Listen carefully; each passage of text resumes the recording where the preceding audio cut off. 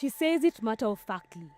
The sex for gold trade is so normal here, it even has a local name, Apinde, understood only by those who live with it. Wanataka wakutumie, like anakupatia mawe na yeye anataka lale na wewe ndio akupatie mawe. Hii miaka yangu ni mingi, niko na 51 years. Ukiona mtoto mwenye anakuambia anataka alale na wewe ndio akupatie mawe, ni rika ya mtoto yako. Ni uchungu sana, ni uchungu. Angeline said no, but another widow, who we'll call Jane, faced a very different reality. After Jane's husband died in 2019, the little she earned from selling second-hand clothes was simply not enough to sustain her family. Nilikuwa na watoto shuleni, boarding school. Sasa unajua, ukiuza mitumba, utoe shilingi 10,000, hautapata pesa ya kuenda kuchukua zingine. Hapo mwaka wa 2021, niliamua kuswitch to gold, ambapo ilinifanya vizuri mpaka nikalipa karo za shule. While working in the mines, she saw the terrible barter trade happen. Sex for gold. Jane had no other option. She became entangled in it, trapped by circumstance. She explains how it works. Tunaongea tu, alafu inafika mahali. Tunapatana kimawazo. Tunapoongea, unaweza shika mtu ambao ni kiongozi katika hiyo site. Ule ambao anagawa ile mawe. Sasa atakuwekea mingi. What pushes women to say yes to the men's offer?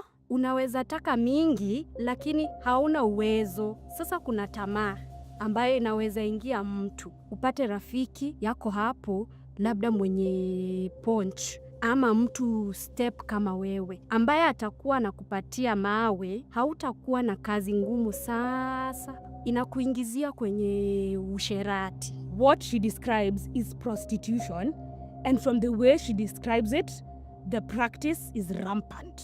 Wanaume ni wabaya, ni kama umbwa. Unaona hiyo shimo ya nini? Shimo ya gold. Mara nyingi unapata watu wanatongozana hapo na watu wa ponch, wale ambao wanaingia kuchimba mawe. Hawaogopi. Sasa si unajua umebaki na hao, labda ni nyinyi wawili ambao mmebaki huko nyuma. Tuseme sasa hii ni shimo, watu wamepangwa hivi na mko huko. Sasa sio hao wengine watatoka wote, mtabaki wawili. Aidha kama sio kwa shimo, kwa hizi vichaka ambazo zina surround hiyo site, ambao wengine kwa lodging. It's not just widows who are getting caught in this web. And how girl child and who leaving school are lured by money by this mine. Because remember, those mines, most of the people doing mine don't come from there, and they have free money. The mines don't just offer money; they expose them to sexual exploitation disguised as survival.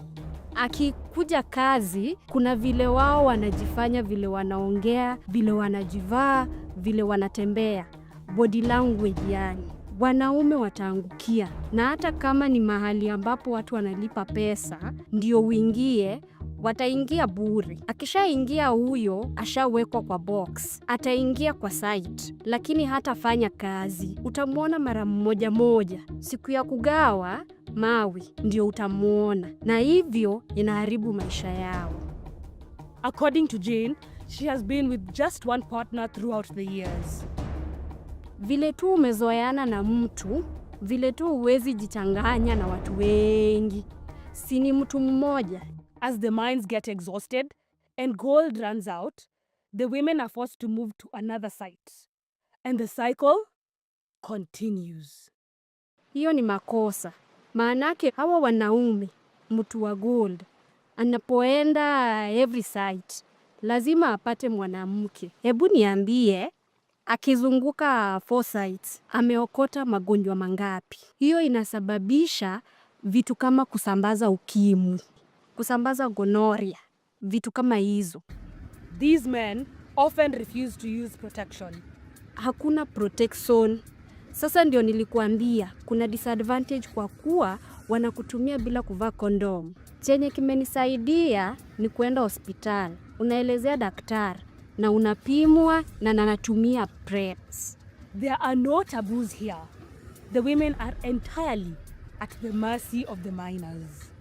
But again, when you look at that mining, you get a mother and the daughter are in the mining.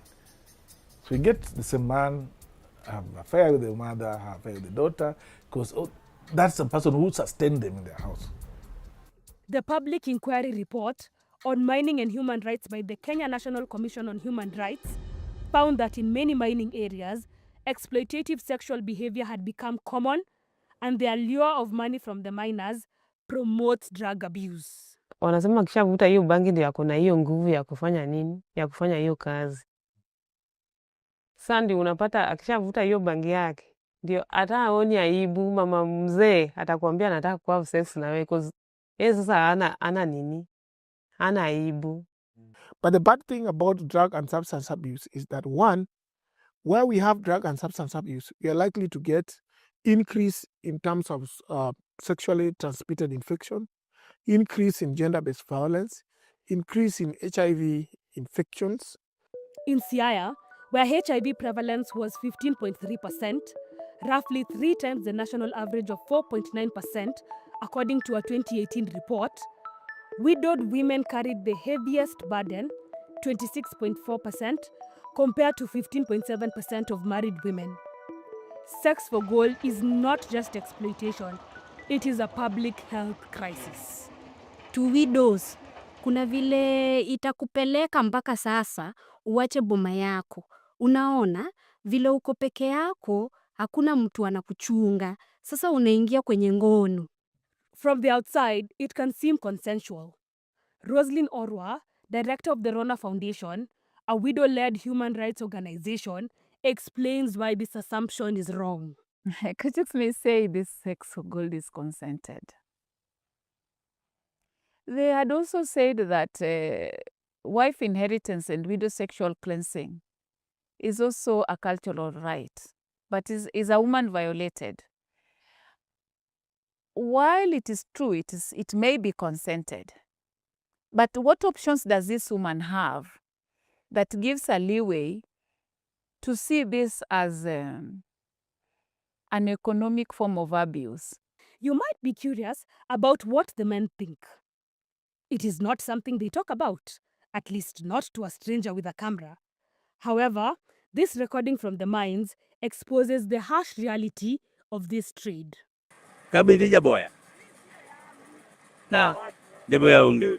Hata jaboya unge la shiri. Tulishamia ni amalo kama. Oh. Nikech. Poko ndo. Dumorun si kani waro mai. Aha.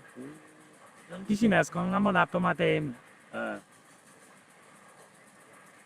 Na kubede idap machi la des. Poken cheese. Kina korengo. Irirunya kaiwae. Mali ne dwaro bembodo, en tuma yodot. Kani mangato bede chiki gegerambe moro. Jebodi temoro be hene. Mane kuruma ko kode boya. Pero malungi. Malumi yani kurumi mali. Dichule pesa. Ini bimi. Mandas bichambo kayo. Mali yani oande en mali. Così totanali che se lui il papar gario grama tie. Obi de katen papar ga ucel dimni chemo. To de nani pratu de bi ude gini. Però gini o qui tu ne e kalegi mi nyeti yeno. Oh, piccole no, quello che mi nyeti. Ma iso ni kituo ne to o ala mode de joko de wadi yone. Mala ne belde no ala mar hot ye. Eno ala madu. No ala madu. Profit margin mare pack. Hey. To kidi so timona. Kidi ka be tiere gar baya logi ka unya ya ka kidi so. Chama mandas. Mine ne ban te nas mar goldi. Dova sala de na. Ciao Iori. Canaya na to po. Ora sai che puntino ne. Caroline Adhiambo, 40 years old, was widowed in 2000. For over 2 decades, she has struggled to stay afloat. My husband only worked on the first. Our marriage only lasted 2 years. We were farmers, but after 2 years, he died. It hurt me. The passing of my husband hurt me. I struggled until I started selling alcohol. There are days when I'd sell firewood by the lake and only make 200 shillings. Caroline joined the gold business in 2015. She introduces us to another form of payment used in the mines, a system called garama, where women offer porridge in exchange for the gold-bearing rock. Some people were working at the mines and it found me when I was struggling. The people there asked me, could you find us something to eat? That's where I started from. I sell my porridge instead of someone taking advantage to sell me the ore. Because as a normal human, you may be tempted to take the offer. The women are not allowed to choose the rocks that could contain the gold ore first, and regardless of whether they pay with sex, porridge, or money, they remain vulnerable to exploitation. If you go with the money, with the intention of buying the ore with your own money, you have to wait for the men to be given the rocks and then get them. But if you take a step there, you will go and exchange with the rejected rocks, sprinkle some water, and then gives it to you. That is the biggest loss women are going through, because sometimes someone sells you rocks that don't have gold. Rosaline explains why the Garama system is stacked against the women. Do a mathematics around our costs. Is there something wrong with that? Can we as a society question that? That this woman is providing 20 cups of porridge for 7 days, yet she doesn't know how she'll recover this money. Unless we are blind and we say it is okay for her to carry this burden and feed the miners for the rest of her life. To mitigate these challenges, some women choose to go underground to mine their own ore. But even there, they are far from safe. The women are most affected in some cases. You look at Ndori, in Lumba area, where 6 women died in a day. Millicent Akinyi, aged 40, Mathlida Aoko, 42, Viola Aloch, aged 27, Caroline Atieno, 36, and 42-year-old Catherine Akinyi. And the government has kept, things are normal. The leaders, it's okay, nothing. It's like, that's just another statistics. These statistics also count men among the casualties. And here, where widows are many, the story becomes painfully clear. The mines took husbands, fathers, and the stability of many homes. In terms of health, one of the things that we've seen is the traumatic accidents and injuries that have happened in the mining sites. When we have the gold mine collapse, either injuring people inside the gold mine or killing them, or even having the near misses. Many people have perished in these mines, but one particular incident stands out. The 2021 tragedy, where 2 miners were killed and 10 others trapped after a mine caved in. The story of Tomo Kwach, one of the trapped miners, made national headlines, and as Amos, an elder of the community, says, it left the people of Abimbo scarred. Watoto wengine anaogopa mambo ya goldi kwa kulingana na kifo ya Kwach. Kwach anakufa kigafli. Kwach anakufa kwa simu ya kuenda na ya huko. Unafutafuta Kwach mwezi wangapi ya? Bwana Richard. Mwezi wangapi? Abreo. Mwezi wa 7 hivyo. Kufutafuta Kwach. Alafu kupata Kwach kama skeleton. Amos's son was a close friend of Okwach, and losing him was so traumatic that he decided never to return to the mines. When death occurs in these mines, accountability often disappears. There's a conspiracy between the police and the community and the mining site. So when people die, if you process, do a postmortem, there's a possibility that those mining sites will be closed. And some accidents end up being covered up. Gabriel breaks down the challenges of regulating the mines. Not all of them give permits. Actually, a number of them don't. And because of their informal nature, it's so difficult to control them. Today is here. You intercept them and say, no, we want to see a permit for approval of this site. They disappear from that place. They go to a totally different sub-county. When they do the pits, right? At times they're following what they call them the gold veins, right?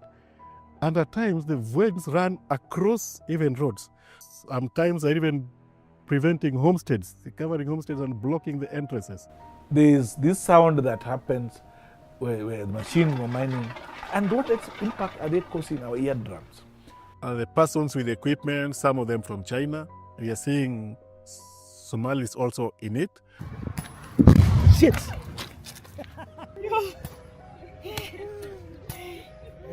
And with the use of explosives comes tremors and destruction of property. Kukaa hapo unasikia nyumba unapata cracks, alafu kama kujenge nyumba ya nguvu na chuma, lakini tafadhali, lakini nyumba vivyo mtu anapata cracks. Hapo zamani, hapa ni msituni kubwa zaidi hapo zamani. One, environmentally speaking, we'd be losing our forests. Because those guys clear trees like nobody's business. The damage is clear, but the bigger question remains. Where does all the gold go? Bondo, where we sell the gold. From Bondo? Mostly I'm told they're in Kisumu. The real landlords who do the purchases. After this, the trail goes cold. The Africa Gold Report by Swiss Aid shows most of Kenya's gold comes from artisanal and small-scale miners, a sector so informal, almost none of its production is captured by state records. A 2022 study estimated that these mines produce about 6.9 tons of gold every year. Kenya is also a major transit hub for gold smuggling from where it's exported. At today's prices, the annual 6.9 tons is worth roughly $931 million.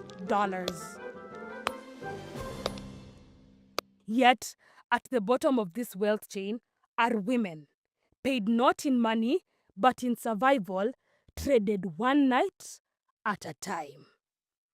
Which economies of the world, which currencies of the world are actually thriving at the backs of widows?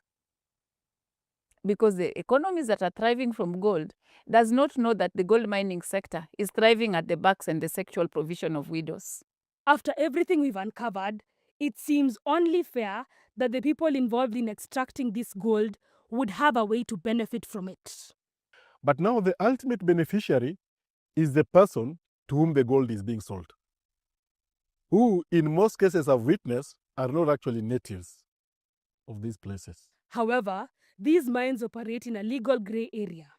They are not marked, and no clear records of ownership exist. But they operate in such an undercover way that you can't visit the site once and get to know this is the so-and-so. You'll have to visit a number of times. You have to be with the community before you get to see the real person who actually buys. That, to me, is the person who benefits most. But some players are known. Take Shanta Gold, for example. In 2020, the company acquired Kenyan mining rights from the Canadian firm Barrick Gold. That deal handed Shanta 7 licenses across Kakamega, Kisumu, Siaya, and Vihiga, a stretch of about 1,161 square kilometers, believed to hold roughly 31,184 kilograms of gold. So the resource that people have is a curse to the community. So it's not a blessing in it because leaders have turned deaf ears. Company, Shanta, they're saying they have to migrate to, because government is saying when a resource is discovered in your area 6 feet deep, then that's mining, that you have to get licenses from us.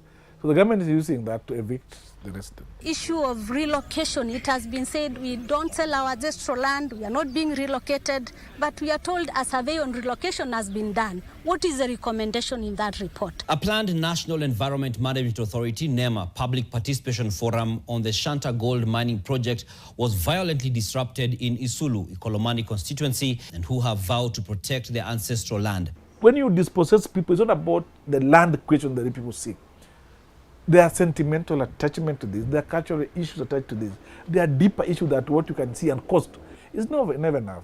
The emotional trauma that comes to the people. There are old wazis that they never thought of going anywhere. When you took them out, they'll die. Completely. There are people who bury their children behind their homes, and every morning they go to the graves, and that's what they console them. If they are removed from that, they will also die.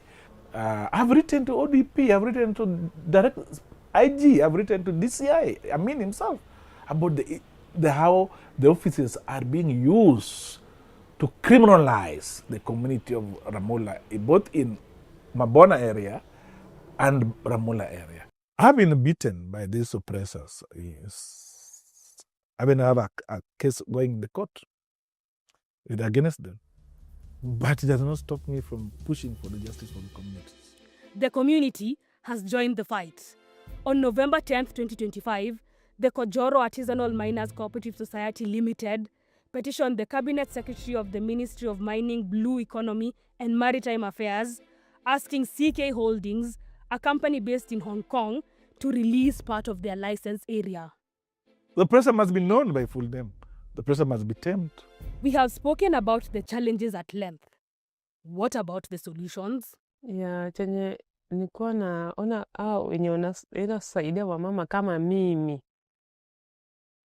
Kama serikali inaweza saidia wamama wapatie kitu kama hata pesa ya kufanya biashara ama pesa. In response to their struggle, the Siaya County government passed the Widow Protection Act on November 13th, 2025, led by efforts by the Rona Foundation and its partners. So we basically transferred a lot of research, a lot of social impact into a framework that would be tangible, and devolution should work for the woman who was most left behind.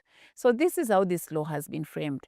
And the widows have been centered of it. And now our prayer is that Siaya County has set up a precedence, a best practice that other counties in the region should be able to look at. It is a hopeful start.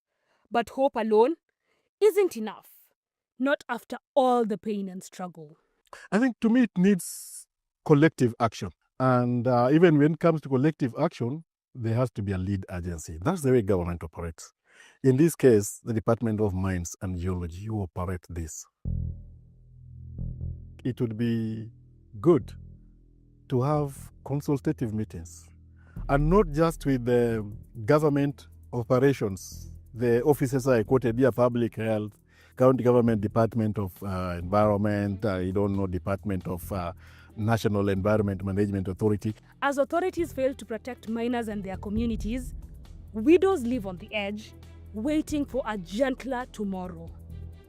Mimi nataka nichunge hawa wenye nimebaki nao wasome malize shule. At least maisha yao wasikuwe kama hii yangu yenye napitia. Hata ni kama Mungu ameniongeza masiku, nione hata wajukuu wangu wakikua, yani boma yangu ikue, hiyo generation ikuwe na maisha mzuri, si kama hii yenye napitia. Until change comes, sex for gold remains the unspoken price they pay. You can't define her by suffering and make that her fate. That when you see her, this is her fate. She has to pay for it. She has to suffer for it. Everybody seems to observe and enjoy her suffering. Ninamuuliza Mungu, hadi lini nitakuwa katika hali hii? Mungu, lazima ubadilishe tabia yangu na njia ninayopata kipato changu, kwa sababu nimechoka. Inafika wakati ninachoka na hii kasi na natamani nipumzike, lakini najua siku moja nitapumzika. Najua hivi karibuni sana utarudi, nami nitashuhudia yote. Hiyo nina uhakika nayo.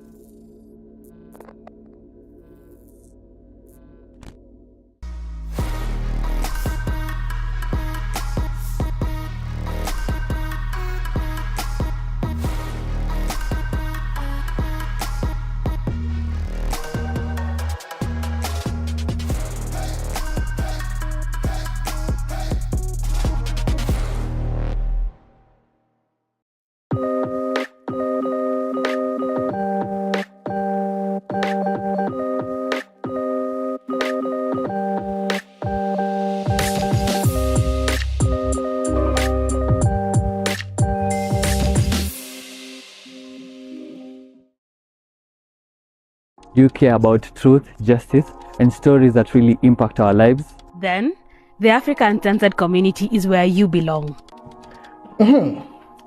What do you get when you join?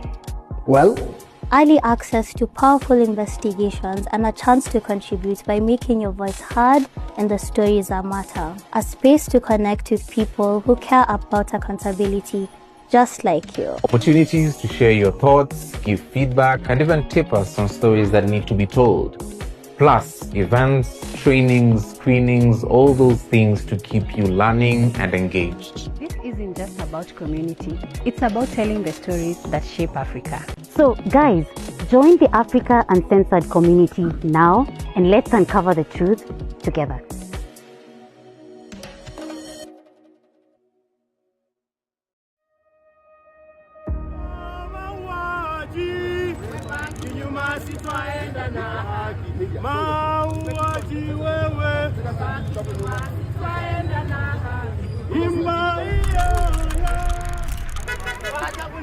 He started asking the same questions again and beating me.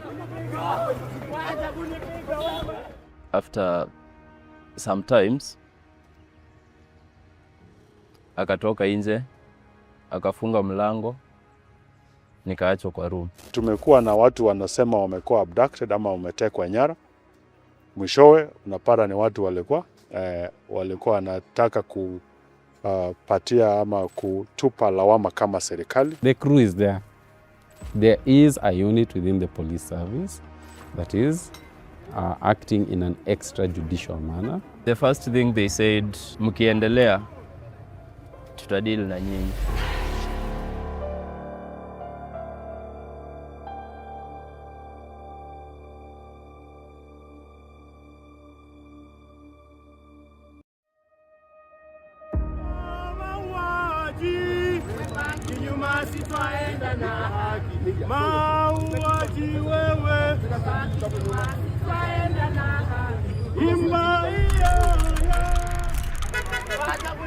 He started asking the same questions again and beating me. After some times, akatoka nje, akafunga mlango, nikaachwa kwa room. Tumekuwa na watu wanasema wamekuwa abducted ama wametekwa nyara. Mwishowe unapata ni watu walikuwa wanataka kupatia ama kutupa lawama kama serikali. The crew is there. There is a unit within the police service that is acting in an extrajudicial manner. This is a regime determined to silence Kenyans through the use of force.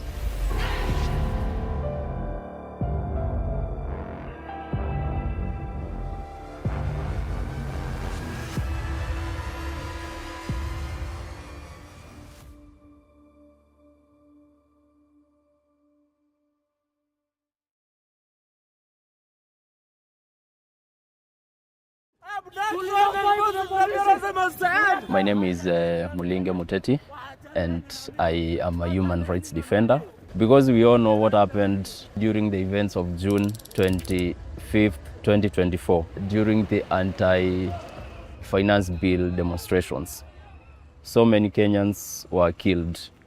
So many Kenyans lost their lives.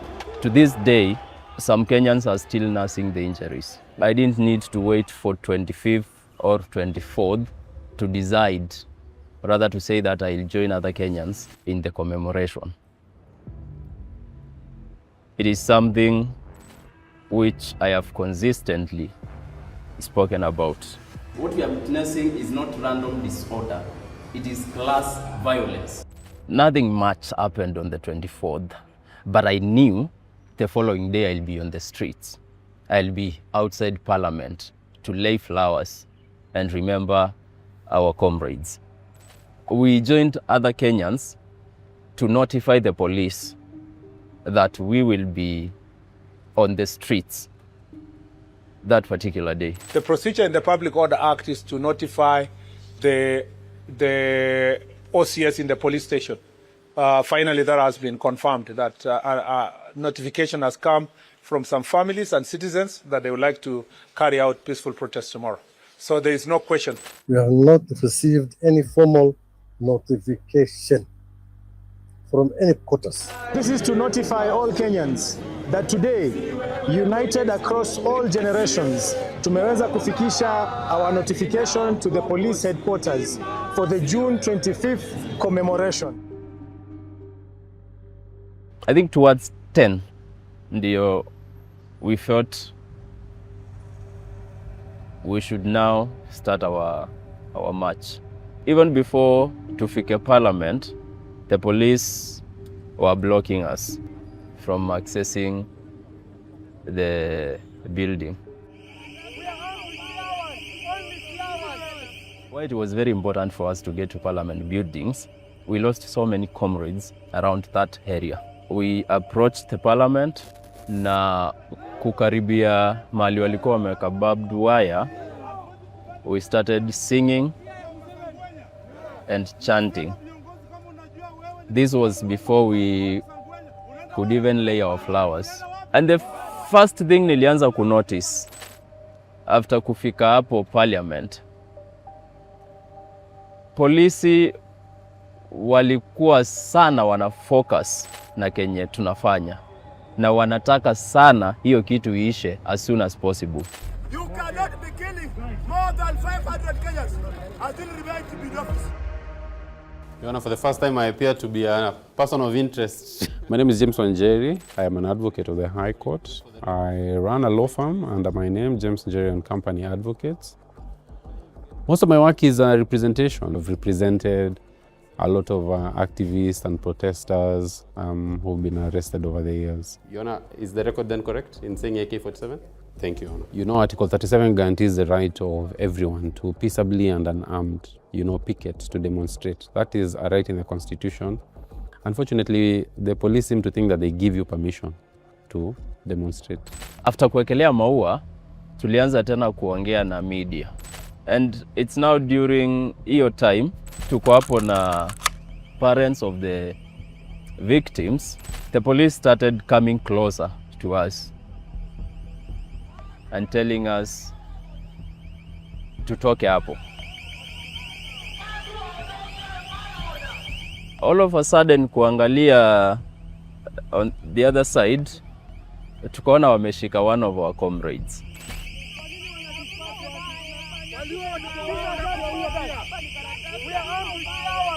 Tulikimbia mahali walikuwa. And so there was that back and forth.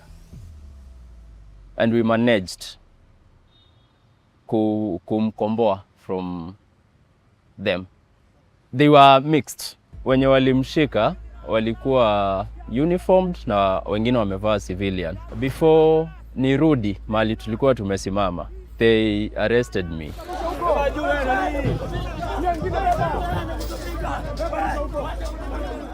They grabbed me.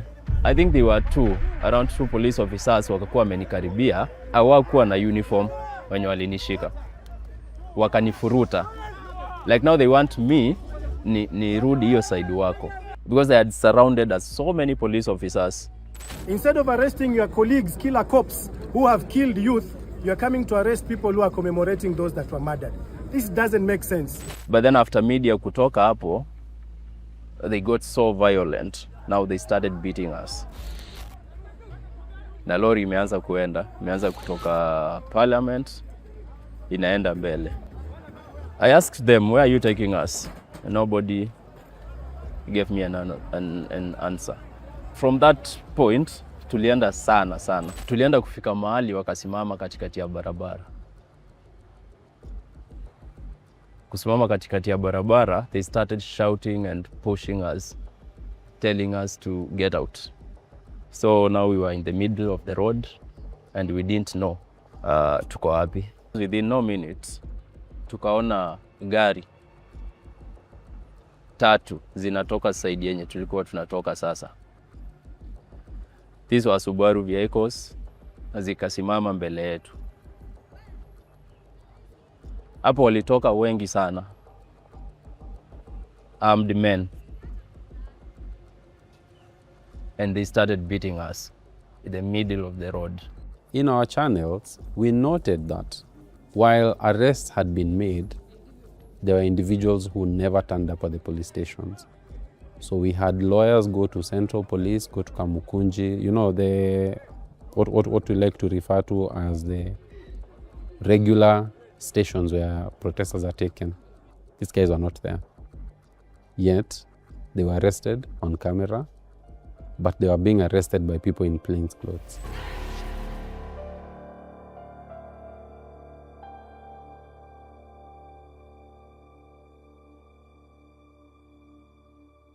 When we arrest people, the first thing you people, particularly not all of you, but a few of you who want to mess up the media space, will quickly post that people have been abducted when they have been arrested. Number two, when we arrest them, you quickly profile them as human rights defenders, even criminals. Hivi majuzi tumekuwa na mademonstrations zenye zimekuwa peaceful. Wananchi wenye walikuwa wanataka kudemonstrate walikuwa na nafasi, wenye walikuwa wako na shughuli zingine waliendelea na shughuli zao, na watu wenye walishikwa ama walikamatwa na polisi walipelekwa mahakamani. Sio tu hivi majuzi juma iliyopita, na hata nyakati zingine ambao tumekuwa na mademonstrations. These, if akina Mulinge were hiding in some Airbnb as we are being told, then the police should have gone and arrested them and brought them to the courts. So why didn't that happen?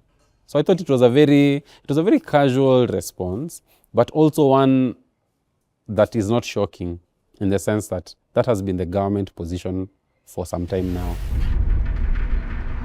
So from that point tulizunguka sana for hours.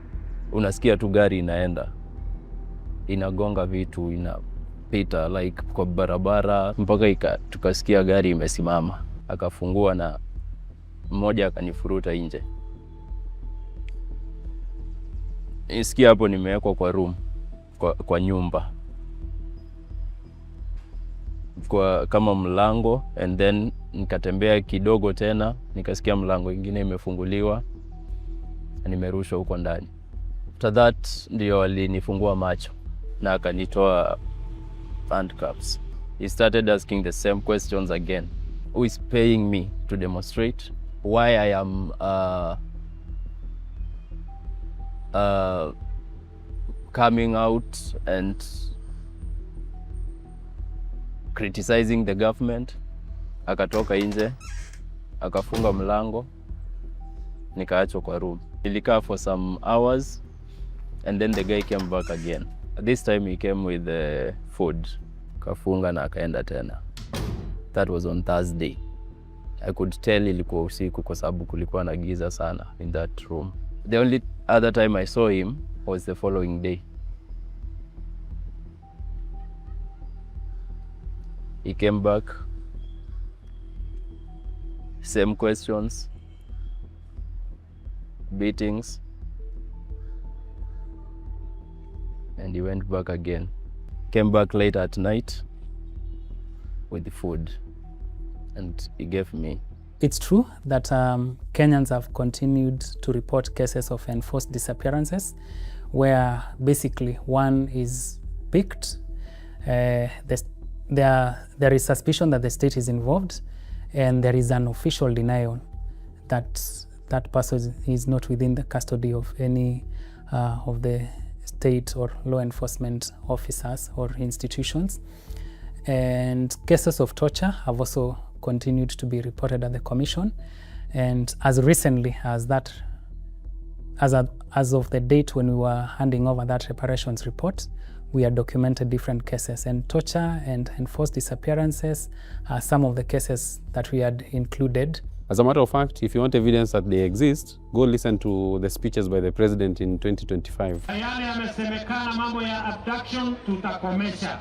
Ndio vijana wa Kenya waweze kuishi kwa amani, na vile vile wawe na nidhamu na wawe wangwana, tuweze kujenga Kenya tukiwa pamoja. Even the president knows those people who are abducting people.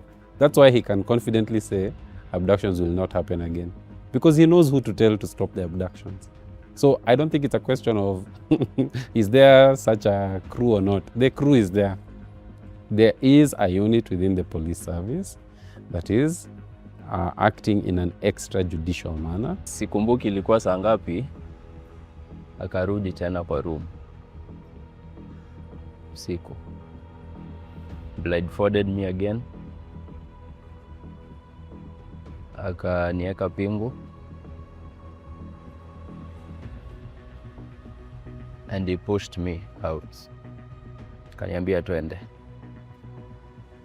So at this time I didn't know where he was taking me. Nikaenda, nikasikia tena nimerushwa kwa gari ndani. Gari ikaanza kuenda. Ilienda for sometimes, kumbuki, ili take how long. Mpaka ikafika mahali ikasimama. Of course, after kutolewa nini, I could see my other two colleagues. The first thing they said, tusiwaone tena mahali mnasumbua serikali. Tuko na uwezo, tunaweza fanya anything, so ni nyinyi mtachagua. We are around, we are watching. After the threats nini, wakaacha tumeangalia hivyo tu. Later on, tulikuwa Ngong Forest. And 6 people who were arrested by police during the June 25th anniversary protests before being reported missing have been found alive after reportedly being tortured and abandoned in different parts of Nairobi, including the Ngong Forest area. Maybe not the government is getting to that place where we'll abduct you and torture you, but we won't leave any marks on you. Okay? But we'll do something to you that will achieve the outcome we want. Because remember, the purpose of torture is to break someone. The MO is consistent. There's a consistent pattern. And especially the fact that you and I saw them being taken by police.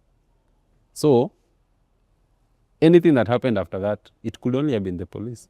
Because remember, there is no other body that has been given the power to deal with security issues within the borders of Kenya beyond the National Police Service. We also remain concerned that there are different violations that continue to be reported, despite the clarity on the role of the state in terms of ensuring that these violations do not continue to occur. The National Police Service has denied any involvement in the recent wave of alleged abductions and disappearances reported in the wake of the June 25th Gen Z anniversary protests. In a statement to newsrooms this evening, the NPS dismissed the claims as false and misleading, saying some of the reported cases were stage managed to deceive the public. Part of my personal grieving I've had to do has been to see that, you mean we can pass a constitution and still deal with these same things? You mean you can pass a constitution and people are still being tortured? People are still being disappeared? Why did we pass this constitution? It can almost induce hopelessness. But we have to fight. Because remember, you and I will not be here in 100 years. Our kids are going to be here. What type of country are we living for our kids? This is a regime determined to silence Kenyans through the use of force. It wasn't the first time. I remember last year, they almost did the same thing. But now, that time, they took me to court. They sent DCI police officers. They came for me back in the village, drove me all the way to Nairobi, detained me for 3 days. The only difference between then and now is that time they took me to court, but this time around they didn't.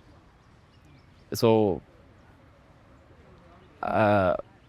it is something expected of a rogue regime.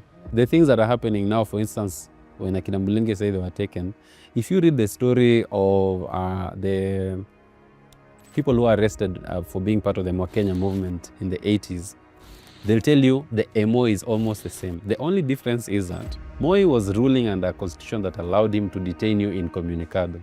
The constitution actually gave him the power that you can be detained and you don't have to be presented, there's no habeas corpus or anything. That is a history Kenyans were walking away from when they voted for the new constitution. But Kenyans must continue to demand that the constitution they voted for is respected and upheld.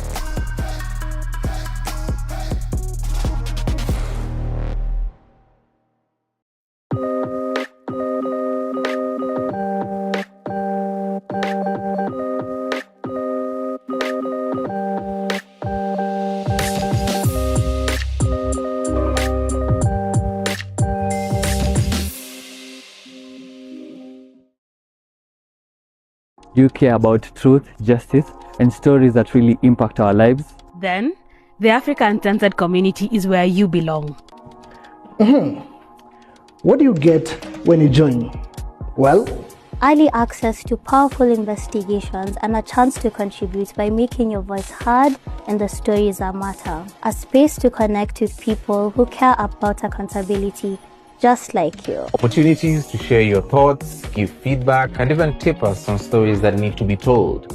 Plus, events, trainings, screenings, all those things to keep you learning and engaged. This isn't just about community. It's about telling the stories that shape Africa. So, guys, join the Africa Uncensored community now and let's uncover the truth together.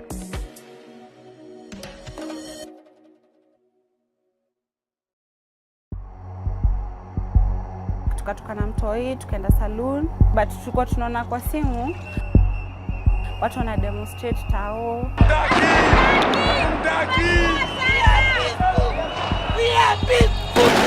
Tulikuwa tumelala chini, bado marisasi zinakuja. Nilisikia hapa nikaa nimegongwa na mama, mimi sikujua ni risasi juu pa kutoa damu. Nilisikia tu pain. Walopaswa kutulinda ndio wanatumaliza, tumebaki kwenye giza, tunajiuliza risasi zalia tuwezi kulala Hapa ndio nilikuwa ninadhani mtoto yangu atapona. That what led to the death of Forex Masai by a single penetrating gunshot wound to the left thigh. Mtu kama huyo apigwe risasi miguu. Those remarks are very unfortunate. Walopaswa kutulinda ndio wanatumaliza. I want to repeat it here. In fact, shoot and kill. In fact, mimi nilikuwa nimepigwa mbili hapa juu na hapa chini. She would come there and the bullet would be removed. It's still in her leg. Tuwezi kulala risasi zalia tuwezi kulala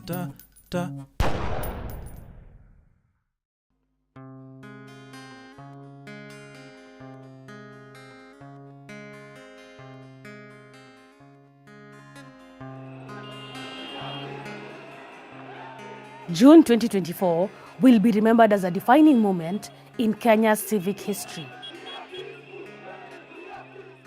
Young people came together to unpack and challenge the Finance Bill 2024 under the hashtag Reject Finance Bill 2024. They called on members of parliament to reject it, but their online pleas seemed to fall on deaf ears. And I want to tell them, we are not going to reject the Finance Bill. The first protests took place on June 18, 2024, and were led by citizens without any involvement from the opposition. Agombo, this is a message to you.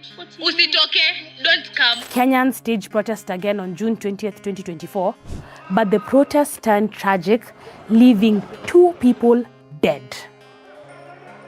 21-year-old Evans Kiratu was hit and injured by a tear gas canister. He was hit by a tear gas container on his private parts, and before we reached here yesterday, he passed on. Marking the beginning of a darker turn.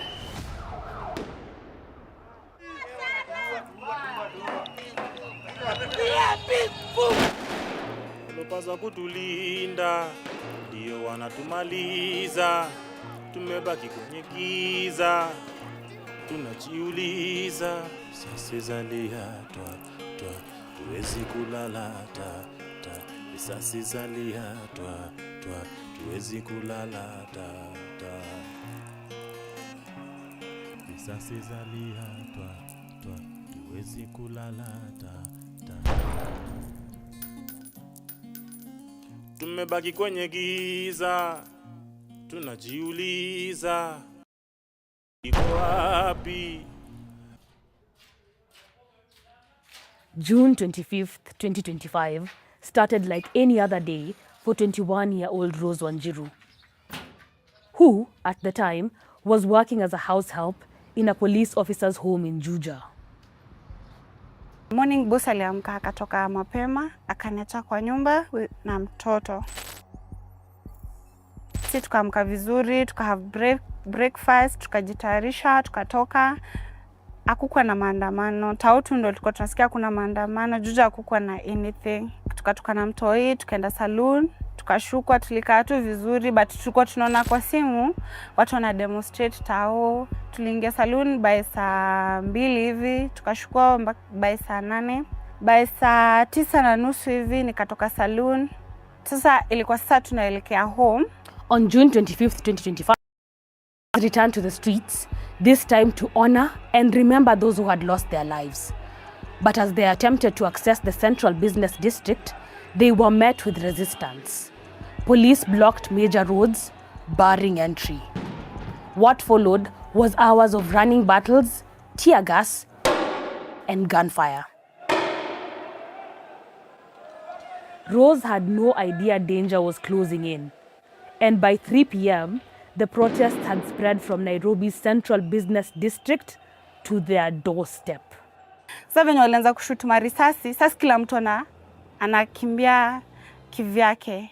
Sasa nikapata like wenye walikuwa mbele yangu wakaniambia juu nilikuwa na mtoto, wakaniambia lala chini juu kuna mtoi hizo marisasi zisikupate.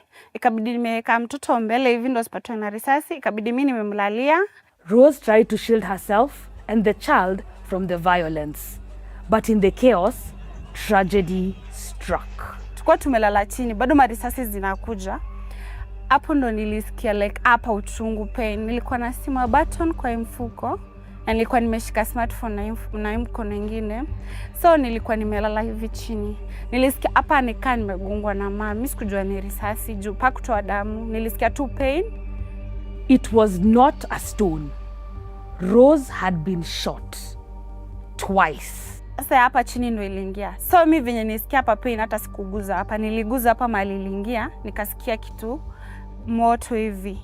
Venye nisikia kitu moto, nikaona ni blood. Mimi nilikuwa confused, sikuwa nafikiria, sikuwa naweza hata kuongea. Nilisikia unajua sasa nilipigwa side. Nilisikia ni kama roho like I was out of it. The child was taken to safety and left with a local security guard. And Rose was rushed to the hospital on a motorcycle. Ikapelekwa hospitali iko Juja ukienda side ya Thika. Sa in fact mimi nilikuwa nimepigwa mbili hapa juu na hapa chini. Hapa palikuwa pamefura hivi, but hapa chini ni damu tu inamwagika. Saa venye nilifika hivi, nilifika nikaekwa shindano ya hapa, nikaekwa maji, nikaingizwa kwa ambulance na 6 people, tukapelekwa Thika level 5. At Thika level 5 hospital, they were nearly denied admission. Rose recalls overhearing paramedics being told to transfer them to Murang'a County Referral Hospital, about 46.9 kilometers away. But the paramedics declined, citing the ongoing protests. As seen before, even medics and those offering assistance can be caught in the crossfire.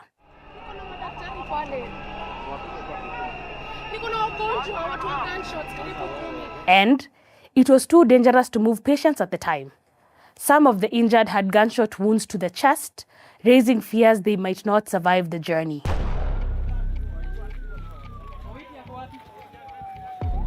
So if someone suffers a gunshot injury, the first thing is usually to try and save this patient's life.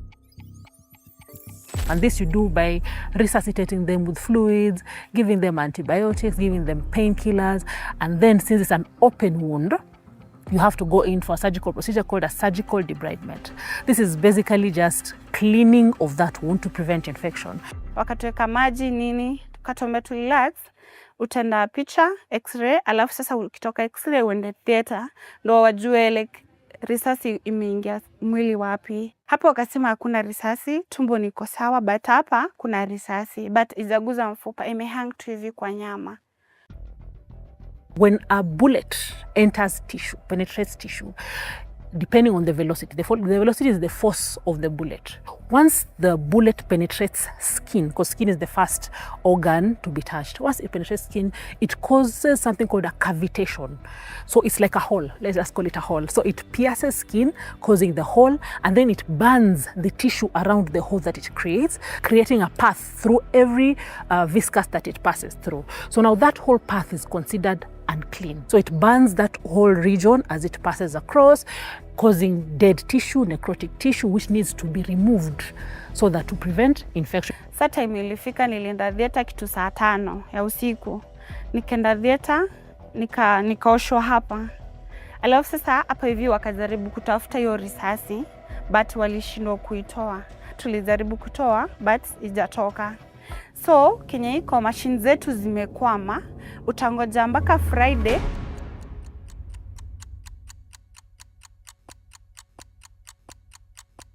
Sasa venye ilifika Friday nikamwambia sikula chochote, saa 8 ikafika time ya kwenda theater.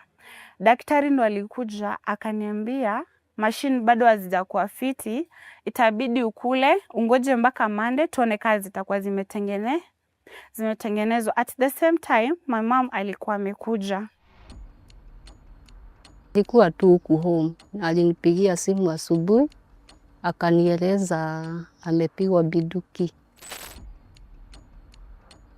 na sasa ako hosi ya level 5 na wawezani kumtoa juu machini imeharibika. So wakanieleza kama ingefaa nimuhamishe hiyo hospitali, nimpeleke hosi ingine, na hapo ndio nilipata changamoto juu sikuwa na pesa yoyote na sikuwa na mtu mwenye ataweza nisaidia. Nikaangalie bill ya hospitali, kwenda nikakuta tayari ngiri 30,000 na pesa juu zimeenda. Sasa nikashindwa, sasa hizi pesa zote nitatoa wapi? At the same time my ID ilikuwa imepotea, so sikuwa na ID ati tungetumia SHA. So ikabidi wameambiwa mtalipa cash ndo discharge mgonjwa mpeleke hospitali nyingine. Hakuna mtu mwenye angepata that key in cash saa hizo juu nikitoa ghafla. So my mom Kenya aliona tu auze ng'ombe yake ndo apate discharge nipeleke hospitali nyingine nitolewe risasi. Nikafikiria, nikaona mtoto siwezi mlinganisha na ng'ombe. So wenye niliwaita walinunua tu hasara tu, lakini nikasema ni sawa tu. Juu ni ng'ombe ingetoka gili kutoka 80, lakini walinunua 40k. Sasa nikalipa, nikamtoa huko. Wenye walitoka nje kwenda kuchukua taxi, wakapata na mtu wa taxi akawaambia, mimi kuna hospitali najua iko huku Thika, wanadilingi na mambo na mafupa, anaweza kutolea mtoto wako risasi. Wakatuambia inaitwa Thika Sam. The Thika Sam's Hospital is a level 4 hospital located in Kiambu County, Thika Town, 6.6 kilometers away from the Thika level 5 hospital. Rose and her family took the 16-minute ride to the facility. Zile 10k mama alikuwa amebaki nazo kwa zile 40, ikabidi ameniingiza nazo hospitali ndo nitolewe kwanza risasi, hata kama kuna bili yenye itakuja baadaye atajua venye atatafuta doza kunilipia hospitali. Rose was admitted on Sunday and had to wait till Tuesday to get the bullet removed. There's a trauma of going to theater. Theater is a scary place. There are lights everywhere. There are people in funny green suits. If you've never been there, it's crazy. Daktari akaanza surgery, akatafuta risasi, akaniambia yeye ameikosa, atanishona, sasa Kenya atafanya, atanituma hospitali nyingine yenye iko na hiyo machine juu yeye akinitoa risasi hakuwa na hizo machines. Rose and her family now had to cough up more money with the bullet still lodged in her leg. Hapo ndio nililia Mungu wangu, nikamwambia Mungu, wewe ndio unaniona na wewe ndio unanijali. Hapa ndio nilikuwa nadhani mtoto yangu atapona, na pesa zimeenda na sina pesa, na wanataka ngiriete na sasa sina hizo pesa. Hapo ndio waliongea mpaka vibaya, wakasema ati nipeleke mtoto hospitali nyumbani ama apelekwa na gari akatupwa na huko. Nikasema Mungu nisaidie. My mom alikuwa ameongea nao madaktari, akaambia huyo daktari, amjanitolea mtoto risasi, mnafaa mtupunguzie bill, juu pia hospitali yenye tutaenda next watatuitisha pia bado bills. Sasa hapo ndio tuliona huyo mwenye hiyo hospitali, akasema akiondosha pesa ataondosha tu 20,000 tu, juu amepelekwa theater na watu ya theater ni lazima walipwe na madaktari ni lazima walipwe, so yote itakuja 60. As the family struggled to raise money to clear the hospital bill, Rose remembered a well-wisher she had met at Thika Level 5, a man she identifies only as Goldon, a Kunadawa volunteer. According to Rose, he had been assisting other victims injured during the protests and had promised to help her. Running out of options, she reached out to him, and after getting her details, they stepped in and settled the bill. With the hospital bill finally settled, Rose and her family prepared to leave for Kenyatta National Hospital in an ambulance. But the relief was short-lived. Hawa watu wa ambulance wanataka referral na wanataka hawa Thika-Sam wapige simu Kenyatta waseme kuna mgonjwa anatoka Thika-Sam apokelewe nini Kenyatta. Hao tu walikuwa nakataa kutupea nini referral ya kuhamisha mtoto. Wakakataa kupiga simu Kenyatta. Juu wako anataka wajulikane wameshindwa kutoa risasi. Sasa tukashindwa, sasa tena imekuwa ni kesi. Sasa wanaongea aje na tumewalipa. So at the same time, akina Goldon kulikuwa na dema anaitwa Muthoni alikuwa Kenyatta. My name is Muthoni Getao and I am a Kunadawa volunteer.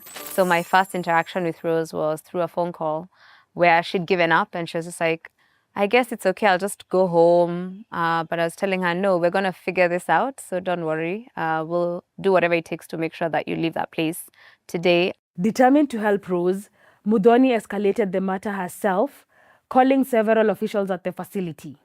What followed was a conversation where concern was expressed generously, solutions less so. Hello, hi Arnold. Hi. My name is Muthoni. Yes, Muthoni. I have been given your contacts by Gathe. Gathe? This is in regards to Rose. So I have a problem. Yes. So in the morning, mliongea na Mama Rose, and you agreed that if she found 40K, Rose would be discharged and allowed to go seek medical support from somewhere else, right? So we've gathered ourselves, but now we're being told she can't be released unless we pay another 10K. And sasa now I'm wondering, tunafanya nini? I think that one is not correct information because I am the one who waived them. We're in a terrible position kwa sababu Rose penye yako hata akiwa hapo kwenyu hasaidiki, si ndio? Yeah, sikatai. Actually, I've waived you the fee ya hospitality. 20,000 is for the hospital. The hospital nimeiacha bila kitu. But sasa saizi, bado you want the 80K, but now she needs to go somewhere else for the very same surgery that tulikuwa tunajua will be covered there. So now you see, even if you say you are waiving ikuwe ni 60,000, twende mali pengine tena tutusha yet another 80,000. Yeah, for the very, very same surgery. She's in a lot of pain. Mguu yake inaendelea kufura, si ndio? The contract that was initially made was that she would come there and the bullet would be removed. It's still in her leg. This guy, amenikatia simu. All this unfolded as Rose waited for her referral from the facility. The ambulance personnel quietly became the one bright spot in an otherwise slow process. Watu wa ambulance walikuwa so kind. Wakawaambia sisi hatuwezi chukua mgonjwa, twende tumtupe Kenyatta. Tukasumbwana nao manases. Kafika mahali mkubwa wao amewaambia waandikie referral. Sasa ikabidi my mom sasa watu wa ambulance wakasema sasa mmetuandikia referral. Mbona ampigi simu Kenyatta? Wanadanganyana wamepiga. Sasa watu Kenyatta wakipiga simu hakuna simu imepigwa Kenyatta. Sasa Muthoni akaniambia nyi kujeni nitawapokea Kenyatta mkifika wapokea. The first time I physically meet Rose is outside KNH casualty while she's laying in an ambulance. Once someone gets there, they have to go into triage. So with her case was very different because when we got into triage, at first they were like, okay, so did they call, say you were coming? One of the doctors there was actually very angry, decided to call Thika-Sam's, and right there on the call, they were denying that Rose had left Thika-Sam's that night.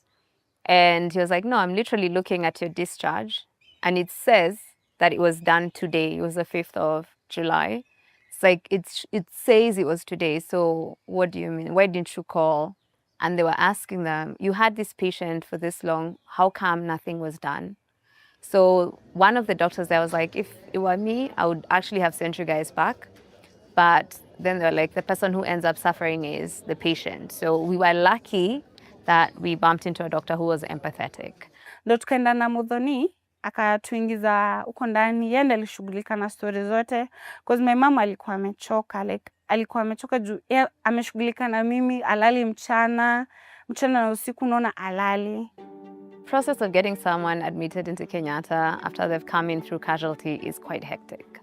So between moving from one space to the next, it might take 3 hours waiting for something that takes 10 minutes to be done. That process, we started at like, I think it was 10, and we were finishing the admission process at 5 a.m. The time we're leaving her, she'd been booked in for theatre. Kwenda theatre, nikadungwa. Unajua niko nimeenda theatre mara mbili before Thika Level 5 na Thika Sam.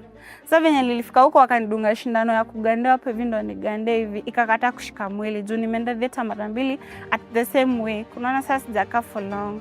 Dawa ikakataa kushika mwili. Anesthesia is very serious. It's not a joke. Depending on the anesthesia she would have used, they could have several effects. If you get an infection in the CSF, it's something called meningitis. You get an meningitis could kill you. Then there's something called high spinal. High spinal is when I am intending to numb this area, but my anesthesia goes higher. And you know it numbs the muscles, it numbs the nerves. The diaphragm is a muscle. You use the diaphragm to breathe. If you anesthetize the diaphragm, you cannot breathe, and you are gone. Nikashindwa kubreathe at the same time. Ikaanza kuninyima hewa juu lazima unajua upumue na tumbo. So mimi venye nilishindwa kubreathe, nikaanza kuzima. Kabidi sasa wameniwekea machine za kunisaidia nipumue. By then, Rose had finally replaced her ID and was set to pay through SHA. Tulikuwa na SHA, wakakataa, wakasema wataki SHA. Ati tutoe pesa. Na ile pesa wanaitisha bado ni mingi. Wanaitisha 63K. Introducing the Social Health Authority, SHA, a new chapter in health coverage here to ease the financial burden of medical bills and offer relief to all contributors. Ikabidi tena sasa tulipe tena cash Kenyatta. Tukalipa 63. Risasi zalia tuwezi kulala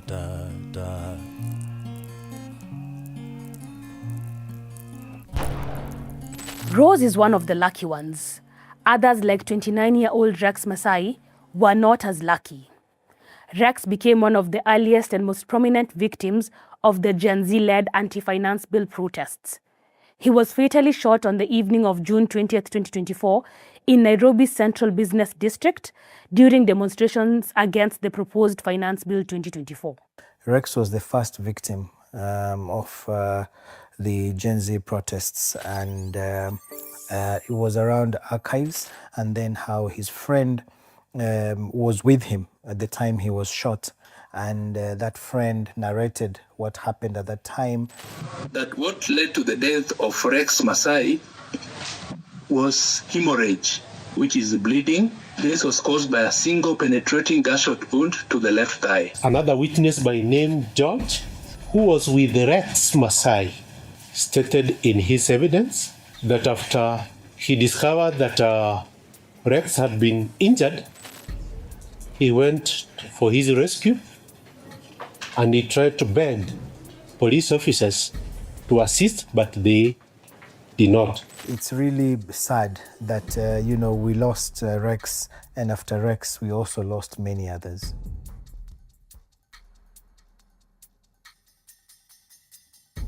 They were both shot in the leg. Rose survived and still carries the scars.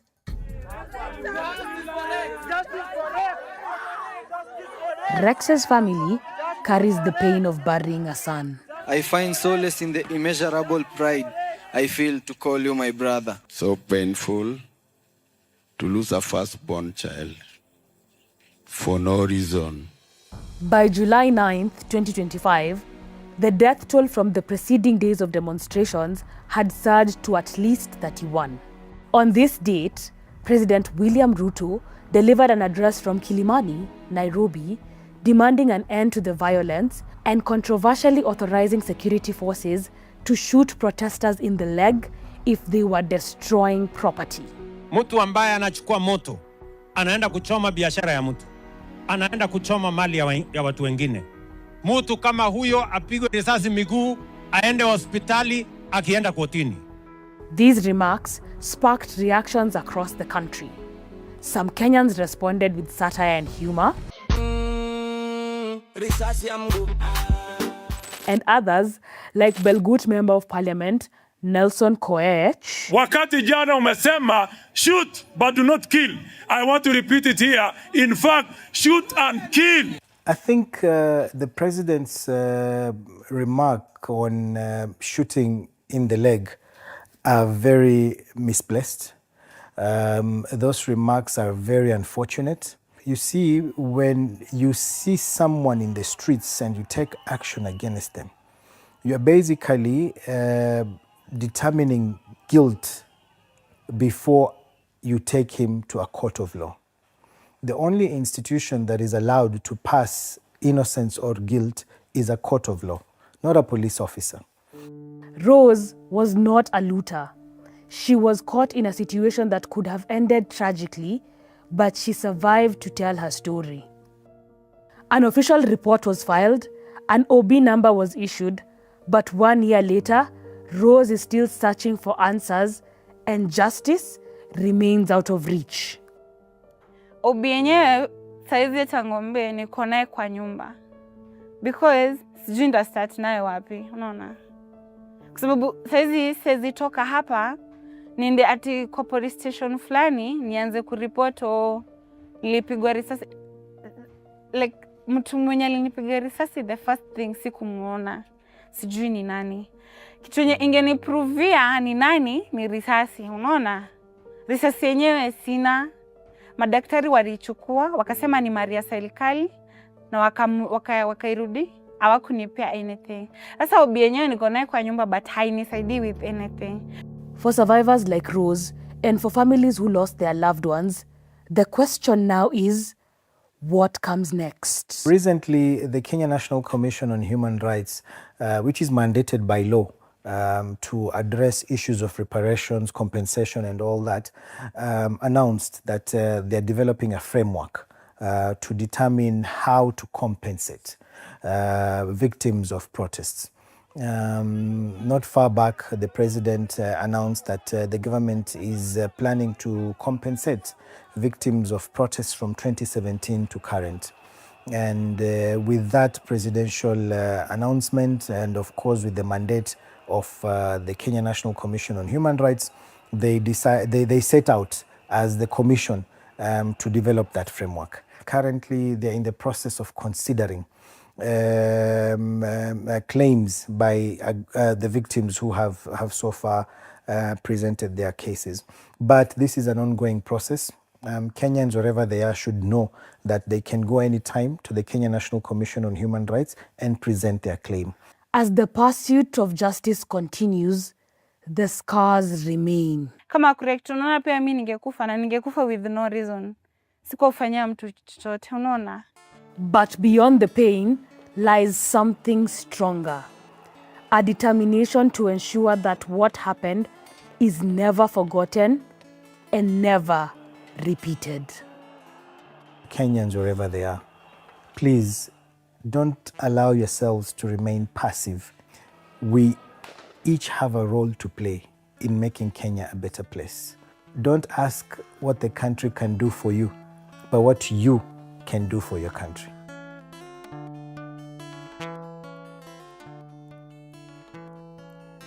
Umekuja mikono tupu, umekuja sasi na marungu.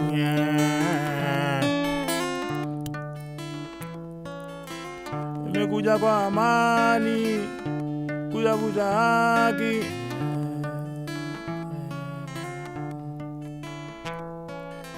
Umekuja mikono tupu, umekuja na risasi na marungu.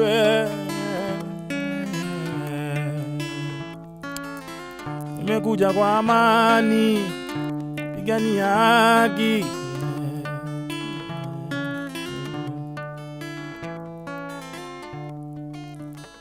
wapi haki? Uruko wapi? Freedom is missing. Iko wapi? Wapi haki? Uruko wapi? Freedom is missing. Iko wapi?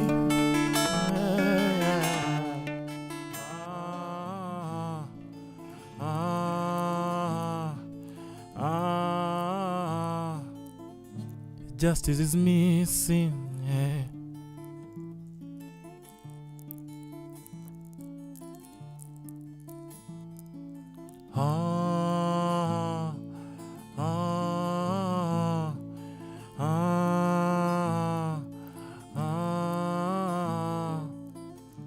Haki is missing.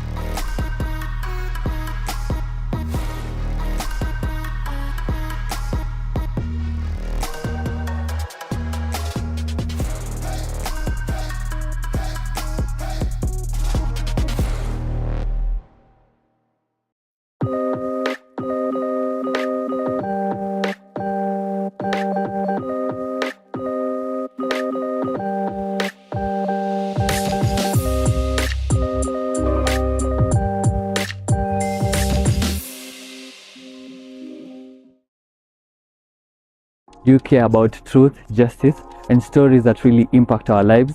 Then, the Africa Uncensored community is where you belong. What do you get when you join?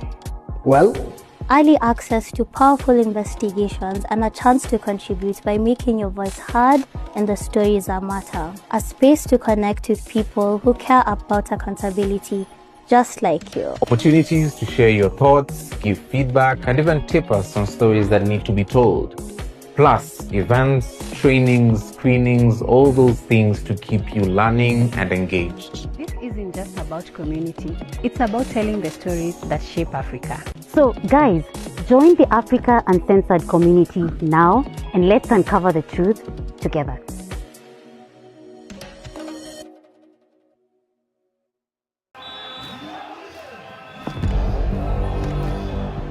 Nikikuambia mambo ya match fixing, hii ni kama drug dealing. Unajua wale watu wa chini ndio hukuzwa, lakini ule drug dealer mwenyewe hajawahi fikiwa. Okay, then deal is on. Okay, that first half draw, what we want must come. Okay? Now, for the game to end 3-0 tomorrow, we have $14,000 for you. Wewe utakata hiyo offer? Huwezi kataa. These things are affecting the league. They are affecting even trying to get sponsors. We must bravely address the ills that have bedeviled our beloved sport. Ni wakati tupambane. Are you comfortable to name them? Bana, piga hii shughuli. Confederation.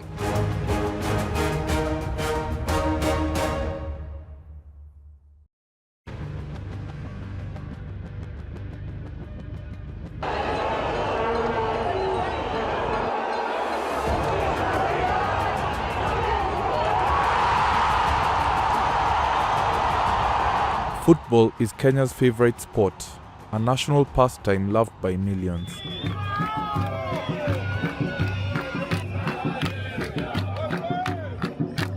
But in stadiums across the country, a dark cloud is looming over Kenyan football.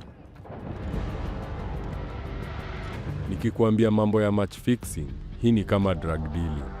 Unajua wale watu wa chini ndio hukuzwa, lakini ule drug dealer mwenyewe hajawahi fikiwa.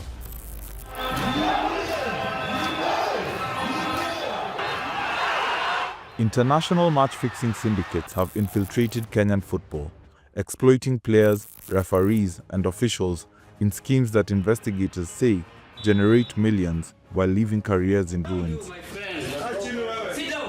That mimi kama mkule have been approached. Now, for the game to end 3-0 tomorrow, we have $14,000 for you. We utakata hiyo ofa? Huwezi kataa. This investigation by Africa Uncensored reveals how individuals entrusted with interpreting, enforcing, and safeguarding the laws of the game instead became its greatest threat. Their actions fueled match fixing to unprecedented levels, drawing dozens of players, referees, and officials into a deeply entrenched network of corruption from which many now struggle to escape. Okay, then deal is on. Okay, that first half draw, what we want must come. Okay? Hiyo sasa ndo match fixing. Unaona hiyo federation imeenda, walikuwa wamejaa hivi. Are you comfortable to name them? Bana, piga hii shughuli kwa federation.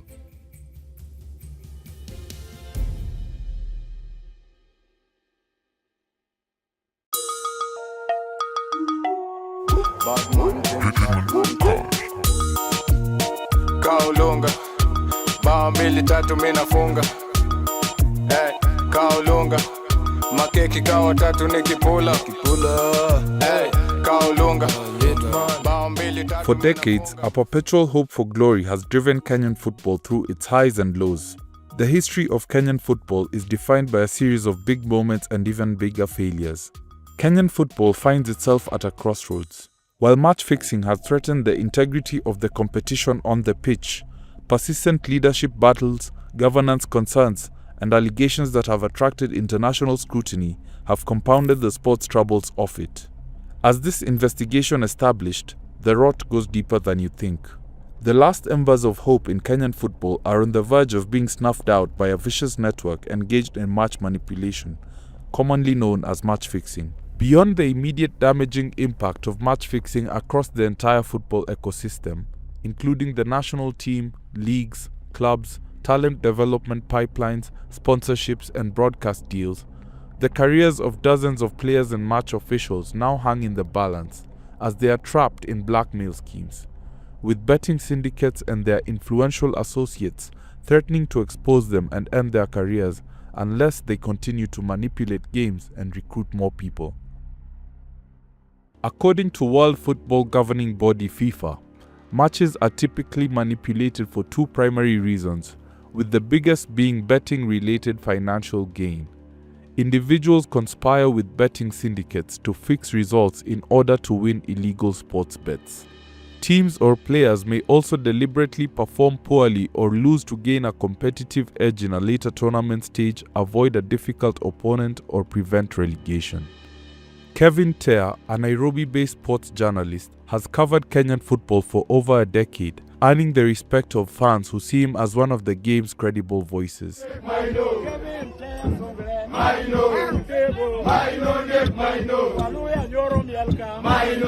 The rise of match manipulation in Kenyan football is among issues Tea has reported on extensively, including scandals at different clubs. Definitely, these things are affecting the league. They are affecting even trying to get sponsors, because no one wants to come and put his money in a league with so many questions.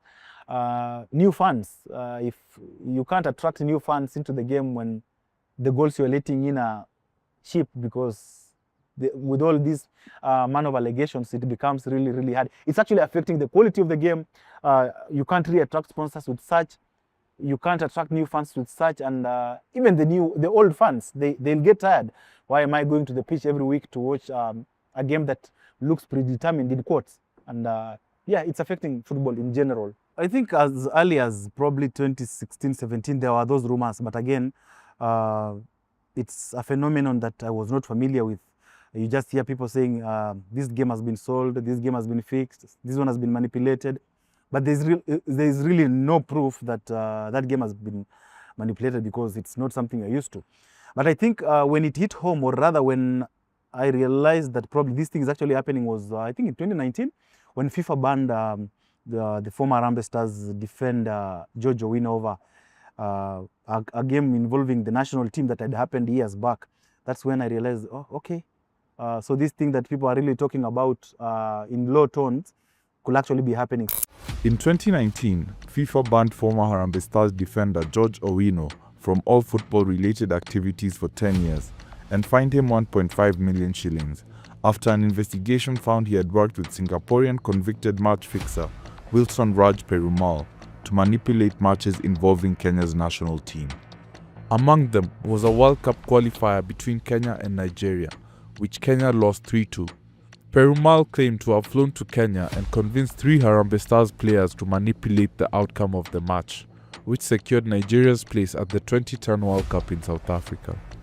2 years after Owino was banned, in 2021, the FIFA Disciplinary Committee found Kericho-based club Zoo FC guilty of having been involved in match manipulation in violation of the FIFA Disciplinary Code.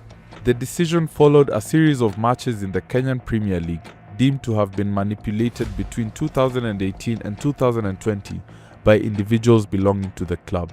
Zoo FC was expelled by FIFA from the Kenyan Premier League and relegated to the 4th-tier FKF Division 1. Coming from FIFA, you realize that, okay, this thing is probably actually here with us. The sanctions did not end there. As investigations into match manipulation widened, further disciplinary action followed. In January 2023, the Football Kenya Federation provisionally suspended 16 players and coaches, including several linked to Zoo FC, as part of efforts to safeguard the integrity of Kenya's football leagues and stem the growing influence of match fixing within the sport. There are suspended players, there are referees as well, others are club officials, others, unfortunately, some are allegedly a journalist as well. So it's a broad, it's a broad chain of people. I think the whole ecosystem has the representatives of match manipulators. The FIFA sanction on Zoo Kericho in 2021 was emblematic of the decline of Kenyan football and its top-flight league, particularly under the stewardship of then Football Kenya president Nick Mwendwa. Ladies and gentlemen, as the returning officer, I declare Nick Mwendwa as the winner of the election of president of FKF. During his tenure, Kenyan football lost its broadcast partnership with SuperSport, while several sponsors also withdrew. The departures followed a series of public disputes between the broadcaster, league managers, and the federation, including disagreements over the number of teams participating in the league. The loss of SuperSport as a broadcast partner cost the Kenyan Premier League an estimated 300 million shillings in annual revenue, including multi-million shilling grants that clubs had come to rely on.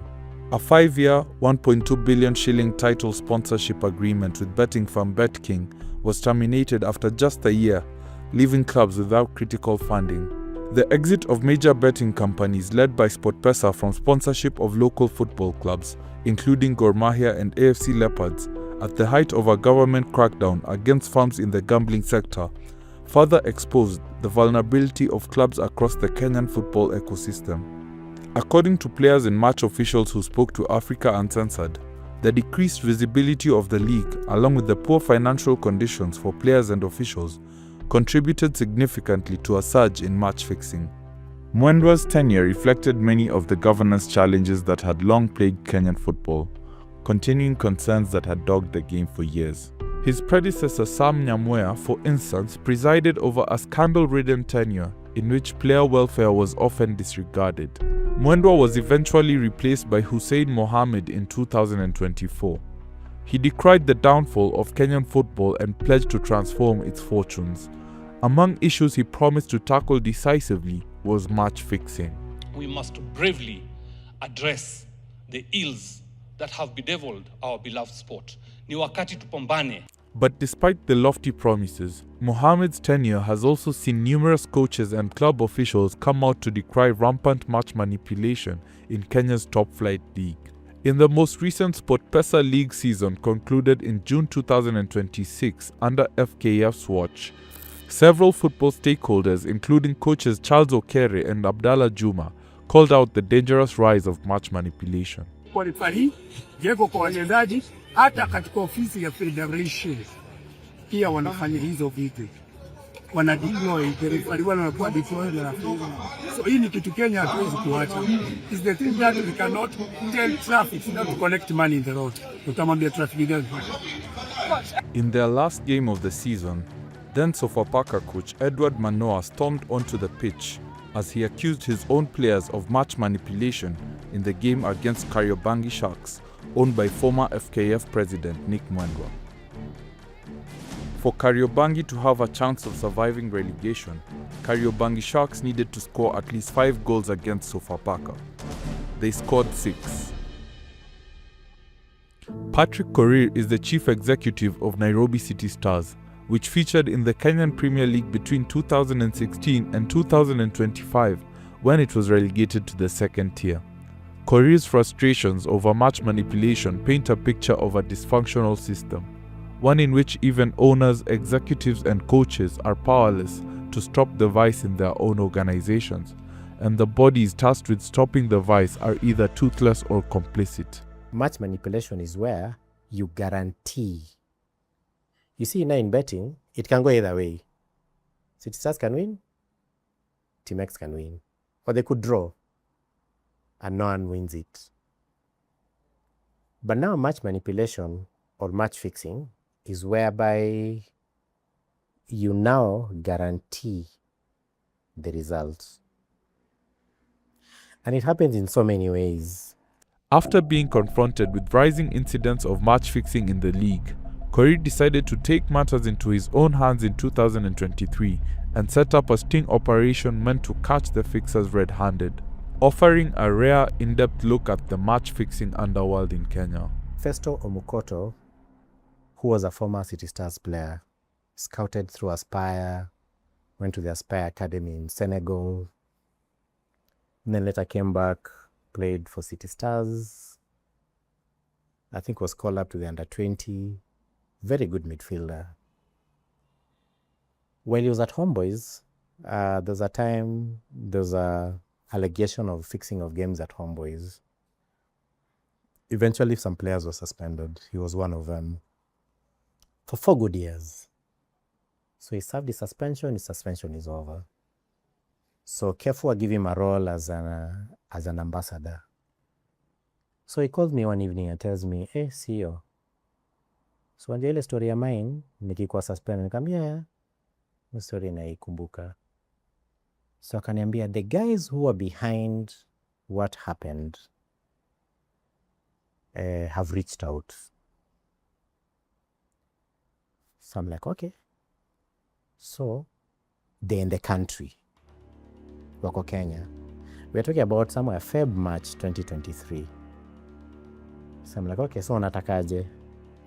Kanambia, Korir, vile nakujua kama journalist na umekuwa on record upendangi history ya match fixing. Tuduaje? Si tupige mpango tushike hawa wasi. Hey, I'm telling Festo, we kesho tuko na game ya sofa. So he tells me, he calls me, he tells me, okay, so these guys have said I organize. So he talks to me, now Festo talks to me for City Stars to organize for 7 players. And I'm calling the cops. So the plan was we present ourselves wherever they want us, but then in the background, we get one of the people mic'd so that every conversation can be heard outside somewhere, and then we get the cops. So kidogo, these guys say no, the players must be 7. They say those 7 players must be in the starting 11. And they make it very clear. Goalkeeper, 3 defenders, 2 midfielders, and a striker. And they came to 7. But anyway, since you decide to do it, call. So we agree on who to call. Yeah. We're like, Pigia, so-and-so. So they came. So in fact, we made it 8 because we got a midfielder who is also a defender. So we had 8 players. After gathering the players, Korir alerted authorities and Citizen TV sports reporter Mike Okinyi, setting up the match fixers.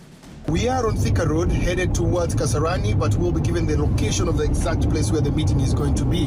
We don't know where it is, but we understand that the fixers are ready, the money is there, all they need is the players and agreement on how to fix the game. Eventually they get to some building. Someone in Roysambu. So they go up, I think, to the 4th floor. So me, I'm in the office. I'm just monitoring on call what's going on. So they get into a room, so the conversations begin. Now they said, tomorrow you're playing Sofapaka. So plan ya kesho is that you lose this game by 3-0. 3-0. So you concede in the first 10 minutes. First 10 minutes, make sure you've conceded. And then in the last 20 minutes, you concede the other 2. For that, for the last 15 minutes, you're working for 10,000. Then plus 1,000? Yes. That's 11,000 in total. $11,000. If you will do confirmation and mistake work, will not pay. At the right moment, police pounced with TV cameras in tow. Once the police had had enough, they swung into action, bursting into the house.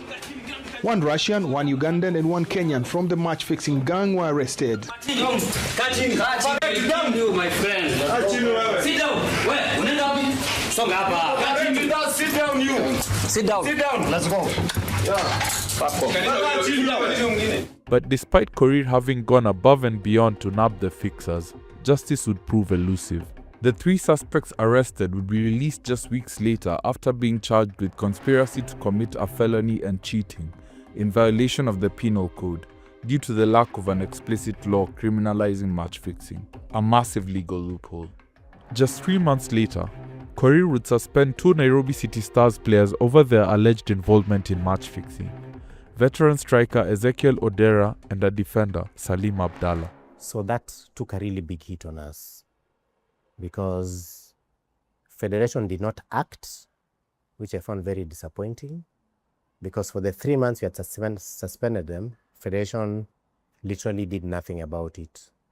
So when I checked on how far the case was going, is when they asked me to submit evidence, and I'm like, my first report came with evidence. So they're like, yes, what else have you found? I'm like, I clearly mentioned that I will not investigate because I don't have the capacity. But since you have an integrity office, it was your role to investigate. So what happens? A year later, 5 match officials would be suspended by FKF over alleged match manipulation after a match between Nairobi City Stars and FC Talanta in Machakos, after Korir filed a report on suspicious behavior by referees.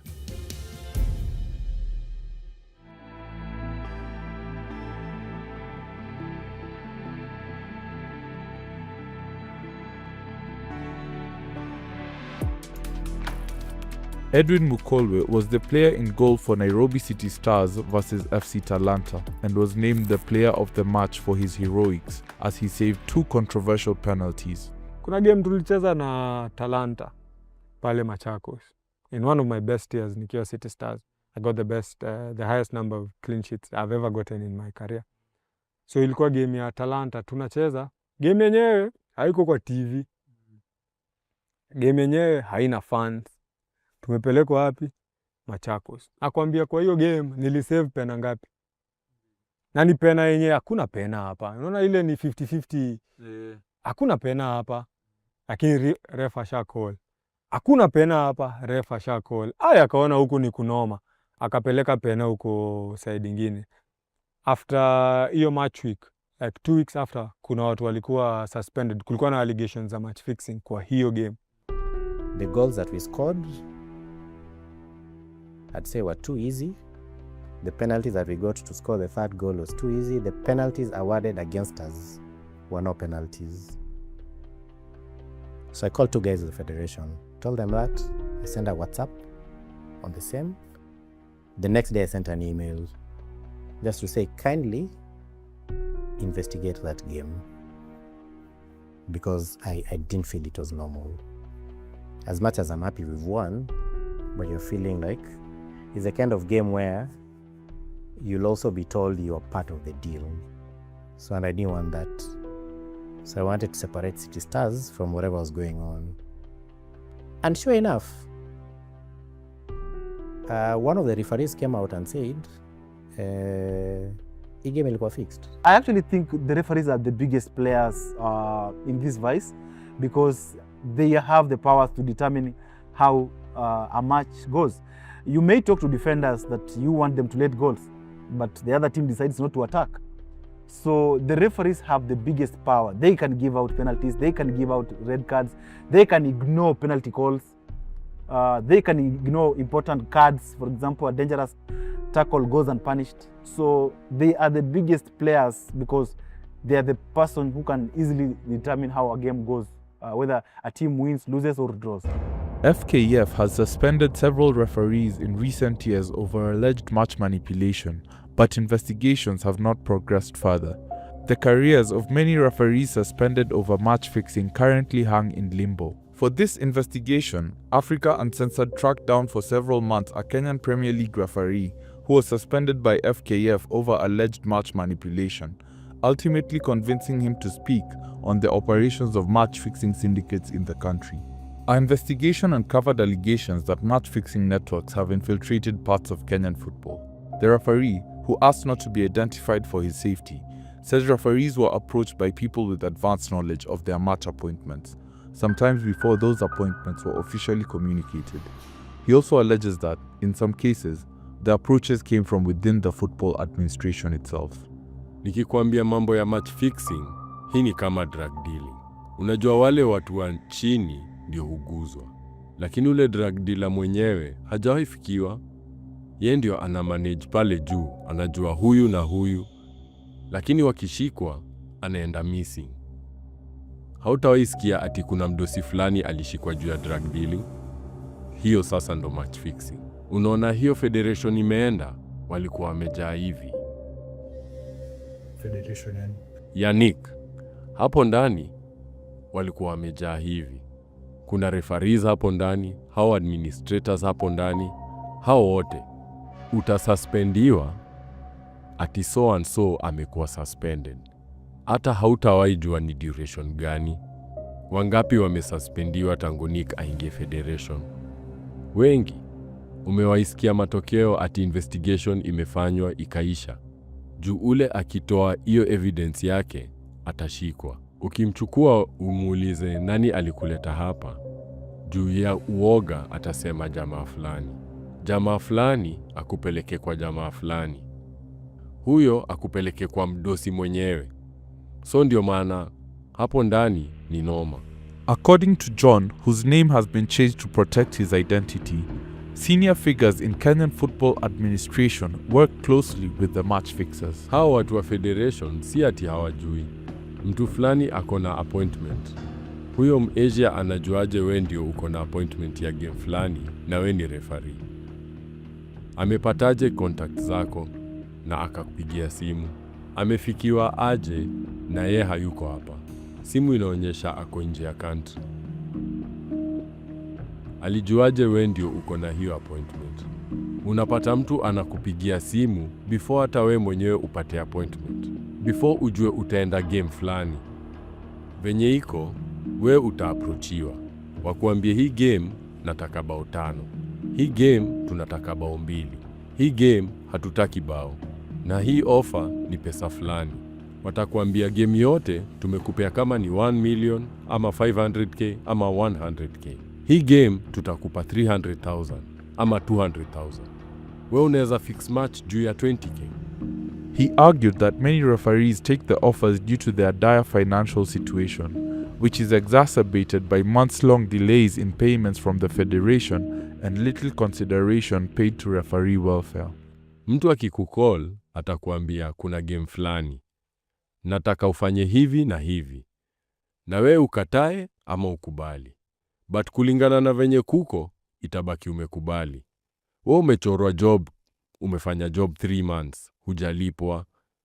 Familia kuna wenye wanakutegemea, unasomesha. Ikifika end month, hauna do. Boss, unabishiwa nyumba, 3 months hujalipa keja, alafu mtu anakuletea offer. Wewe utakata hiyo offer? Huwezi kataa, utasema kama mbaya. With players and referees now roped in by the match-fixing cartels, a new danger looms over their careers. Threats, intimidation, coercion, and blackmail are all part of the package. John said referees can face retribution for refusing to play ball. Niliapproachiwa na mwenye alini approach ni mtu wa federation. Nikatravel hadi mahali tulikuwa tunacheza game. Akanipata. Usiku naingia hivi, napatana na gari yake, ameningoja. Nafika hivi, gari iko kando yangu. Panda twende. Kufika huko, napata niko na players wote hapo. Wote wa team A. Akaniambia hii game, first half, inafaa hii team ishinde. Away team. Second half, inafaa home team ishinde. Nilijaribu kukataa hiyo game, walikataa kunisikiza. Then ikafika match day. Nikapiga game. First half away team ikashinda, na tena walikuwa juu venye hawajai kuwa game zao zote. Walikuwa juu sana.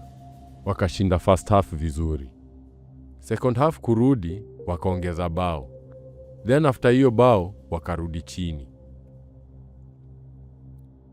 Blanda defenders walianza kufanya, inakuonyesha tu nini inaendelea hapo. Away team ikapata bao 2-1.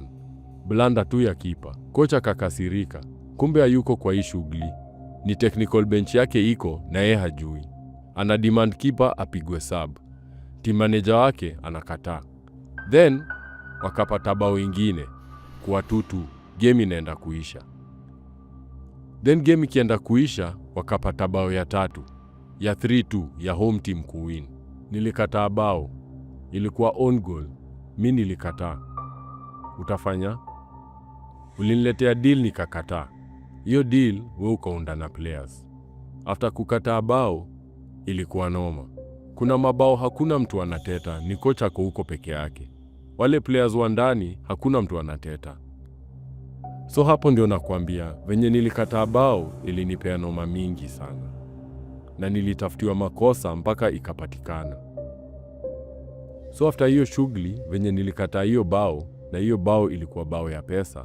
Juu hiyo ya 3-2 ndio pesa yake ingeingia. Ilibidi huyo msee anitafute hadi mtaa. Uzuri hakuwa anajua mahali naishi. But sasa asubuhi nikienda zoezi, alikuwa anajua time yangu ya zoezi. Nilipatana na gari yake, nikaiona kwa umbali. Nikajua hii ni gari ya jamaa fulani. Hiyo siku train. Nilirudi home. They are trapped because I can assure you the messages we've seen out, the videos you see out of players that have been leaked, they have been leaked by the people they were working for. Because you decide that now, let's say a player has gotten a call-up or the career is in an upward trajectory and they realize that no, this match-fixing thing is something that I really now need to drop and focus on my career. I probably could actually go even and play in Europe or somewhere. But now, you've done a good job for the fixers before and they are really not going to let you go. What do? Leak those messages, leak those videos, leak those photos. And yeah, you're trapped. So basically, once you get into much manipulation, unfortunately, from the information I've gathered, there's really largely no way out. Bro, what we want must come. Okay? The case of former Harambee Stars goalkeeper Patrick Matasi, in which a leaked video appeared to show him discussing match-fixing plans, shook Kenyan football to its core. Yeah, because it was actually an old video. It was an old video. The video recorded or the video leaked was when he was playing for Kenya Police FC. And when it was leaked, he was at Kakamega Homeboys. So the video was leaked many months later after it was recorded. So there can only be one reason why such a video will be let out. And your guess is as good as mine. So I feel like they have avenues za hide their tracks na kuficha hizo interaction. Ndio kwa maana unapata hata kesi kama ya yule goalkeeper ambaye kulikuwa na video, ilikuwa from an angle, ilikuwa kujificha. Mimi ukiniuliza hata huyo jamaa ambaye ako kwa hiyo mwenye ana record ni mtu mwenye unaona venye tunaongea hivi. Hakuna mtu hawezi kuwa anani record na anafanya kitu mbaya na nisimkataze. Unanipata? So mimi my idea about hiyo case, which is totally my opinion, is that mtu ambaye aliseti huyo goalkeeper, labda huyo goalkeeper alikuwa anataka kujitoa kwa hii noma akisema mistaki, but unajua venye mikora saa zingine huwa anakuchukulia ka evidence. When asked to name figures at the federation whom he claims were involved in match fixing, John, the suspended referee, offered an interesting connection that would put Matasi in the same place with alleged fixers before it all came tumbling down. The national team Harambee Stars. Are you comfortable to name them? Bana, Roni anapiga hiyo shughuli na Roni ako federation. John had good reason to be afraid of Ronnie Oyando. He was not your ordinary football administrator. Despite previously holding several senior roles over the years, including as team manager of Harambee Stars under Nick Mwendwa and fixtures secretary at the federation in the Sam Nyamweya era, Oyando was a feared figure in Kenyan football. According to John, Oyando approached match officials on various occasions to manipulate various games, many of them involving Sofapaka. Notably, Oyando was also suspended by the Confederation of African Football for 6 months in January 2021. The sanction was for breaching COVID-19 protocols during an AFCON qualifier against Comoros, which included delaying testing and fielding Harambee Stars players who tested positive. Milton Nyakundi, a sports journalist who later sought the office of FKF president, came face-to-face with Oyando while trying to expose alleged corruption and mismanagement of funds at FKF under Nick Mwendwa. It all came to a head at a press conference he called at the Ngong Hills Hotel on October 17, 2021. It goes without saying that the Nick Mwendwa administration thrived on threats, intimidation, and violence. Anybody that held an opinion different from theirs was targeted for intimidation, and I am not the only one that got, that. So in the course of our processing what had happened, reaching out to the police, and, some of the, then they are the ones who told us and gave us that information that they had been instructed by the then president of FKF, Nick Mwendwa, and the person who gave them the brief and the instructions was one Ronnie Oyando. That information, we made it public. We shared it. The media reported about it. We did report at the Kilimani police station. And to date, nobody has ever challenged that position. I've never been sued for stating that, and I therefore believe that that is the correct position. I can say it's actually getting worse because for once, we don't have any measures to curb it. Those involved, the suspected fixers, are just with us here. They are known people. They come to the stadium to watch games. There is really nothing to fear for them to fear. So the lack of mitigating factors or the lack of consequences for those involved in the vice has made it even more prevalent. It's probably they are braver. After all, what can we do? Let's say I'm already suspended or I'm already banned. If I continue with this thing, there's nothing worse will happen to me. There's no law in Kenya that probably will be taken against me. So I think it's getting worse, and the manipulators are getting broader by the day, and I don't know, it's a bad sign for the game going forward. Mukolwe, who retired in January 2026 at just 28, says many players in the top flight league and second tier fall into the fixers trap because of financial challenges. Kenyan football players routinely go months without pay, with delayed or unpaid salaries being a persistent crisis across several top flight clubs, sometimes forcing players to seek aid from well-wishers after being evicted from their homes. The situation is compounded by low wages. Over 90% of players in Kenya earn less than $600 a month, according to Players Union FIFPro, pushing many to seek income outside of football just to survive. It's worth noting that my body is at its best condition, Sahi, as an athlete. I am the strongest I have ever felt as an athlete, but I'm 28. I was 28 when I was retiring. I just turned 29 a week or two ago. So decision yangu ya kuacha ball ni kwa sababu hakuna do kwa ball. Kuna timu hata nilikuwa date 11, hakuna mtu alikuwa na do. Date 11. Na hii ni across the team. Kuna team zenye nimekuwa hadi coach anaomba mchezaji do. So unaona inoma ni si ya wachezaji peke yake. But I can say it without blinking. I can say it without flinching that players are not being paid their work's worth in the Kenyan Premier League. Mukolwe revealed that he too had been approached multiple times to manipulate matches while he was still an active player in the league. That mimi kama Mkolwe I have been approached na watu wakiniambia ni manipulate games. For example, kwa mtu anakupigia kwenye WhatsApp, mtu anakutext kwenye Instagram, anakuuliza wenda unacheza hii weekend, unasema naweza cheza, rada shida iko wapi? Anakuambia nataka ufanye hivi na hivi, nataka umanipulate outcomes ya hii game. So it's up to you as the individual kusema kama utakubali ama utakataa. So I can't speak for players who said no. Kuna mtu labda ataapproachiwa na aseme by the job ana miss na rent, kama unaweza nisotia tu rent nitakuwa sawa.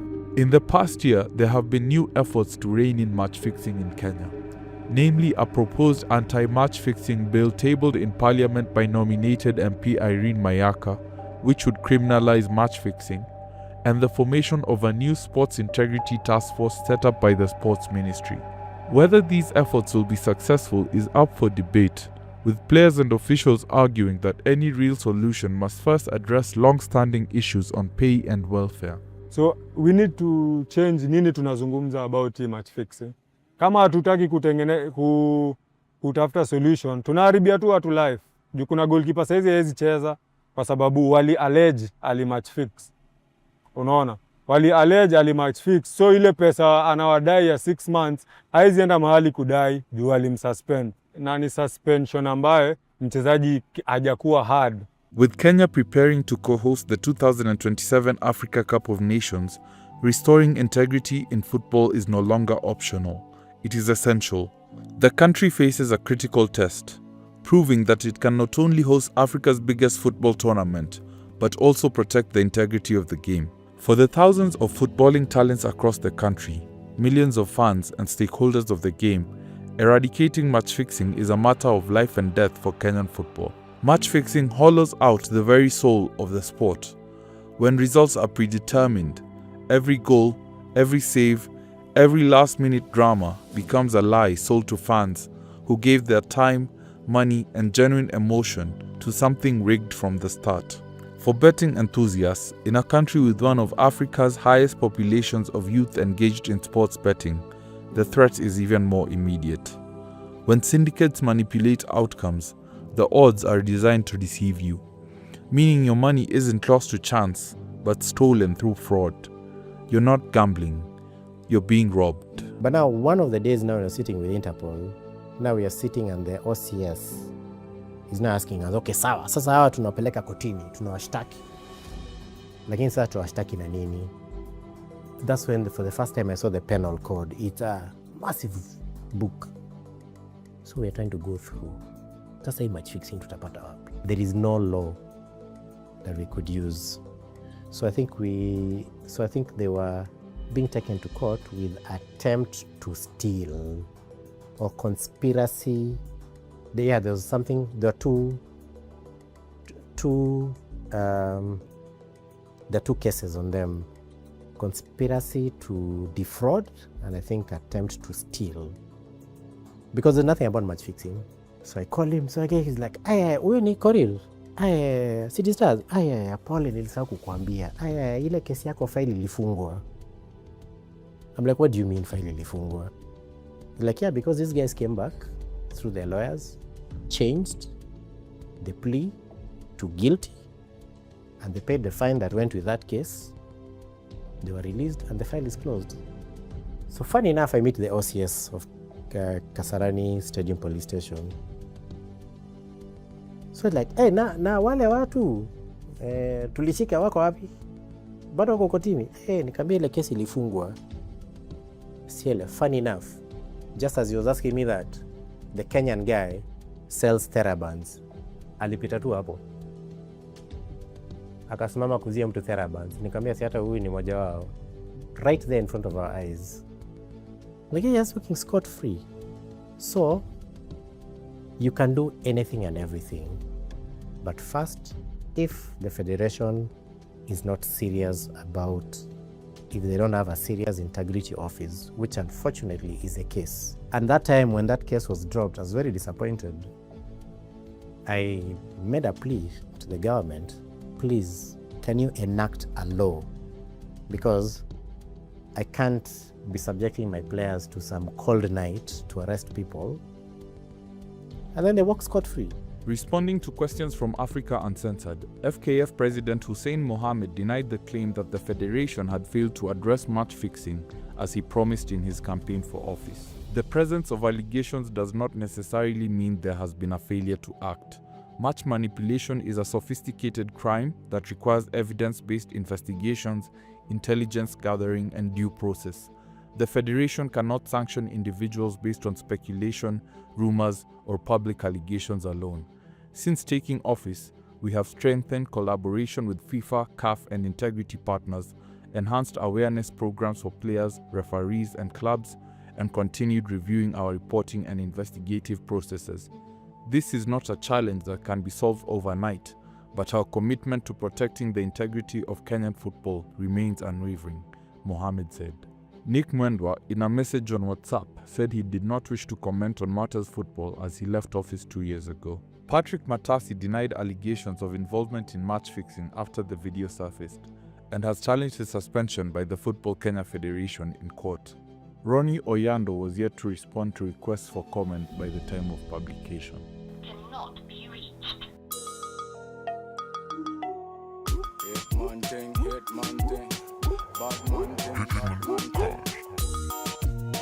Kaulunga bao 2-3 mimi nafunga.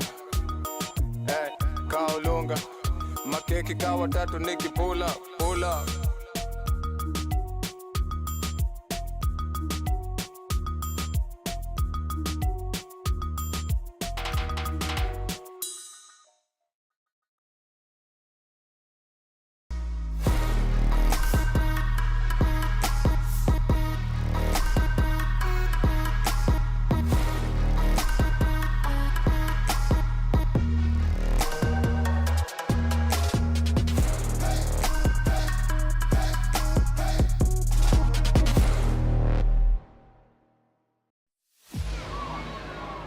So what happened?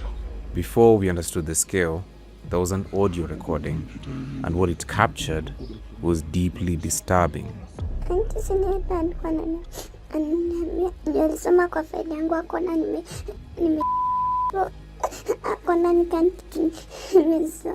Some of the victims I've talked to, there's one who really singled out an issue of the director touching the breasts of the girls. So he is also a grandfather. This is a story about alleged repeated sexual abuse committed against the most vulnerable children in society in a charitable children's institution by a man tasked with protecting them. So what were you doing?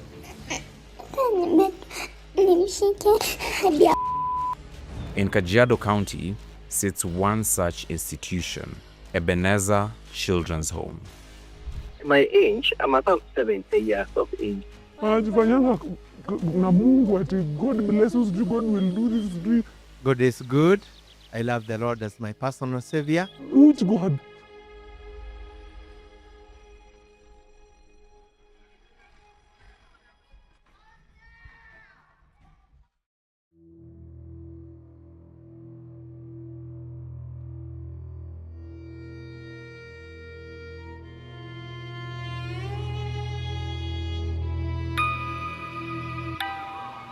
So what happened?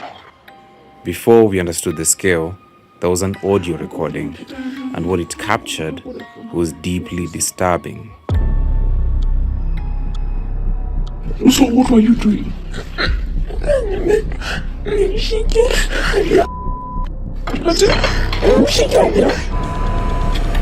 This recording captures a conversation between a social worker and a teenage orphan inside a childcare facility where vulnerable children are supposed to be safe. Director.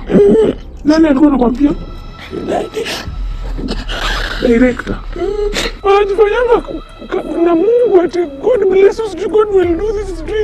May you live to see the God in the land of the living. Which God? This is a story about alleged sexual abuse committed against the most vulnerable children in society in a charitable children's institution by a man tasked with protecting them. Their voices guide this story. Whistleblowers who worked at the facility claiming they endured harassment and abuse in silence and are finally exposing it.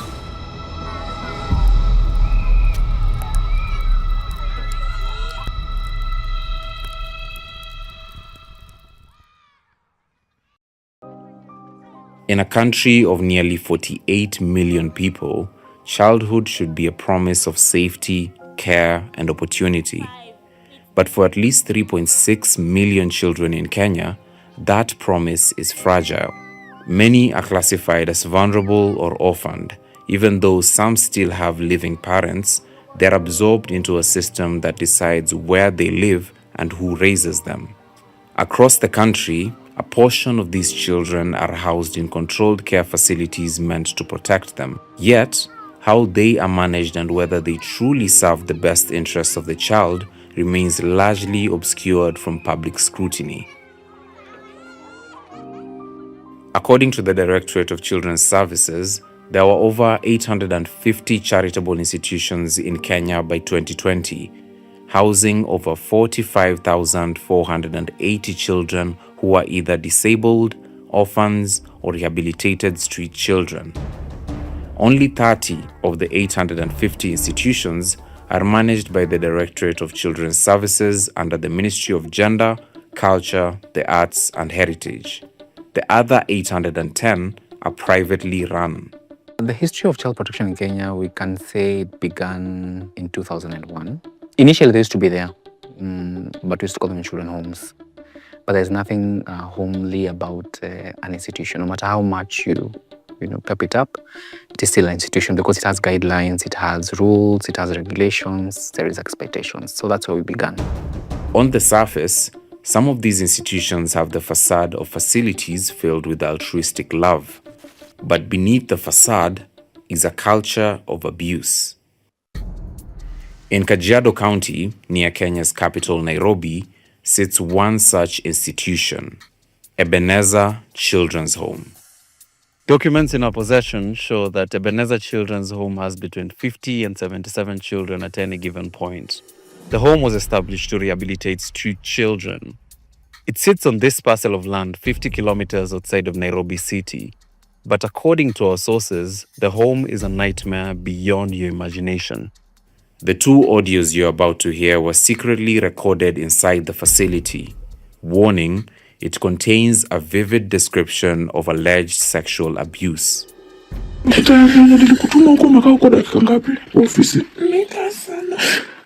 what were you doing?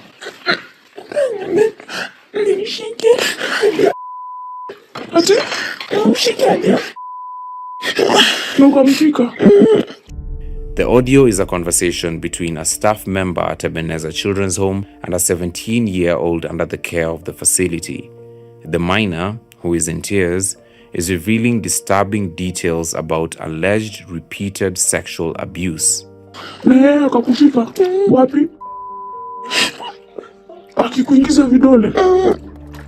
The minor heard in this recording had been committed to Ebenezer Children's Home for over 2 years. According to an official letter by the Kajiado West Sub-County Children's Officer, she was placed in Ebenezer Children's Home because she, quote, was in need of care and protection, end of quote. She says that not long after seeking shelter at Ebenezer Children's Home, she began experiencing sexual abuse.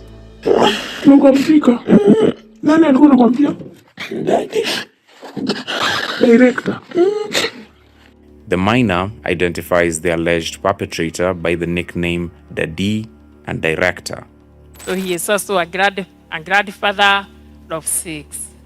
Thank you, Canon. My name is Martin Koigo. I love the Lord as my personal savior. According to multiple sources in our investigation, they point to one man, Martin Mugo Koigu, as the individual identified by the minor. He is the founder and executive director of Ebenezer Children's Home. Nilikuwa naona aibu, but hakuna aibu tena. And he knows he did that. Susan, not her real name, recorded the audio. A survivor of sexual violence, she plays a crucial role in the story, not only as the whistleblower, she also claims that she was directly affected. Aliniita tu kumfanyia project proposals, resource mobilization. Why? Because pale alinipata, in fact, my former boss, alimwambia, meet my resource mobilizer. This girl writes good projects. Susan started working at Ebenezer Children's Home shortly after meeting Koigu, but after joining, she noticed stark differences between Ebenezer and other institutions she had previously worked for. She narrates the events that transpired moments before the recording. According to her, it was a normal working day at Ebenezer. After arriving, she went to see a colleague who she says had been detained by the executive director for theft. On her way back to the office, what she witnessed changed her life. Before I went to see her, nikaita huyu msichana, nikamwambia, hebu enda kwa ofisi ya director, uchukue vyombo viko hapo upeleke pale kitchen. Vile niliambia msichana aende, mimi nikajishughulisha kuenda kuongea na huyo mama na kuenda kitchen hivyo kuangalia. Akili ikarudi ikaniambia, you've taken too long. Hebu niende sasa nikafungue laptop nione emails, nianze kujibu, nione ni nini ina happen. Sikuna meza. Na hii side nyingine ni kiti yangu, meza iko hapa. So they are on the other side. So immediately waliona the director of course ndiye aliniona. Na vile niliuliza msichana aliniambia amemwambia toka haraka uende. Na yeye akaingia wapi? Kwa ofisi yake, na msichana naye akatoka na vyombo. So mimi kuenda nilishindwa hata kuingia ndani because of course nimeshaona, so there is no need ya kuingia ndani. Msichana tulikutana hapo tu. Juu mimi hata yani I was so surprised. After the incident, Susan secretly drew more information from the girl. What she says she witnessed is exactly what the minor describes in the audio recording.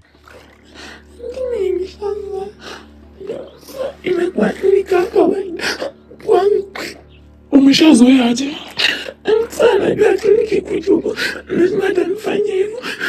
So it happens, mimi nikitoka huku kwa ofisi nikienda, mnaenda hapo. Anakuita hapo. Anakutumananga. Sometimes anatumanga watoto. Kuja ni anajifanya tayari mpango kuleta ukienda kunishikashi. I was like, director kwambia hivyo. And I trusted her because I am a victim. So what were you doing?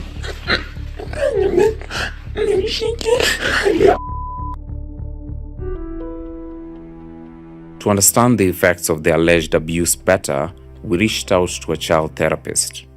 Actually, in this case, what I picked, that is defilement, because this is a child who is below 18. And with a child below 18, we don't talk of consent or no consent. It's bad, it shouldn't be happening. And so defilement is because there is penetration of the sexual organs. So one of it is complex PTSD. It's complex because it's chronic. She talks of it having been happening. And even as she's being, is it really interviewed or interrogated, the person is trying to get the information, you can see she keeps holding back, because there's a lot of fear of maybe being blamed, because it is unfortunate that the victim is always the one who is blamed. The children taken in by Ebenezer Children's Home are vulnerable. The institution describes itself as, quote, a place of refuge and sanctuary for vulnerable groups of citizens, mainly street families and mentally and physically challenged children, end of quote. But who is Martin Koigu? And how has this continued uninhibited for years in a crucial sector such as child protection?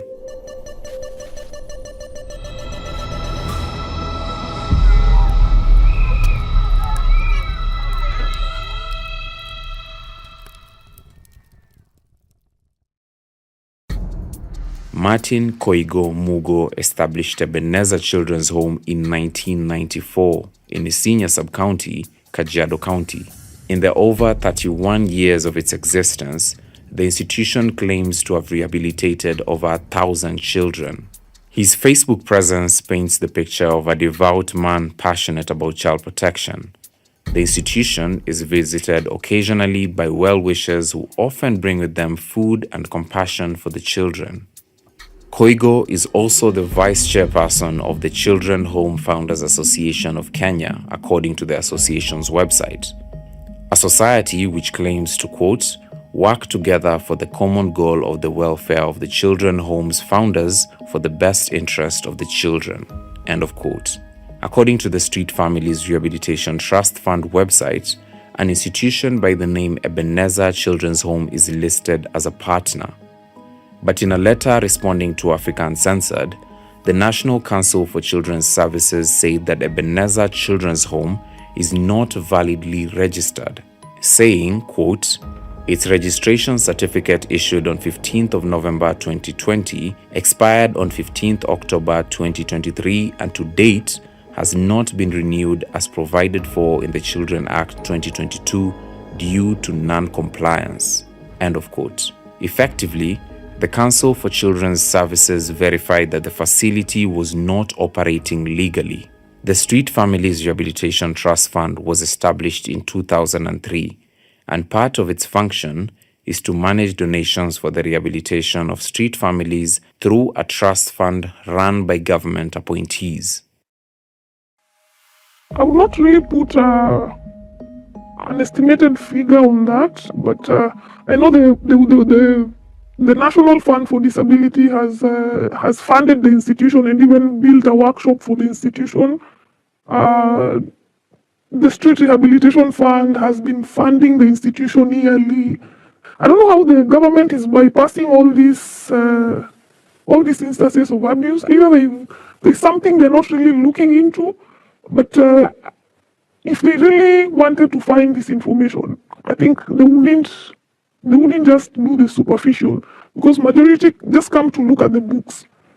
The books is not where the information is.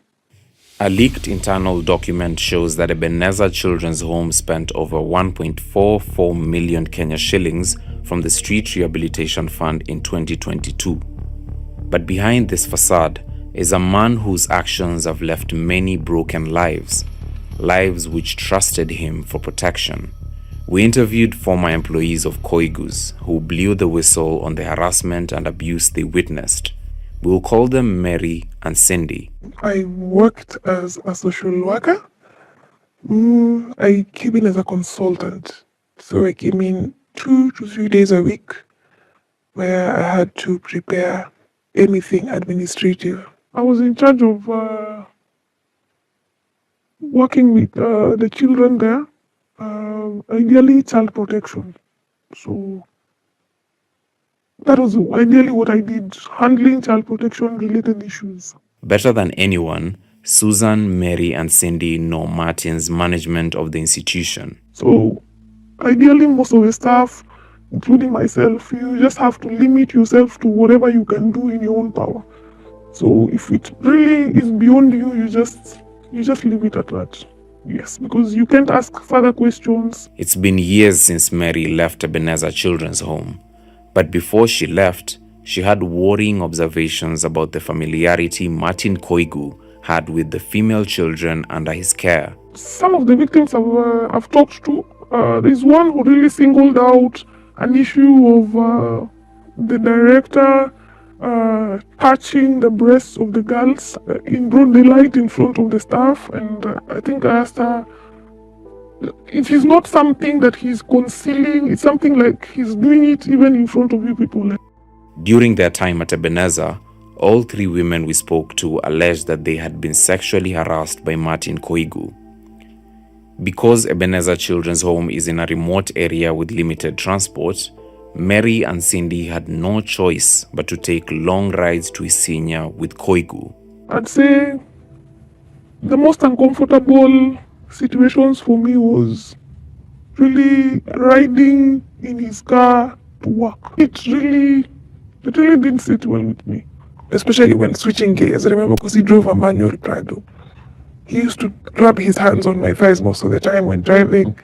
When we are in the store trying to rearrange the store, he would grab me by the waist most of the time and push me to himself. According to Susan, Koigu continued to force himself on her. The anguish in her voice mirrors her account of that time. I've never shared this, but now I have a forum. Maybe I can say it. I am a victim of that. And nilikuwa naona aibu, but hakuna aibu tena. You know? And he knows he did that. After the alleged sexual assault, Susan says Koigu coerced her by handing her 2,000 Kenya shillings. Desperate for employment, Susan says that she didn't have an option but to take it. Susan alleges that Koigu sexually assaulted her repeatedly in the same office she was meant to work in. So, that night now, after ametoka bank nini, sasa nataka nikupe nitakudrop nini. He came, niko hapo nimengoja. Kafunga zikonji ya juu na chini. Mimi nishamalizana na kazi, nimetoka kwa desk, nimekaa kwa couch. Ni kuna couches. Watu wako, pesa iko. So mimi nimekaa kwa couch hapo. He was like, leo unanipatia. Today we are having sex and I was like, na one thing mimi niliona itanisaidia ni kukubali, kusema it's okay. Because as I relax, I would be able to figure out what next. According to Susan, Koigu continued to force himself on her. Ninafanya kazi, very important, ananiambia stop sending that email. Kuja unibebe. I knew, siko najua kunibeba ni nini. Ukisikia akikwambia kuja unibebe, he's sleeping on you and pumping on your thighs and just releasing on you. The last few months before I left, ilikuwa mara mingi. It was many times. Mpaka nilifika a point siwezi nikavumilia. Because ile siku mtu ataniwekelea gun vizuri, nitafungua hiyo miguu vizuri sana. And I feared. And he threatened me the very last day ndio nitoke. He did.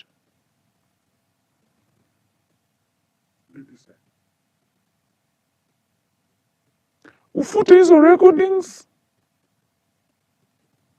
na ufunge mdomo ama tutajuana. According to our interviewees, in addition to the abuse, the children at the institution are not being reintegrated as required under the Children's Act. Pale watoto hawaendi nyumbani. That is why unaona hiyo namba iko tu constant. Kama ni kuongezeka inaongezeka, but hawapungui. Na ukijaribu kusaidia mtoto ati nimepata watu wao sijui nini, it becomes a problem. Because hiyo ni mali yangu, that is why I'm getting money from, you shouldn't touch that.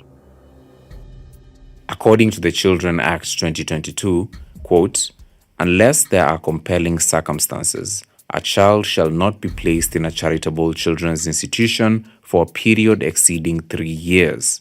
End of quote. Many CCIs did not want to comply with what you call exiting the children. Because once you have this child, they are not yours. You're supposed to exit them. We have scenarios where the children call the managers of the institutions dad and mom. We have scenarios where children are rescued, practical example from Machakos, placed in a CCI in Kajiado. And their parents are they have been looking for these kids for a very long time. They even gave up. So once this child gets to 18 years old, where do they go? And the reason why some of these CCIs want to maintain that is because of the funding, yes, and to maintain the institution.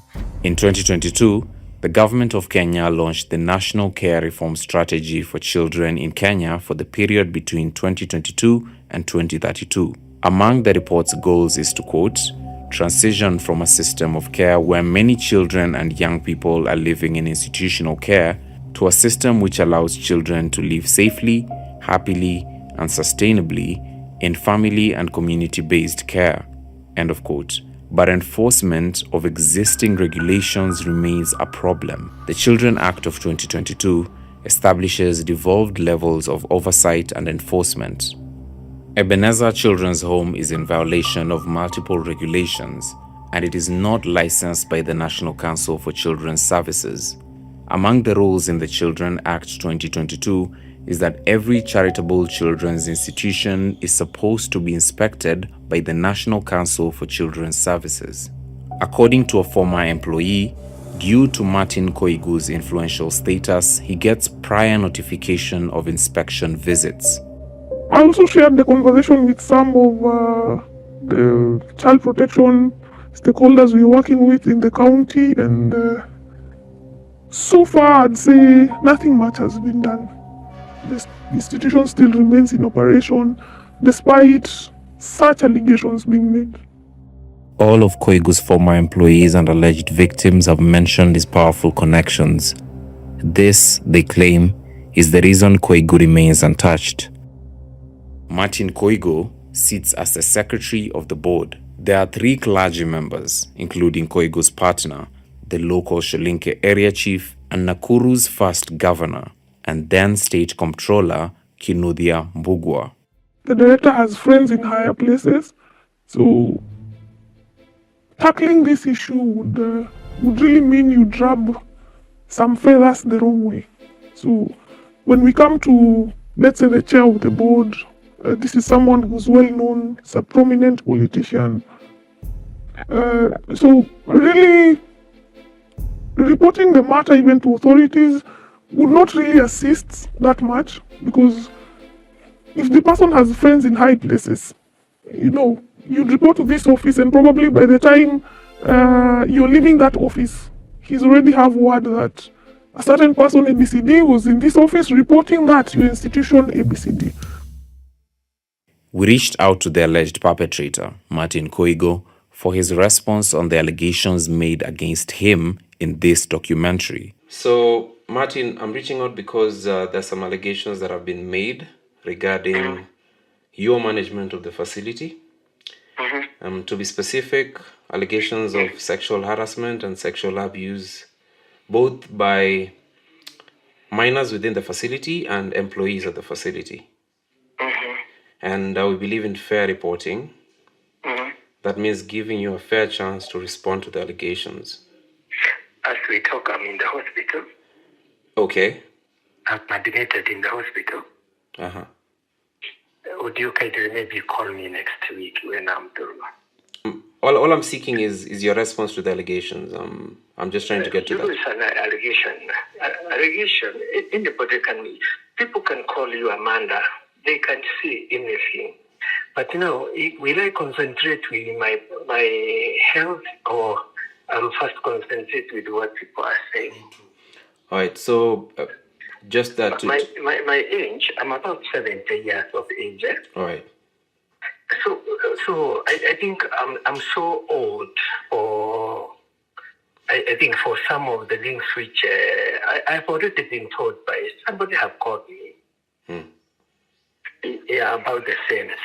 Right. But please, because of my health, give me a charge. Let me first recover. Okay, I hear you, sir. If I pass on, if I die, it's okay. Somebody will take over from Ebenezer. Well, look, sir, I hear you, but you're going off of public interest in this case, and it's a matter of grave concern. And I'm not looking for a 2-hour sit down with you. I just would want to know your response to the allegations. That's all.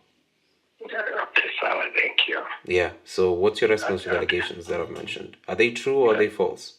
Of course, it's not true. Okay, so I'm telling you, I'm quite old.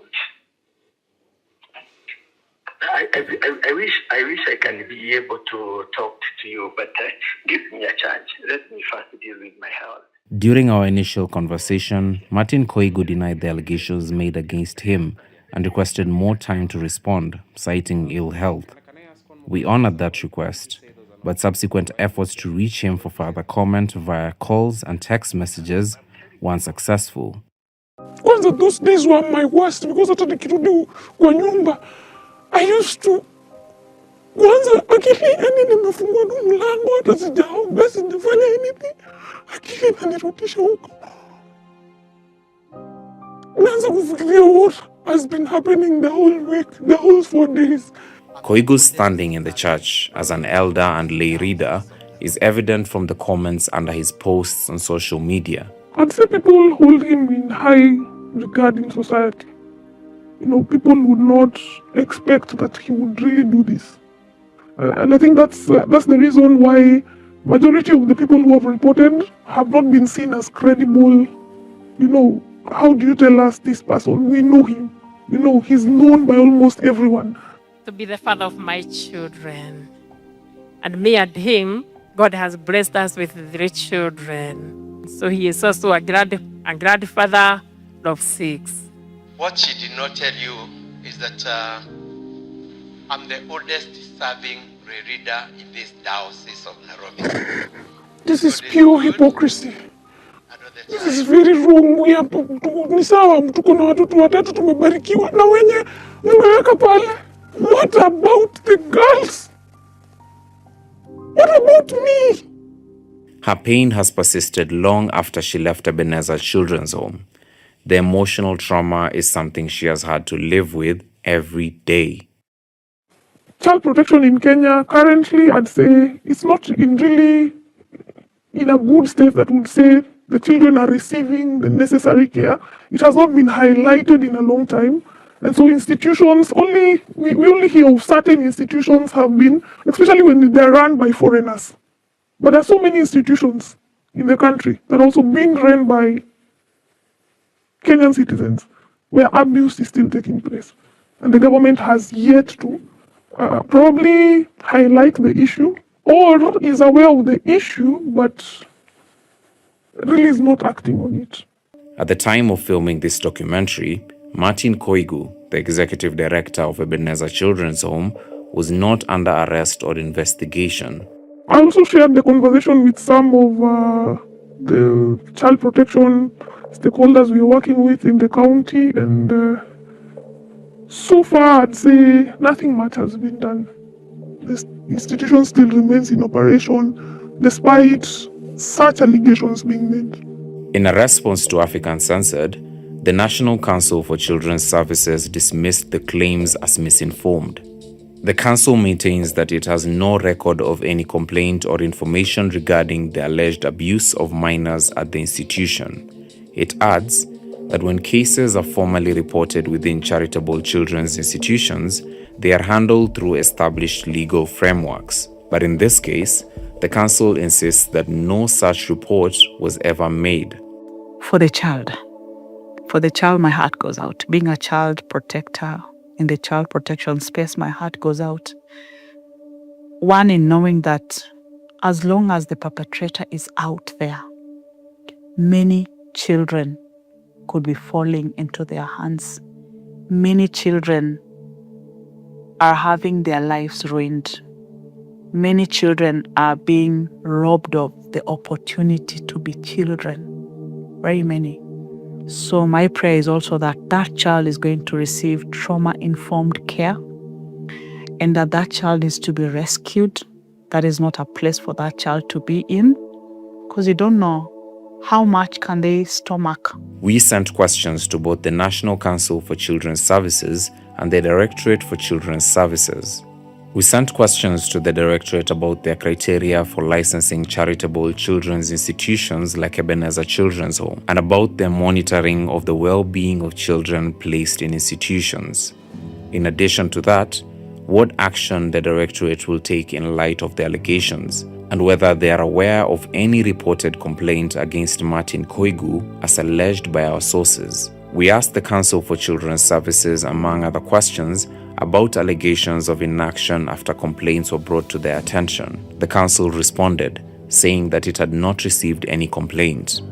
It added that, quote, the council has not renewed the license of Ebenezer Children's Home as it has failed to meet the set standards. The council added that it will, quote, conduct necessary investigations and due diligence to institute necessary actions. The Directorate of Children's Services, DCS, had not responded by the time this documentary was published. As plans to transition from residential care to family-based care are underway, claims of widespread child rights violations persist. Vulnerable children rescued from the streets deserve the highest form of care. One can't overstate the importance of heightened monitoring to ensure regulations are adhered to.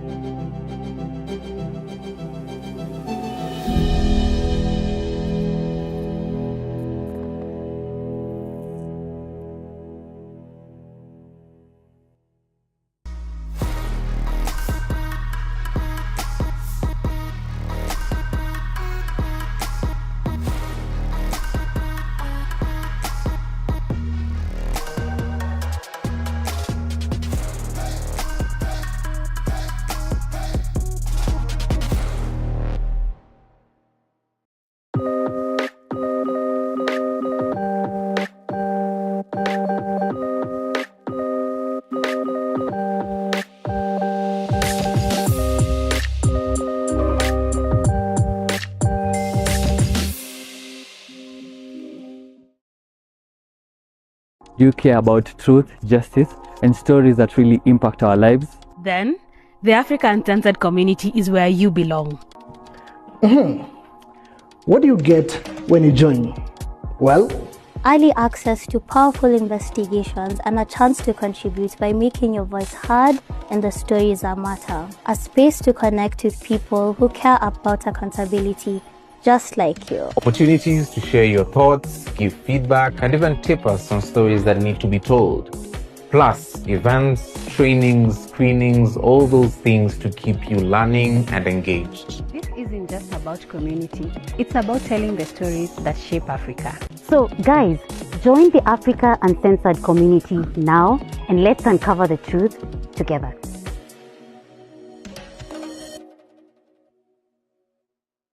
Wamama wako nje sasa hizo wanazalia hapa nje ni Kapondori Hospital. Huyu ni mama amezalia nje alikuwa amefunga ijiandika. Tiare na rurigirwa gova mwana rurira na tutia ina kawende. Manda mwezu augeta no augeta rurigirwa kirato.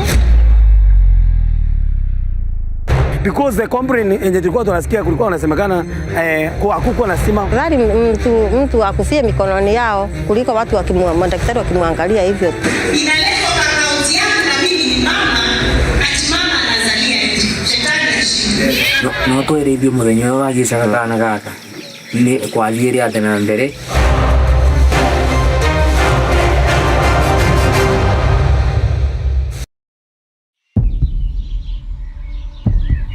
What happens when your life depends on a system that is already broken? Mimi nilikosa tumaini kwa sababu hawakumsaidia. Nilikuta mamangu ameenda. Kuona mama akizalia nje ya hospitali ambapo ni hospitali ya public ambapo sisi wenyewe hatuwezi saidika. Tulipata mama mmoja akipata mtoto kwa floor ya hospitali. Ndani ya hospitali hapo nje. This is not fiction. It's Embu County, a region with 7 hydro dams, yet sometimes no electricity in hospitals and generators not functioning. The watchman ni alikuwa ameambiwa na daktari, hakuna daktari, so amesema wakae nje because hakuna daktari ambaye angeweza kuwatibu. So that is why I repeat once again, we don't have trust in healthcare, especially in Embu County. This is the untold story of a health crisis, of broken promises, silent suffering, and voices demanding change.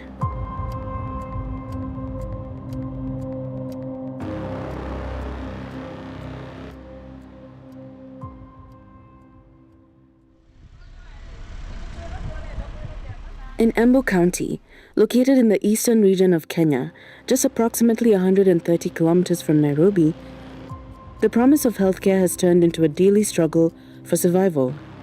Giving birth on a cold hospital floor was more than a moment of suffering. It laid bare the failures of the system meant to protect her. Kenya's vision is bold, universal health coverage for every citizen. But how close are we to achieving it? Devolution placed healthcare into the hands of counties, empowering local leaders to transform access. But in Embu, the healthcare system is buckling under pressure, leaving residents to bear the cost. A mother of two from Mutobare village in Mbere South constituency knows what it means to be failed by the system. She gave birth on the cold hospital floor of Kiritiri Hospital. No bed, no nurse, no help.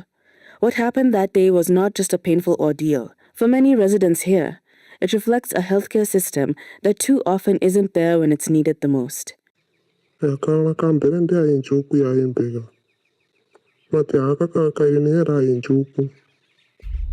that fateful day at 7 p.m., accompanied by her relative, boarded a motorbike to Mutuobare Dispensary, but they were later referred to Kavondori Hospital.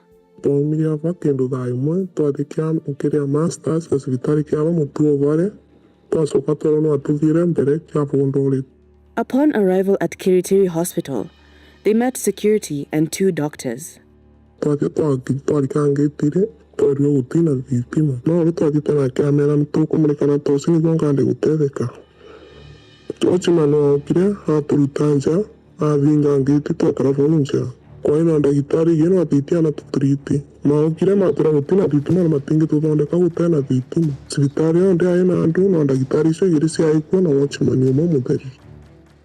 Okay, on that day nilikuwa nimetoka kunywa mafuta petrol station and it apply, nikaona umati wa watu pale kwa gate ya hospitali ya Kavondori Kiritiri ambayo ni hospitali ya serikali, na nikasimama.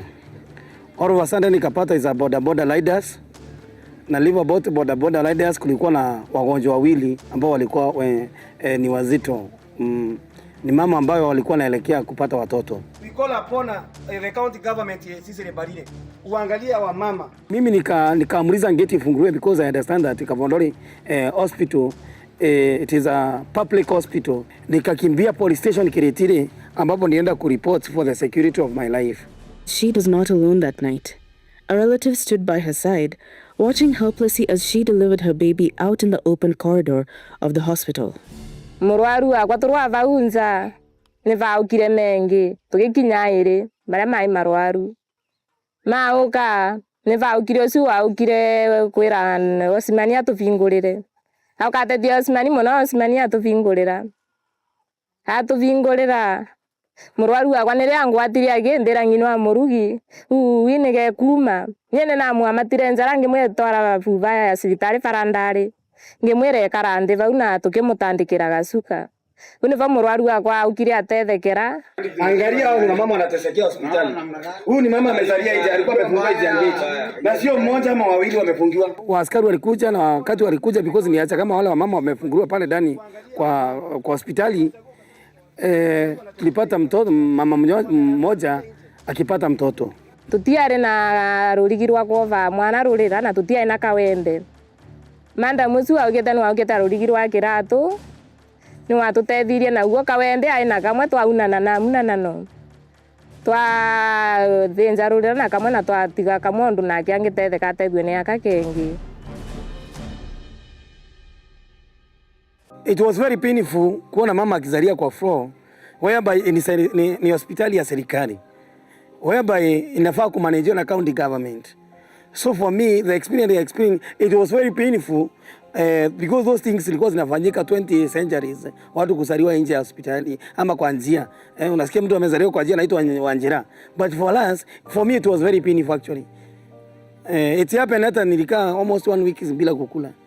Kwire naye muno tondu anangia kugai na andu mengi muno ndi anangenia ni matia no so nducio ri mwega mucio nducio mucuku muno no ndagitari ninge ndagitari sisi on duty mangi kiriathi ni mangi tikiro mego no andu arituma murikiro niguo ngande gutetheka na mone maregire. In the critical hour, Millicent delivered her baby with no support but strangers. The mother alikuwa na bleed sana, na hiyo mwingine bado alikuwa on pain. So nilikimbia hapo because ni karibu na rami, nikasimamisha gari na nikaelezea mzee lazima intervene ili tuweze kusaidia hao wamama. A good Samaritan offered to ferry Millicent from Kiritiri Hospital to Kiritiri Medical, a private facility, where, together with the other expectant mother, they were treated with dignity. Nithio twathirwe gacibitari ge Kavondori kena vau medical tukirwa tuthie thaa icio ni twamuthinya thigiri twarigwa ni tumitwara kwa nake twamuthambu twovanirie na cuka thigiri iyo tukithie nayo igitaga nthakame ku. The tragedy was a turning point. It exposed the cracks in Embu's healthcare system. Witnesses allege a total system failure, including a lack of electricity and emergency transport, which reportedly only became available after the birth occurred. Because the complaint yenye tulikuwa tunasikia kulikuwa unasemekana kwa hakukuwa na stima, hoyamba tulipata hakuna stima, but because the hospitali kubwa ilihitaji kuwa na generator was there. Tuko na ambulance ambayo haikuwa inafanya kazi, but sasa after this incident walikuja wakatengeneza. So he blamed the county government. Na ndio maana mnaona hii aibu inaletwa kwa kaunti yangu na mimi ni mama, ati mama anazalia eti. Shetani ashinde. Hata nimesikiza vile senator ameniambia, lakini senator daktari akishindwa na kazi. Na mama azalie nje kwa sababu haukuwa sijui ulikuwa klabu kikunywa. Wewe utaenda tulete daktari wa kufanya kazi. This is Jane, not her real name. Accompanied by some family members, she rushed her mother from Riandu to Siakago Hospital for treatment, a journey that ended in heartbreak. Ulikuwa usiku wa saa 8 usiku, nilipeleka mamangu na tulikuwa tumekaa hapo hospitali hizo dakika nyingi na tukatafuta daktari, hakukuwa na mtu hata watchman. In the dead of night, Jane rushed her ailing mother to the hospital, hoping to find help. But what she found was silence. 1 hour and 40 minutes later, help finally came, but it was too late. Mimi tulipofika hospitali, nilikuwa na matumaini nitakuta dawa, nitakuta daktari. Niliporudi kwa gari, nilikuta mamangu ameenda. Just moments before her final breath, Jane's mother spoke of life and hope while on their way to the hospital. Hata alikuwa akiongea vizuri sana, akaniambia mwanangu, nikipona nitafanya, nitarima, nitawasaidia. Lakini kwa dakika chache tu akanyamaza, tukuwa hapo tu. The medic was just steps away, in the ward, but they wouldn't help with an excuse that they were on strike. Upon confirmation by the medic that Jane's mother had passed on, Jane was told to go for the OB at Siakago police station. She was then forced to transport her mother's body from Siakago to Embu Level 5 Hospital. Her story reveals a painful but familiar crisis. Patients abandoned, basic care out of reach, and families left with only questions.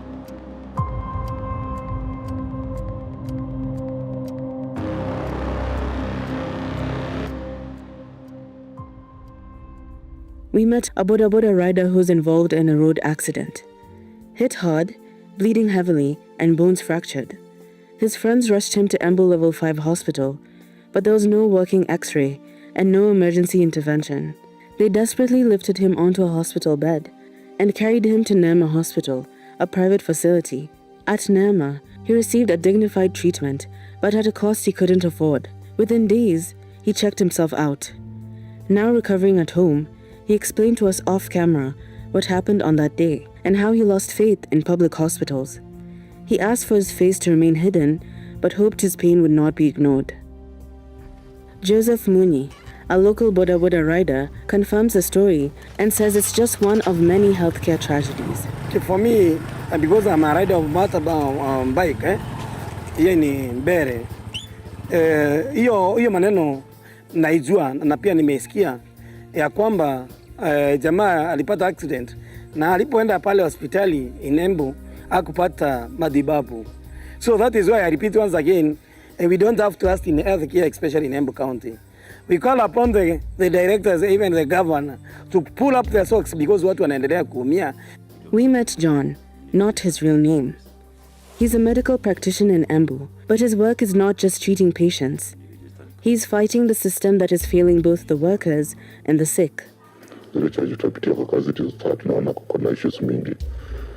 Kazi unaweza pata nini, mgonjwa amekuja tuseme ni usiku, hakuna ambulance, madawa zingine hakuna, unapata tu itabidi tume mgonjwa place kama Embu General Hospital, na wengine alikuja usiku unapatanga ambulance tunaitisha hizo kutoka Kiritiri ama kutoka Embu, na most unapatanga patient wengine wanaambiwa walipe 3500 ya kufuel ambulance. Juu sasa utapata bembea ameambiwa lipe hiyo kitu kama ambulance 3500 na iko emergency, so utapata patient wengi watakufia tu hapo hospitali tu akingoja apate hiyo pesa 3500.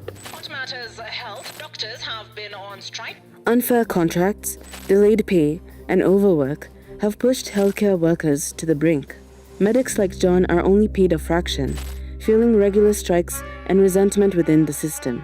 Wage disparities demoralize workers, and the cracks show in patient care. Kama sasa mimi niko universal health coverage, tuliingia contract ya 3 years, tukaongezwa 3 years, then ile challenge tunapata kubwa sana, tunafanya the same job na madaktari wengine, lakini napata wengine wenye wako permanent and pensionable wanalipa mara 3 ya mshahara yangu, na leo tunafanya kazi the same. At the helm of Embu County Health Docket is Jamal Abdul, the man tasked with fixing a broken system. He sits at the center of the storm, his docket facing mounting criticism over collapsing hospital services. We have really done quite some transformation. I know health is a challenging docket across the counties and even the country. But in Embu, we have managed to calm the ship from where it was. We are currently operating between 71 and 88%. Now, our major suppliers basically are just KEMSA and meds. From the outside, it looks like neglect. But from inside, victims say the system is strained. One side waits in pain, the other works without rest or refuses to work at all. Kushughulikiwa hakuna. Ukienda hapo asubuhi utatoka hapo jioni na daktari wako huko na hakuna watu wengi na wanakataa tu kutibu watu. The one thing that we must say, and I must put it clearly, that the population of Embu is rising every day. And we have seen, and as I've already explained, that in the last 6 years, Embu has employed less than 10 doctors. According to data from Kenya Health Information System, Embu has 108 registered health facilities, from dispensaries to hospitals, but still falls drastically short in staffing levels. Behind those numbers lies a painful truth. Facilities are empty, staff overwhelmed, and lives hanging by a thread. When I came to the department, there was a lot of hue and cry on staff shortages, which is still currently not yet fully alleviated. But my first order of business was to take to cabinet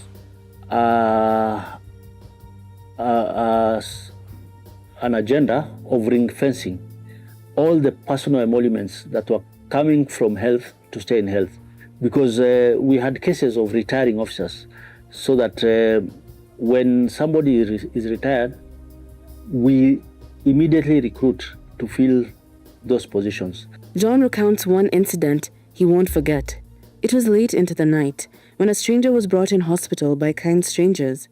No name, no electricity, no ambulance, just silence and helplessness. Siku moja nilikuwa kazi usiku, patient alikuwa na aliletwa na well wishers, hatuna ambulance, patient ako in a critical condition, hawezi ongea, hana simu, hakuna stima. Ambulance tunajaribu kupiga na saa 9 usiku, tunajaribu kutafuta ambulance, unapata ili tuchallenge sana. From broken promises to buried hopes, these faces tell the true cost of neglect. Angeniambia juu mtoto akulia akizaliwa angepatwa na cerebral palsy. Akaniambia na miguu zake hazikuwa sawa. One tragedy after another, each life lost stands as a testament to systematic neglect. Kitu ya kwanza tuache siasa ya uongo, because when the governor was campaigning, because he has control of the health, he promised kina mama, especially mambo ya maternity levels na mambo ya uzazi ya kina mama watashughulikia. Lazima county government iangalie maneno isikuje ikarudia tena, especially here in the Mbeere South. Bear in your mind, the governor of Embu is hata ni mwanamke.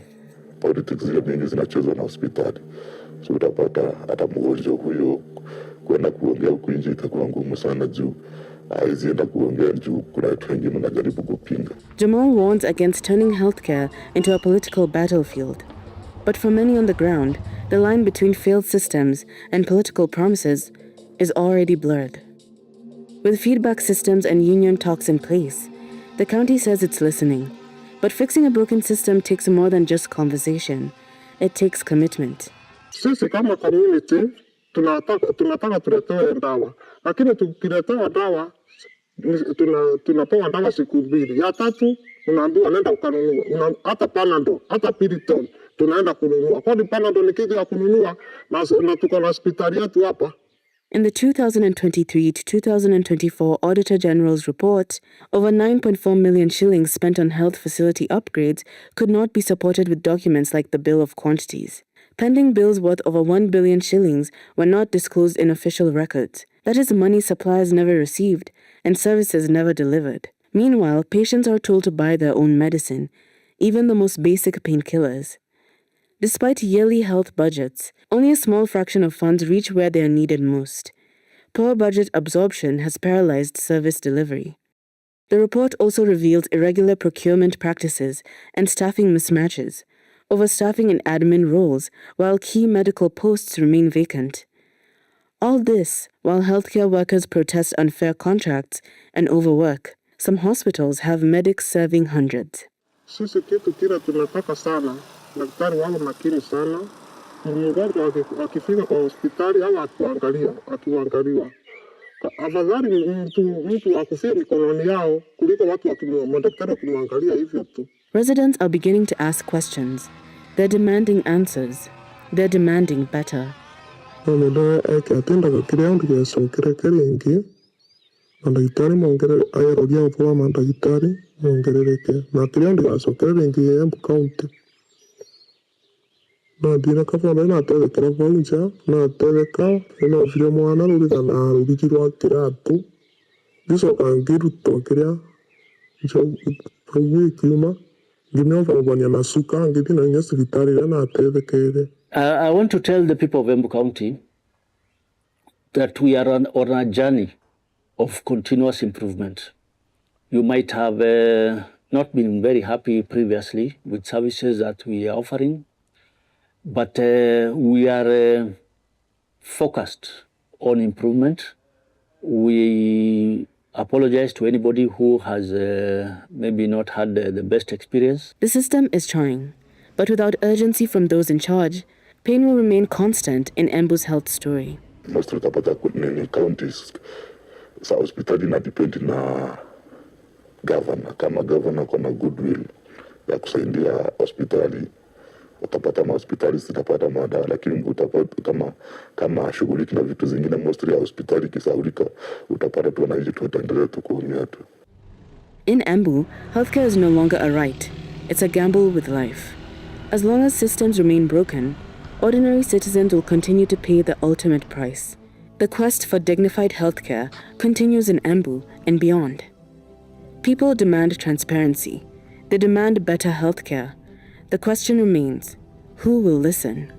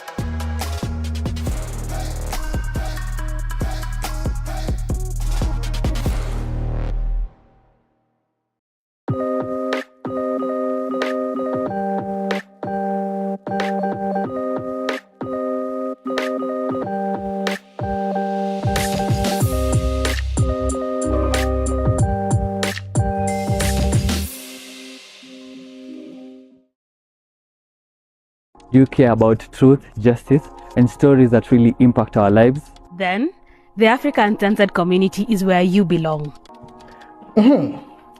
What do you get when you join? Well, Early access to powerful investigations and a chance to contribute by making your voice heard and the stories that matter. A space to connect with people who care about accountability just like you. Opportunities to share your thoughts, give feedback, and even tip us on stories that need to be told.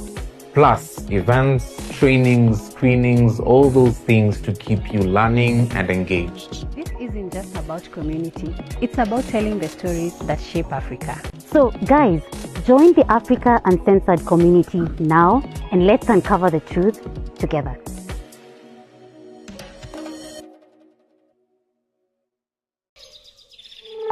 My friend, I went through hell in the hands of Chinese. Yani, he did whatever he did and then he left. Akikuuliza unaenda Thailand kufanya nini? Mwambie unaenda vacation.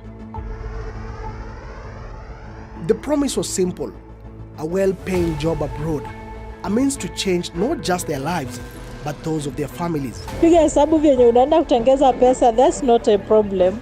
All we need is money, money, money, money, making money. Hello, is this agency ya Jane? Nataka kumwongelesha tu kuhusu job. Liacha kushtuka kama nashika peke yangu. Oh, my friend, what happened in there? Only God knows.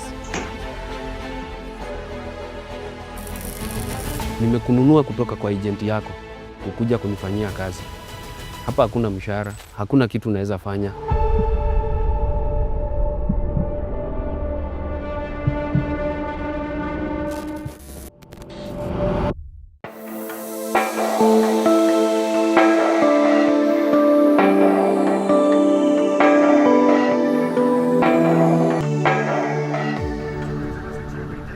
Tumekubaliana ya kwamba lazima tupange ajira ya vijana mahali kazi itapatikana na huko vijana wataenda.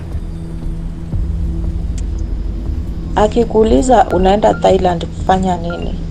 Mwambie unaenda vacation.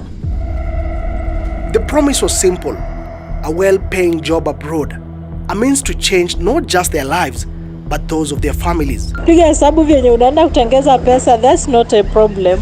All we need is money, money, money, money, making money. But the reality is vastly different.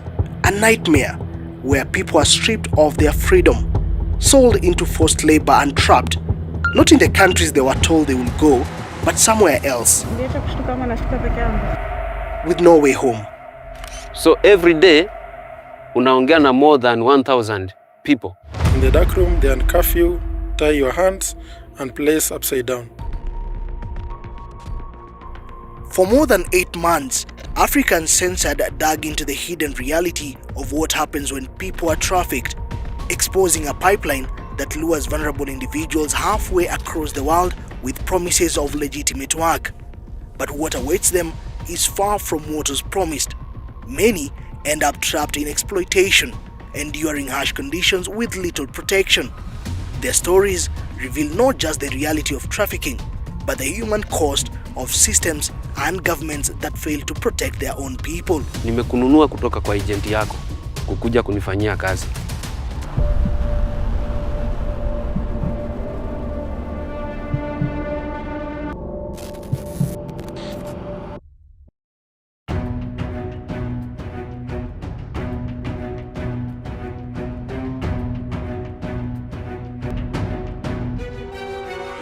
Fraud, especially online fraud, is booming. Billions of dollars scammed from hard-working Aussies. It's a multi-billion-dollar crime industry. Scammers are targeting vulnerable individuals all over the world, promising romance, finances, and more.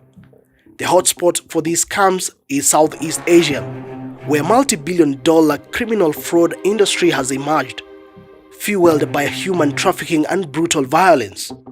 The scamming industry is complex and far-reaching, luring and trapping victims for money.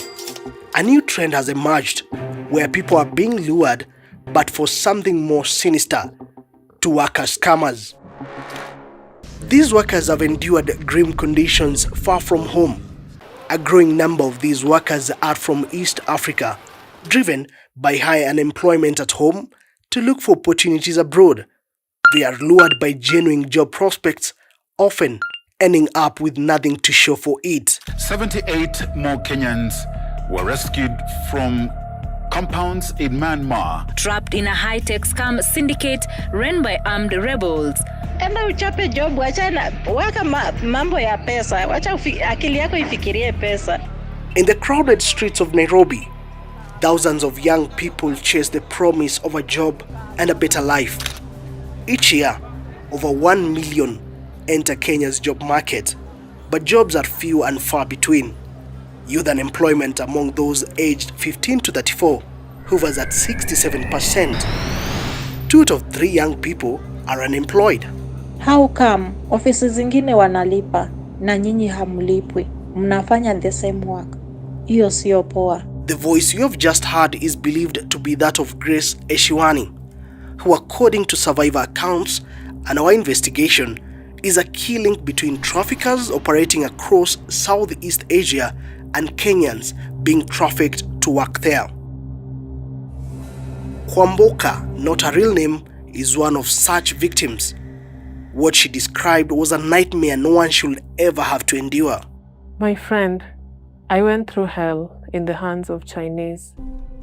The 31-year-old single mother of 2 once dreamed of a better future for her daughters. She wanted to give them a chance at the life she never had. So, when an opportunity to work overseas surfaced, it felt like the break she had been waiting for. So, a family friend who is an agent akaniambia nitakutafutia kazi. Bora after umepata, umeenda kwenye umeenda, utanisort. Akakuja one night akaniambia kuna kazi, lakini si kazi ya Uarabuni. Akaniambia ni ya Thailand. Tukaenda kwa ofisi iko Ngara Street. Akatuambia kazi yako nazo ni cleaners, secretary, customer service. Nikamwambia mimi I will go with customer service because haina mambo mob, it is better. Kwamboka identifies an individual named John Juguna, who she says has a travel agency on Nairobi's Ngara Road, as the person who handled her travel documents after she paid a processing fee. Within 3 weeks, everything was set for her to leave.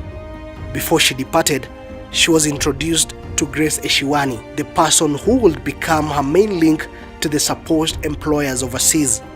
Sasa huyo Grace ndiye alinipeleka cyber nikachukua live interview ya typing. Kutoka John aniachilie, Grace ndiye alinilid mpaka Bangkok. Within 3 days, akatupigia simu, akatupeleka hadi embassy ya Thailand. With that assurance, Kwamboka got ready for her flight to Thailand. Before her departure, Grace pulled her aside with the final piece of advice. What to say if immigration officers at the Jomo Kenyatta International Airport questioned her. Usimwambie unaenda kazi, mwambie unaenda vacation. Kwa hiyo ticket kuna siku ya kunini ya kuenda na kurudi. Everything iko hapo. Throughout Kwamboka's 9-hour flight from Nairobi to Bangkok, Grace stayed in constant contact on Telegram. Tulipofika Bangkok, tulipata watu wameshika picha zetu. Not 1, not 2. Wakatuonyesha taksi. Ile Uber ilitubeba ilikuwa BMW. Maisha London. Kwamboka was there for a better life, a fresh start. However, what was supposed to be a short trip to her new workplace spiraled into an 18-hour ordeal. Sawa mama, tutaongea ukifika. Wewe kula na kama hujashiba uitishe ingine, sawa? Grace constantly reassured Kwamboka on the phone that everything was proceeding as planned. Meanwhile, the day's plan kept shifting. Nikauliza Grace, what is going on?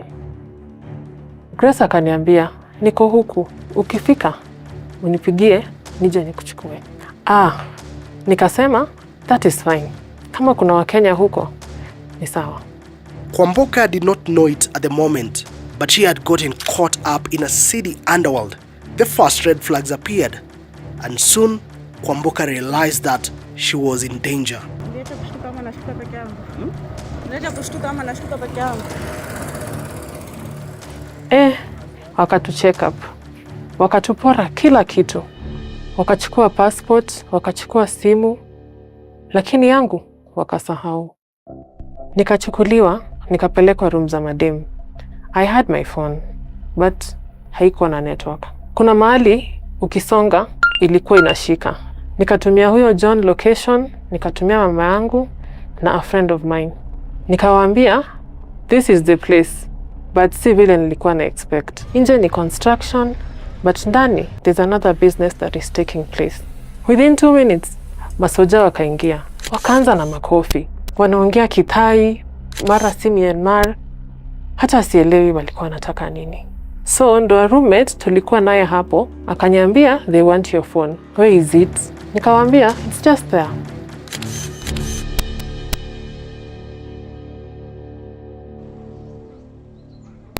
She wasn't alone. Sam Wakoli, a father of 3, had arrived at the same compound days earlier. Nimekubaliana nyinyi kufanya mahojiano ndio at least inaweza saidia mtu mwingine kama kijana mwingine ambapo anategemea ama anatarajia kusafiri vile mimi nilisafiri nikajipata babaya. Also through Njuguna and Grace, he had paid 170,000 Kenya shillings in 2 installments as processing fee. This was not his first plan to leave Kenya. Wakoli had hoped to travel to Spain, but he could not afford the processing fee of 300,000 Kenya shillings. The job he thought he was going for was a supervising manager of a supermarket in the suburbs of Bangkok, Thailand. He had a meeting with Njuguna in an office house at Africa House along Nairobi's Koinange Street. Ndiye akaniambia hapana, sasa juu pesa imekuwa shida kupata, kuna kazi inatokelezea huku side ya Thailand. So unaweza enda na ufanye kama miezi 3, utakuwa raise up pesa yako na uende Spain vile walisema. Kwamboka and Sam were put to work immediately, doing strange tasks they did not understand. Trapped in a compound with high walls akin to a prison, forced labor in cyber scams, cryptocurrency theft and extortion stripped them of dignity and hope. Nisikia tu meze megongwa pa. Hey, kashtuka sana, kashindwa shida ni nini? Niambia hapa nimekununua kutoka kwa agent yako kukuja kunifanyia kazi. Hapa hakuna mshahara. Kitu ya kwanza, kitu ya pili, contract hata nikupatie karatasi usaini. Hakuna kitu naweza fanya. The dream quickly faded into a nightmare. It is in this sprawling compound, the Hengjin camp located in the mountains along the Thailand-Myanmar border, that Sam and Kwamboka say they were trapped, forced into a system where workers use fake identities and emotional manipulation to defraud victims across the world. Every day unapewa 50 numbers. So every day unaongea na more than 1,000 people.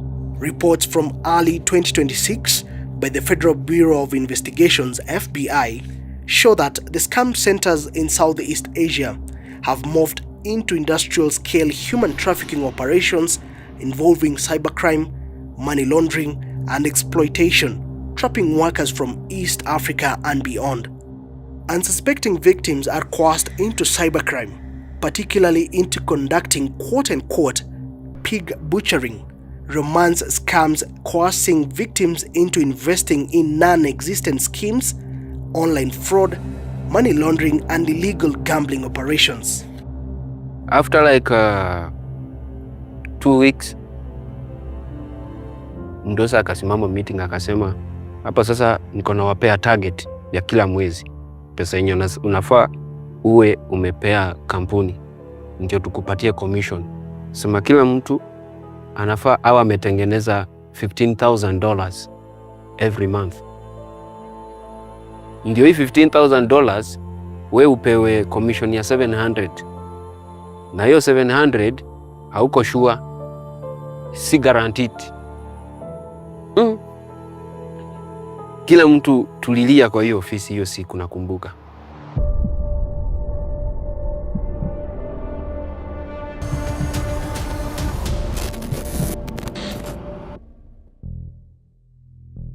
Grace Eshiwani, John Njuguna and Jane Thiongo, these are the people repeatedly identified as the agents sending Kenyans to these camps. We set up an undercover operation in a bid to understand their modus operandi and gather first-hand evidence of how these individuals carry out recruitment and trafficking for the scam camps in Southeast Asia. The Hengjin camp, Sam endured brutal punishments for missing his targets. He was beaten with thorn bats and electrocuted, suffering injuries that still affect him to this day. So mdosi vile alikuja akaangalia hivi akaona, umedrain na client alikuwa anaenda kurecharge. Hapo sasa ndio nilipeleka kwa dark room. Kitu ya kwanza nilifanywa nilipigwa mashocks. Afu hapo wanakuacha. After 3 hours wanakuja tena na tocha ingine. So after 3 hours mimi walikuja na tocha ingine ya kunigonga na hiyo rungu ya mamiba. Kwambuka held on to hope to survive, enduring shameful acts at the hands of her captors. Nikiwa nimelala, ilikuwa around saa 9. Nilikuwa na translator. Akakuja akaniambia, boss wants to see you. Nikamuuliza, what did I do? Juu ukisikia boss anataka kuongea na wewe, obvious kuna kitu. Oh, my friend, what happened in there? Only God knows. He did whatever he did, and I was so weak. Actually, very weak. He forced me to do it. To suck, and I had to do it. And after that, he left. Now, after whatever happened, they found out I was pregnant. In there, kuna ka pharmacy. Kuna kadaktari kako huko. So, ali notice I'm pregnant. Kuna kale kapili wanakupatia umeze to take care of the mtoto. After that pill, ikaosha kila kitu. Nikableed. Na nikikumbuka vizuri, nilibleed around mwezi na wiki 2. Cha kushangaza, wakikupeleka hosi, wanakuambia hiyo pesa itakatwa kwa mshahara wako. As hope faded, families back in East Africa searched desperately for their missing loved ones. In August 2025, we traveled to Uganda to meet some of them. We've just arrived in Entebbe, Uganda. While pursuing this story, we have been in touch with 2 families who their kin are still stuck in Myanmar. They are willing to share their story. I'm from contacting them and they have changed their mind, making us realize speaking about Myanmar in Uganda is quite a sensitive topic. But nonetheless, we are going to travel up to Kampala, where there is an individual who was just repatriated back to his country and is willing to share his ordeal.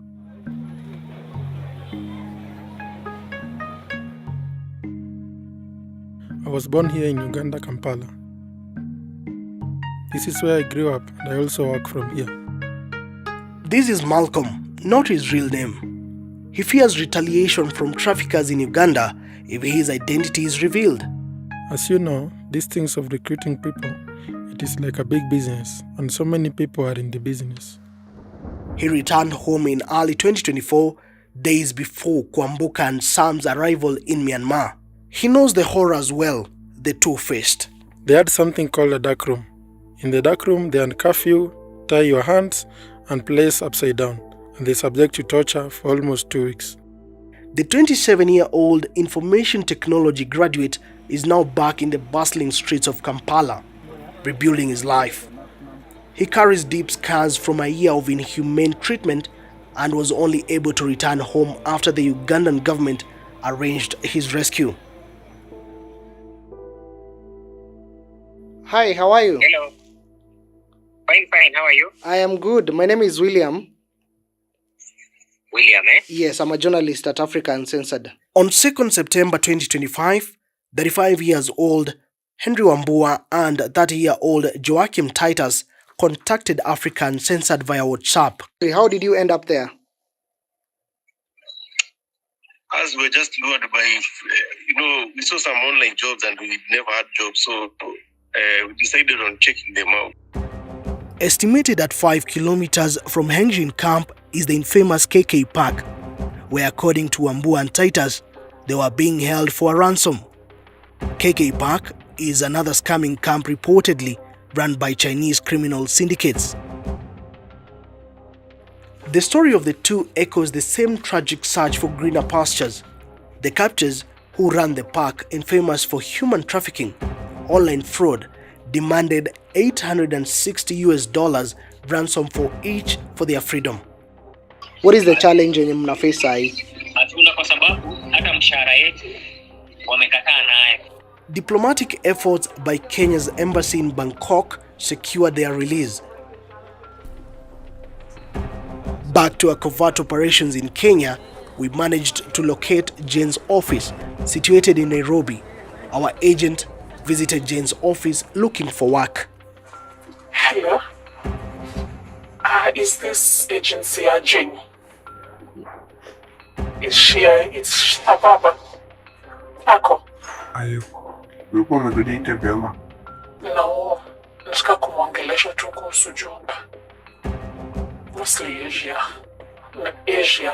Nilikuwa nimetravel Gulf before, so sitaki Gulf. Asia. Niko nao mostly Thailand. Thailand sio tuma. Thailand imekuwa na issues. I can't assure you. Hata sasa upate visa hata kwenda tu utapita airport. Yeah. Thailand has a lot of issues. So I can't assure you. Mysot, a city at the Thailand-Myanmar border, is the main gateway between the two countries. As a result, many of the victims of trafficking are brought here before being smuggled across the Myawaddy River into Myanmar. Judah Tanner, founder and director of Global Advanced Projects, has rescued dozens of trafficked individuals. At first, when we first kind of didn't really understand what was going on and didn't identify what was happening, of course they come through the normal channels, the normal routes, getting on a flight into Bangkok and using Thailand as a transit country into Myanmar. More recently, those trends have become quite complicated, and so now we're seeing new trends where these African nations are flying into Malaysia, where they don't require visas, and illegally crossing the border of Malaysia into Thailand and then being trafficked down to Myanmar. Along the border, Tana encounters traffickers like Mr. P, as he is commonly known, a smuggler profiting from illegal border crossing. Taking us along through some of the many illegal routes they use along the borderline, Mr. P paints a grim picture of what awaits victims who fall prey to human traffickers.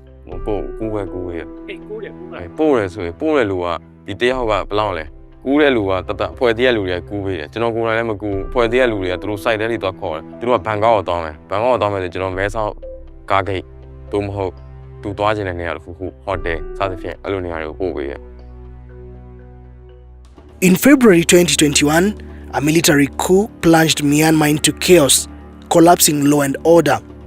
From this emerged a sinister new economy.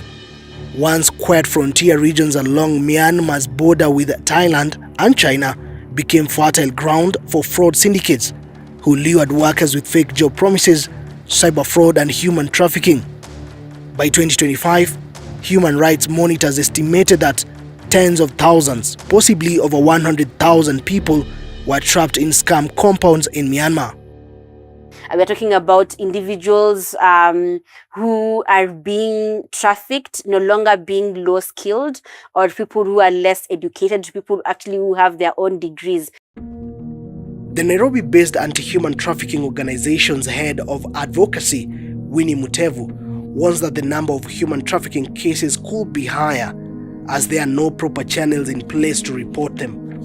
And what's happening is majority of the people who are being trafficked are young people, majorly between the ages of 19 to 35 years old.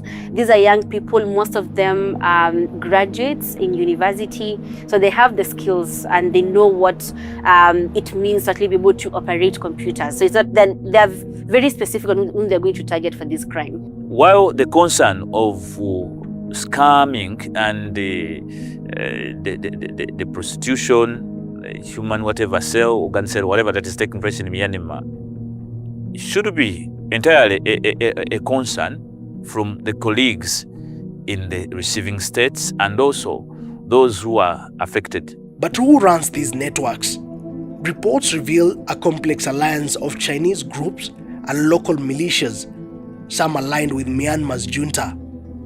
English-speaking victims from East Africa are heavily exploited as forced labor. The United Nations Office on Drugs and Crime reports over the past 5 years, human trafficking has surged. Governments in East Africa admit that this new trend has presented an enormous challenge for authorities. The bigger problem is the trafficking in persons domestically, within in-country and within the region. The other second challenge which you are alluding to is the smuggling of migrants, which requires now that people are smuggled to another country only to end up in a third country where they are being used as slaves.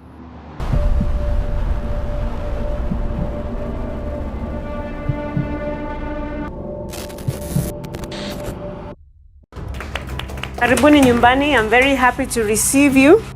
On April 5th, 2025, while receiving 78 repatriated Kenyans from Myanmar at the Jomo Kenyatta International Airport, Principal Secretary Diaspora Affairs of Kenya, Roslyn Jogu, asserted so as to curb the trend, the government will commence pre-departure checks. Under the guise of labor mobility, we have had a rise in human trafficking. In Kenya, what is alleged to be Jane's recruitment firm, Unique Global Genuine Agencies, remain fully operational. The agency's offices, located at Bazaar Plaza along Moi Avenue in Nairobi, are still open to the public. Jane is usually not in the office, so she operates. That's interesting. Yeah.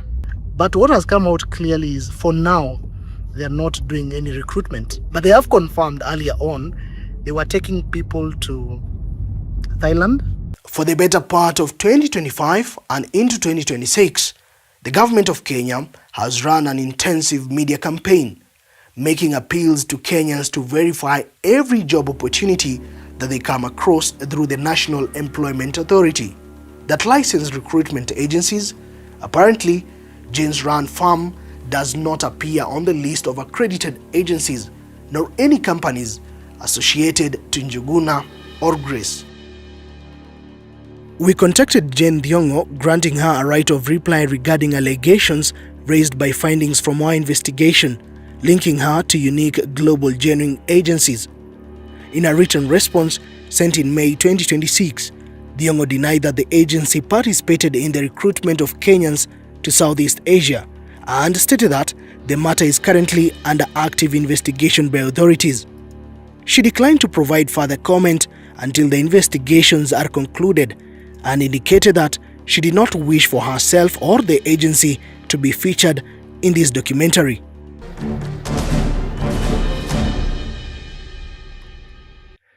So we have heard from Jane Thiongo after writing her a letter to grant her a right of reply. And now we want to hear from John Njuguna and also Grace Eshiwani. We reached out to John Njuguna and Grace Eshiwani through multiple phone calls and messages to afford them a right of reply on the allegations of human trafficking raised in this investigation. However, by the time of publication, neither had made themselves available for comment nor responded to the questions put to them. Kwamboka and Sam were among 153 Kenyans repatriated by Kenya's government. In Kampala, Uganda, Malcolm is living a day at a time. As for Henry and Joachim, the last update we received was on the 23rd of September 2025 when they informed us they had successfully reached the airport and were en route to Kenya. Since then, multiple attempts to reach them have gone unanswered. Kwamboka has been reunited with her children. Individuals named in this publication, Grace Eshiwani, John Njuguna and Jane Thiongo, have previously appeared in media reports in relation to alleged recruitment activities. As part of this investigation, Africa Uncensored wrote to the Directorate of Criminal Investigations, the Office of the Director of Public Prosecutions, and the State Department for Diaspora Affairs, specifically seeking comment on Eshiwani, Njuguna and Jane. We requested details on whether these individuals are under investigation or facing charges, the status of any related cases, and the identities of other suspects linked to these networks. By the time of this publication, the DCI and the ODPP had not responded. Only the State Department for Diaspora Affairs replied, confirming that at least 87 human trafficking cases are currently ongoing, and the department also confirming that cases involving Grace Eshiwani and John Njuguna are active before the courts and could not be discussed further, while indicating that any details regarding Jane Thiongo fall under the mandate of the DCI.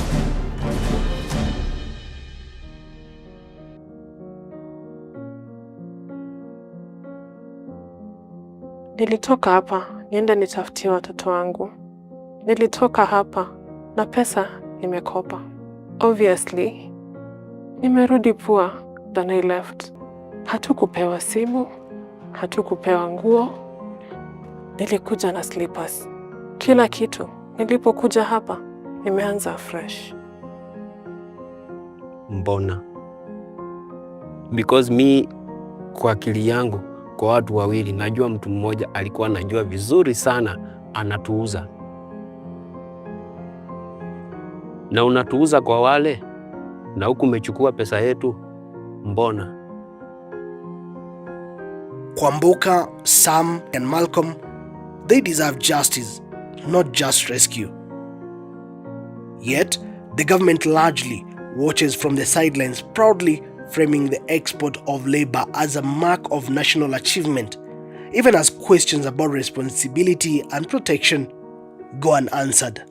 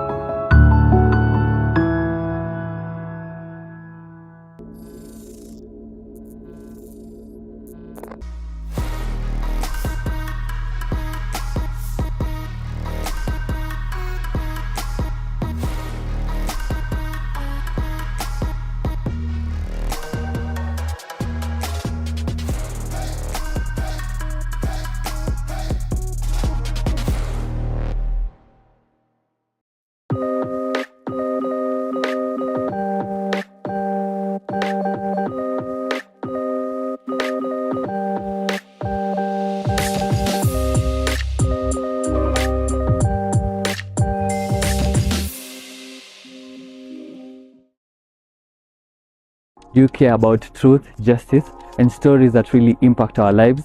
Then, the Africa Uncensored community is where you belong. What do you get when you join? Well, Early access to powerful investigations and a chance to contribute by making your voice heard and the stories that matter. A space to connect with people who care about accountability just like you. Opportunities to share your thoughts, give feedback, and even tip us on stories that need to be told. Plus, events, trainings, screenings, all those things to keep you learning and engaged. This isn't just about community, it's about telling the stories that shape Africa. So, guys, join the Africa Uncensored community now and let's uncover the truth together.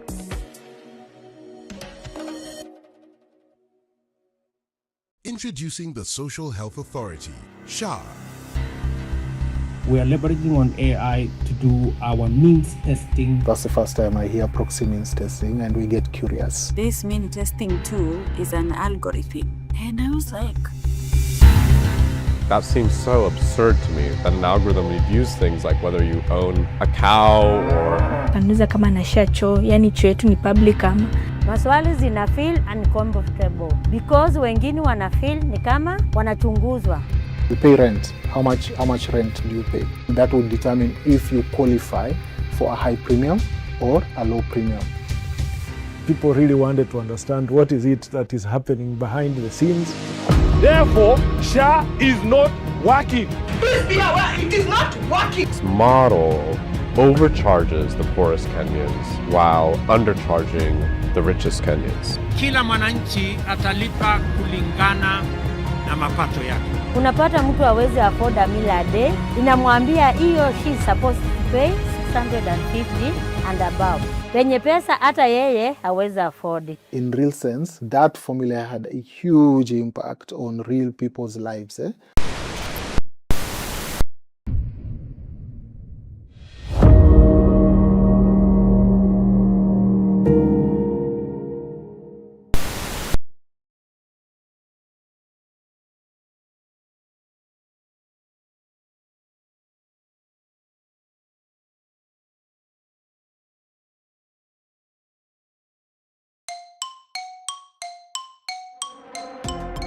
For millions of Kenyans, how much you pay for healthcare and whether you even receive healthcare has been decided by an opaque artificial intelligence system.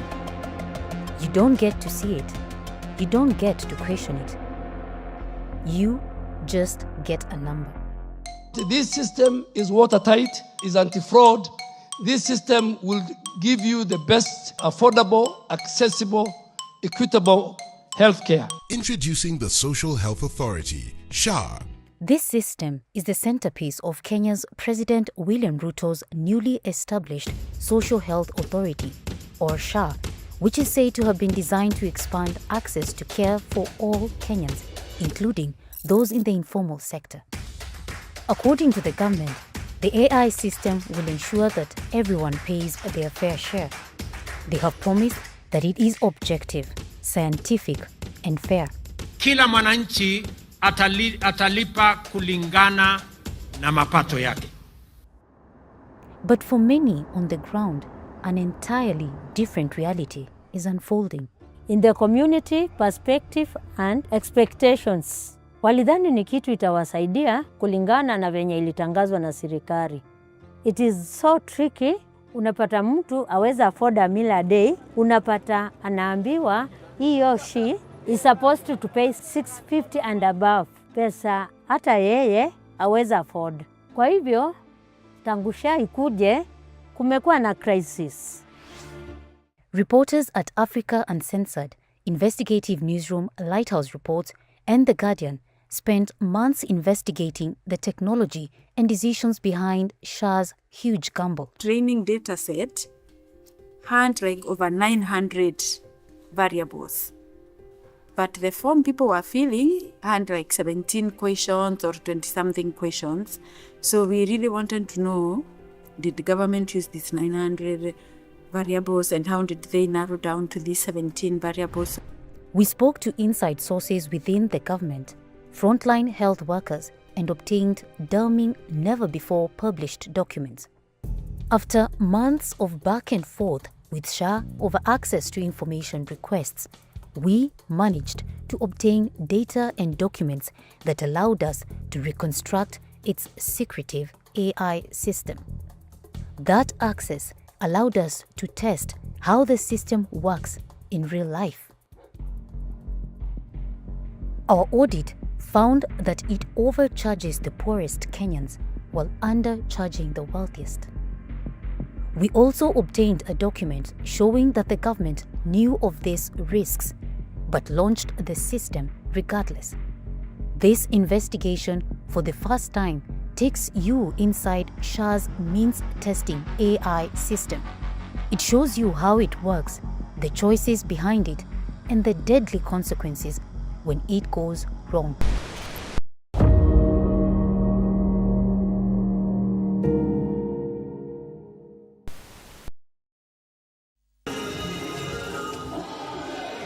Ever since its launch in 2024, Kenya's new public health insurer, the Social Health Authority, has been mired in controversy. We begin with drama at the Ministry of Health. We have been in Kenyatta waiting for that portal to open, and it is not opening, it is not working. Please be aware, it is not working. The system, she is there, but it is saying that she cannot be admitted, she is not eligible. Some patients describe being denied care. Others say they were asked to pay more than expected or more than they can afford, while some report no challenges at all accessing services. Nasikia tu haifanyi, but venye nilikuja huku niliambiwa ni register na nikiregister imefanya. The reasons behind these differing experiences, though, are not always clear. For now, we take note. The system seems to be working for some and not for others. We will come back to this later. Many people's first experience with SHA involves registration. Some they have their own phones because it is star 147 hash. That is how you have to register. Grace, not her real name, is a community health promoter based in Nairobi. She is one of thousands of volunteers embedded across the country, helping to deliver basic health services. The people she helps are some of the poorest in Nairobi. The majority of Kenyans are in informal employment, not formal employment. Majority kwa hii barabara yetu kufika mwisho tuseme iko na more than 2,000 households. Lakini watu unaweza hesabia wanaenda kazi ni wachache. Most of them ni wavibarua, wengine wanategemea kuajiriwa wedding, wengine wako kwa hizi jua kali, yani informal employment. Each week, she helps dozens of them register for the Social Health Authority. Registering requires asking them a series of questions about their lives. Maswali itakuuliza unaishi wapi, unaishiaje, kimapato yako uko na nini, the things you own, kama uko na shamba ama uko na nini yako. The same too kama wakati wa census. Yani maswali zina feel uncomfortable because wengine wana feel ni kama wanachunguzwa. Sio kama mambo ya SHA, wanaona ni kama wanachunguzwa. These answers are entered into a digital questionnaire through a phone or a computer. At the end, a number comes out, their SHA premium, an annual amount they must pay to access public healthcare. For many of the struggling clients Grace helps, that number is far higher than they can afford. Sasa, tangu SHA ikuje, malipo kuna wale wanalipa juu sana. Lakini kitu mimi ningetaka serikali ijue, hiyo mambo ya kuregister online bila kuwatembelea is so tricky. Unapata mtu aweza afford a meal a day, inamwambia ako supposed kulipa 650 and above. Pesa yenye hata yeye haweza afford. Na maybe uko chini na uko mgonjwa. Kwa hivyo watu wengine kwa hizi household wanakapitia. Faced with premiums they cannot pay, Grace says people are unable to access essential healthcare, sometimes with deadly consequences.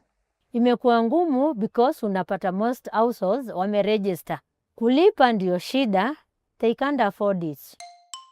Zingine it's painful, wengine hata tumepoteza because utapata mtu umempeleka anahitaji matibabu, hawezi afford SHA ndio atibiwe. Zile vitu anaambiwa unapata tunapoteza watu. People are dying. What Grace is witnessing is part of a much bigger shift where governments are turning to AI to deliver services. Across the world, algorithms are now being used to make decisions that shape people's lives, from who gets a loan or a job to who can access public services, as in this case.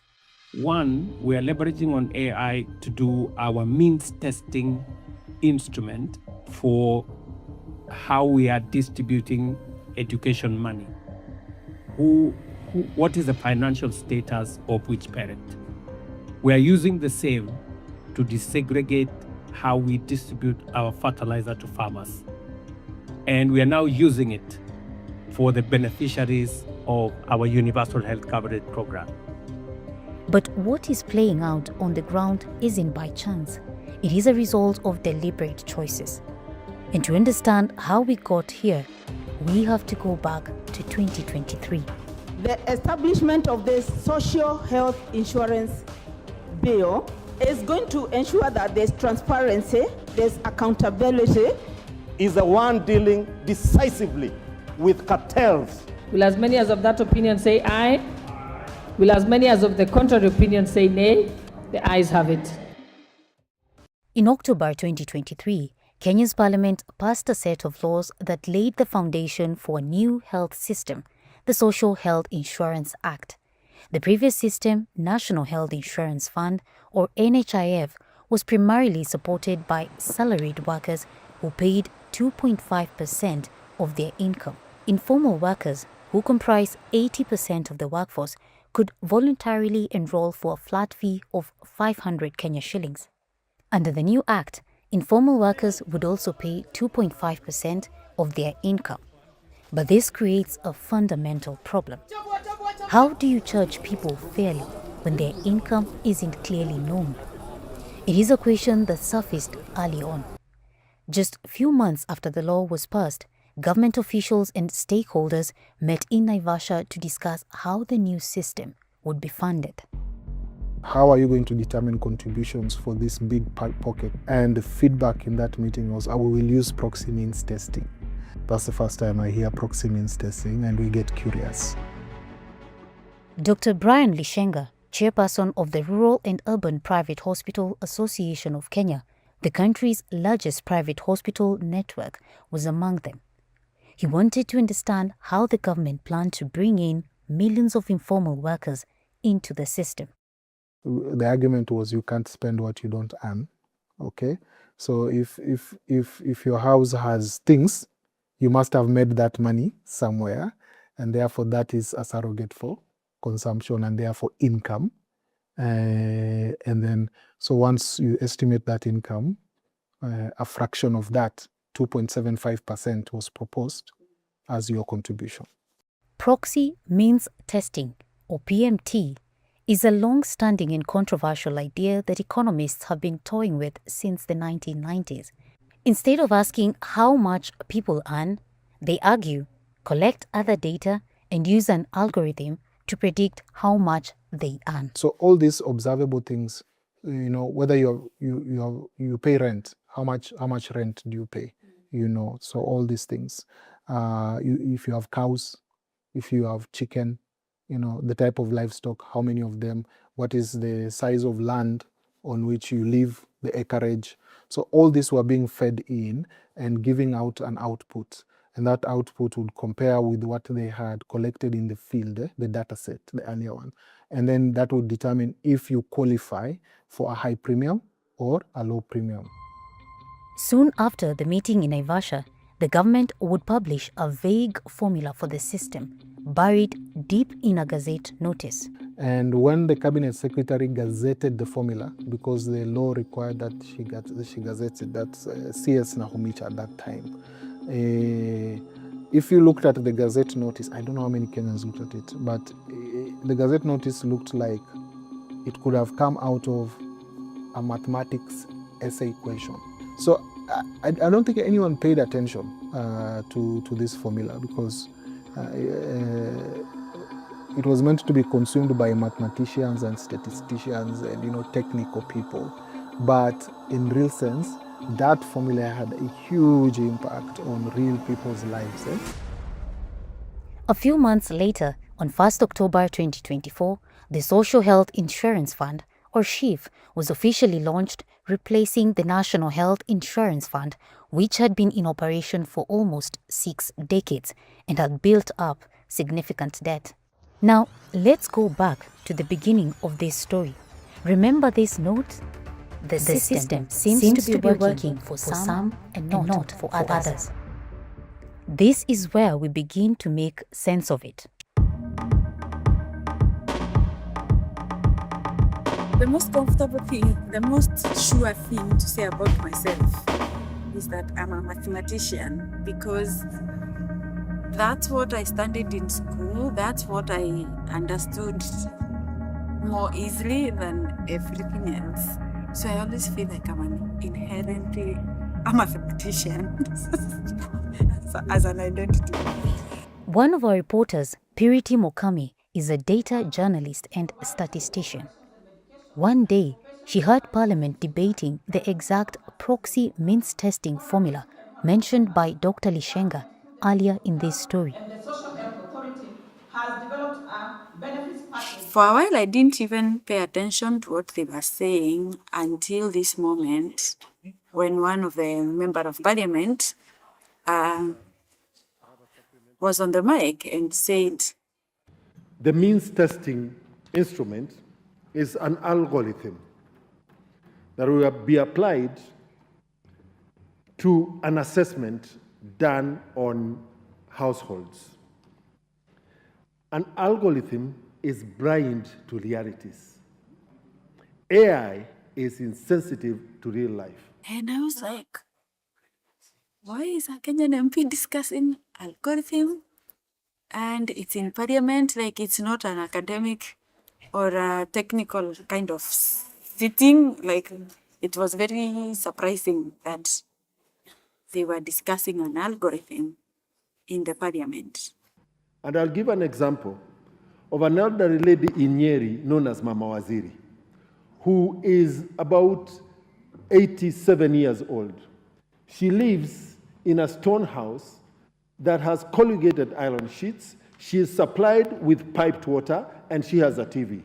But Mama Waziri has been a widow for the last 27 years. At any one time that we distribute relief food in Roringo Muslim village, she is always number one on the list. How will this algorithm capture the reality of Mama Waziri's life despite the appearance of her dwellings? I did not expect such things to be happening in my country. I thought this is like an advanced economy kind of problem. 2 weeks before, I was reading this thing, imagining it will never happen in Kenya soon. And then 2 weeks down the line, it's being discussed in parliament, which means it's very important and very critical in the country. So I started thinking, how can I get hold of this journalist who worked on investigating this other algorithm?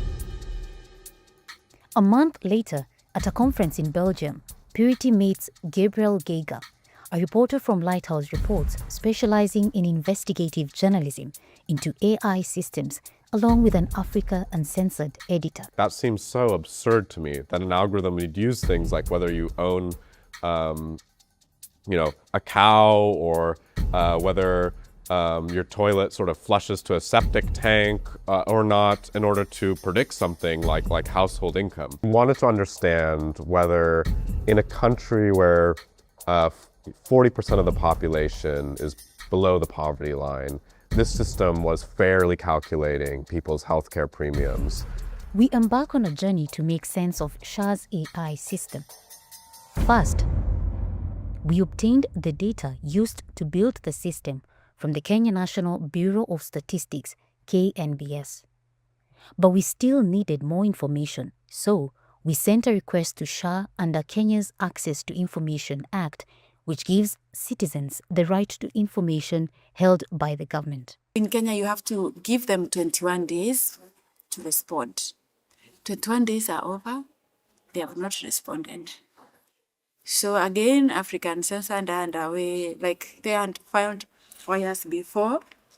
So they write to Ombudsman to say these people have not given us answers of which model they used and how everything specific. And one day we get this email from the Ombudsman. We are copied to this email that they've sent to Shah, and they're telling them, if you don't provide this bunch of journalists with the answers to their questions, we are going to recommend you for criminal prosecution. After months of waiting, we finally get a response that gives us what we need. We get the variables the model uses, and we get the formula. And what that allows us to do is to actually reconstruct this means testing model and test it against data we have to understand whether it is accurately calculating people's healthcare premium. Meanwhile, online, Kenyans were already expressing confusion and frustrations about their premiums. Armed with Shah's response and the KNBS survey data, we were able to reconstruct SHA's system. Our work was reviewed by academic experts at the University College London, Georgetown University and Delft University of Technology. This is the first time journalists have obtained such deep access to a proxy means testing system. And now, for the first time, we explain how the premiums are calculated. Think of it like this. The means testing formula works almost like a judge deciding how much each person should pay into SHA. It begins with a set of official questions provided by the SHA system itself. Let's take an example drawn from the KNBS survey. We will call this family the Kamaus and use their situation to illustrate how the system described in the FOIA response arrives at a premium. Kamau and Wanjiku are farmers living on a small plot of land in rural Murang'a County. It's been a tough harvest, but the SHA system doesn't know this. The system starts by assuming that the household makes 18,500 Kenya shillings. Then it adjusts one answer at a time. They are married and have 2 children. They live in rural Murang'a County, where they own a house and grow maize on a small plot of land. These increase the prediction. The house has an iron roof. Their primary source of drinking water is a well. These decrease the prediction. More than a dozen variables are about their home, including toilet facility, wall material, and electricity. Another dozen about what they own, like a smartphone, a bicycle, and so on. And another dozen about who they are and how they live. After all these questions are answered, the system adds up a total. The total is meant to predict the household's income, but then it says they earn twice what they actually do. So it charges them a premium twice as high than it should be. Why? Because they finished high school and because they live in a county that the system labels as prosperous. They have access to electricity, things the system associates with wealth. But Kamau and Wanjiku live below the poverty line and they often skip meals. But the system doesn't know this either. What we start to understand is that this model overcharges the poorest Kenyans while undercharging the richest Kenyans. In other words, our audit reveals that the system misclassified many actual poor people as living above the poverty line, meaning their SHA contributions ended up higher than they should be.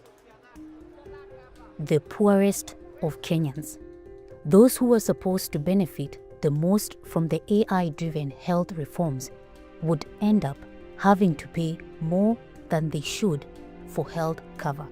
Take a moment to think about that. People involved in designing the system knew that this was the case. The government also knew, but moved forward with it regardless. The question is, why?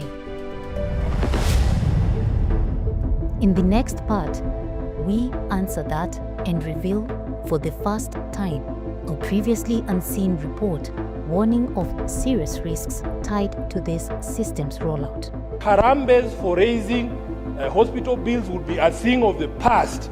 We decided, okay, it's better for us to have these poor people overcharged, because when they are overcharged, they can come back and complain. To know that they knew that was the case was like more disappointing for me.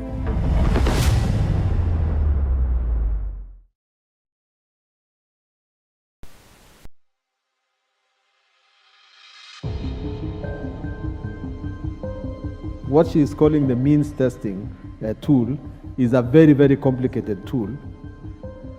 Who will actually be carrying out the means testing? And isn't it true, Minister, that the results of this will be very subjective? Means testing is a scientific tool that's developed by actuaries and health economists. But I want to confirm that we also have CHPs on the ground who know the real and true characteristic of each of the community members. We supported the government to generate a tool, but in terms of the tool and its accuracy, of course, you will not get 100% accuracy. David Kawaya was one of the first people to work on the means testing system. In 2023, he was working as a health economist for Palladium, a consultancy funded by USAID that advised the Ministry of Health during the initial design of the tool.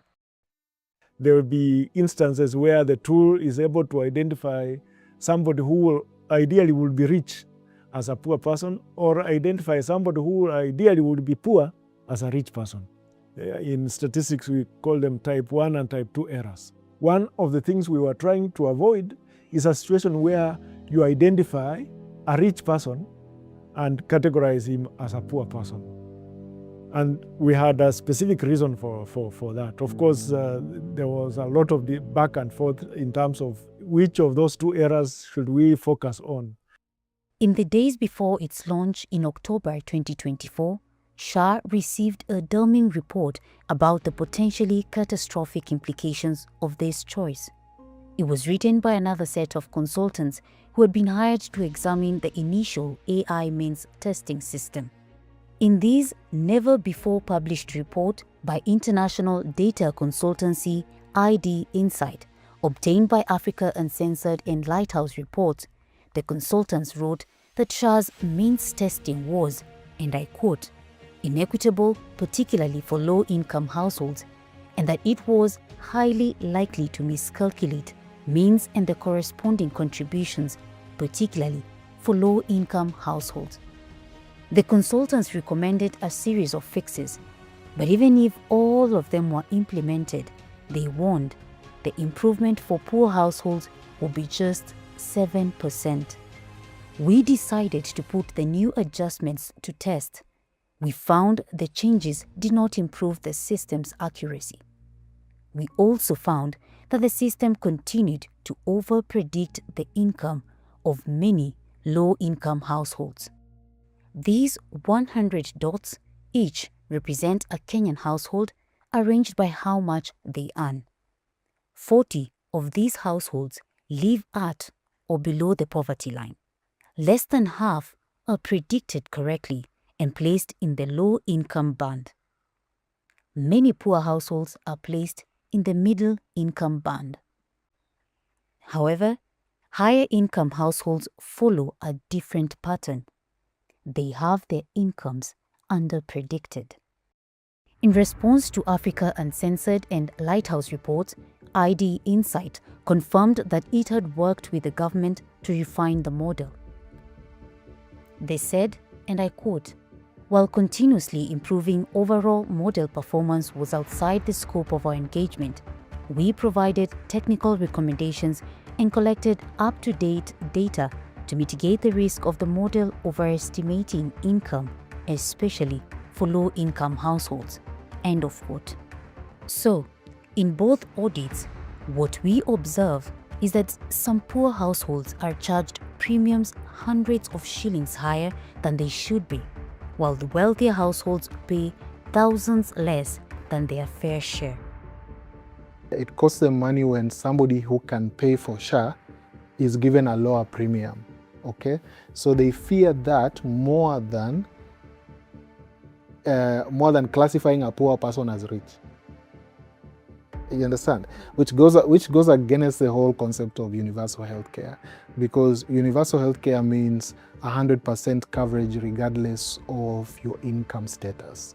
That's what it means. Using this tool, people's assets as a surrogate or as a way of determining their income overestimates. This is the key point here, is that it cuts out many poor families. It tends to overestimate their well-being. Therefore, truly poor people are excluded from government support, which is a big problem.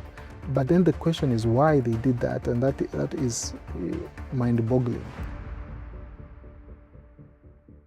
So, why did the government proceed under these conditions? Why implement a system that disadvantages the very people it was meant to protect? We asked the government these questions, but by the time of this publication, they had not responded to any of them, including whether any of those changes were ever made.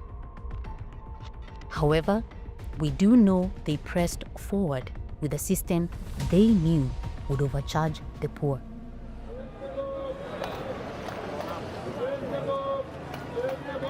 As we dug deeper into the system, we found poor households were being dramatically overcharged, even when accounting for the changes proposed by these consultants. I did not expect it to be at that magnitude and to be like so unfair to the very poorest, because the exact reason why they were using it is to find a way everyone get to contribute something that is proportional to their income. And they kept telling us no one will be left behind. Some people will pay even less than they were paying in the previous planning, the program. So the findings were a bit shocking. On the ground, these numbers become real people like Grace.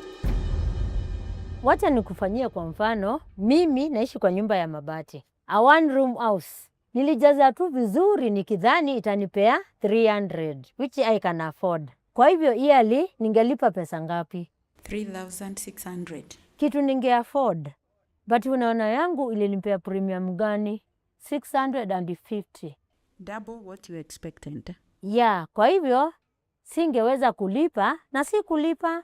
Mimi nafinyika, nategemewa kusaidia watu wengine, lakini mimi siwezi jisaidia. The transition from NHIF to SHA has turned into a bureaucratic nightmare.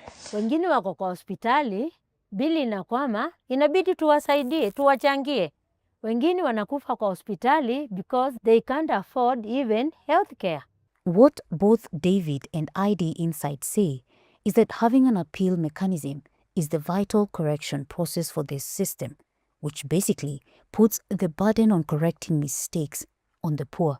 So ideally, those were the errors we were trying to work with to ensure that we minimize inclusion error, because if you include a rich person, it's unlikely that he will raise his hand and say, look, I'm not poor, I will pay.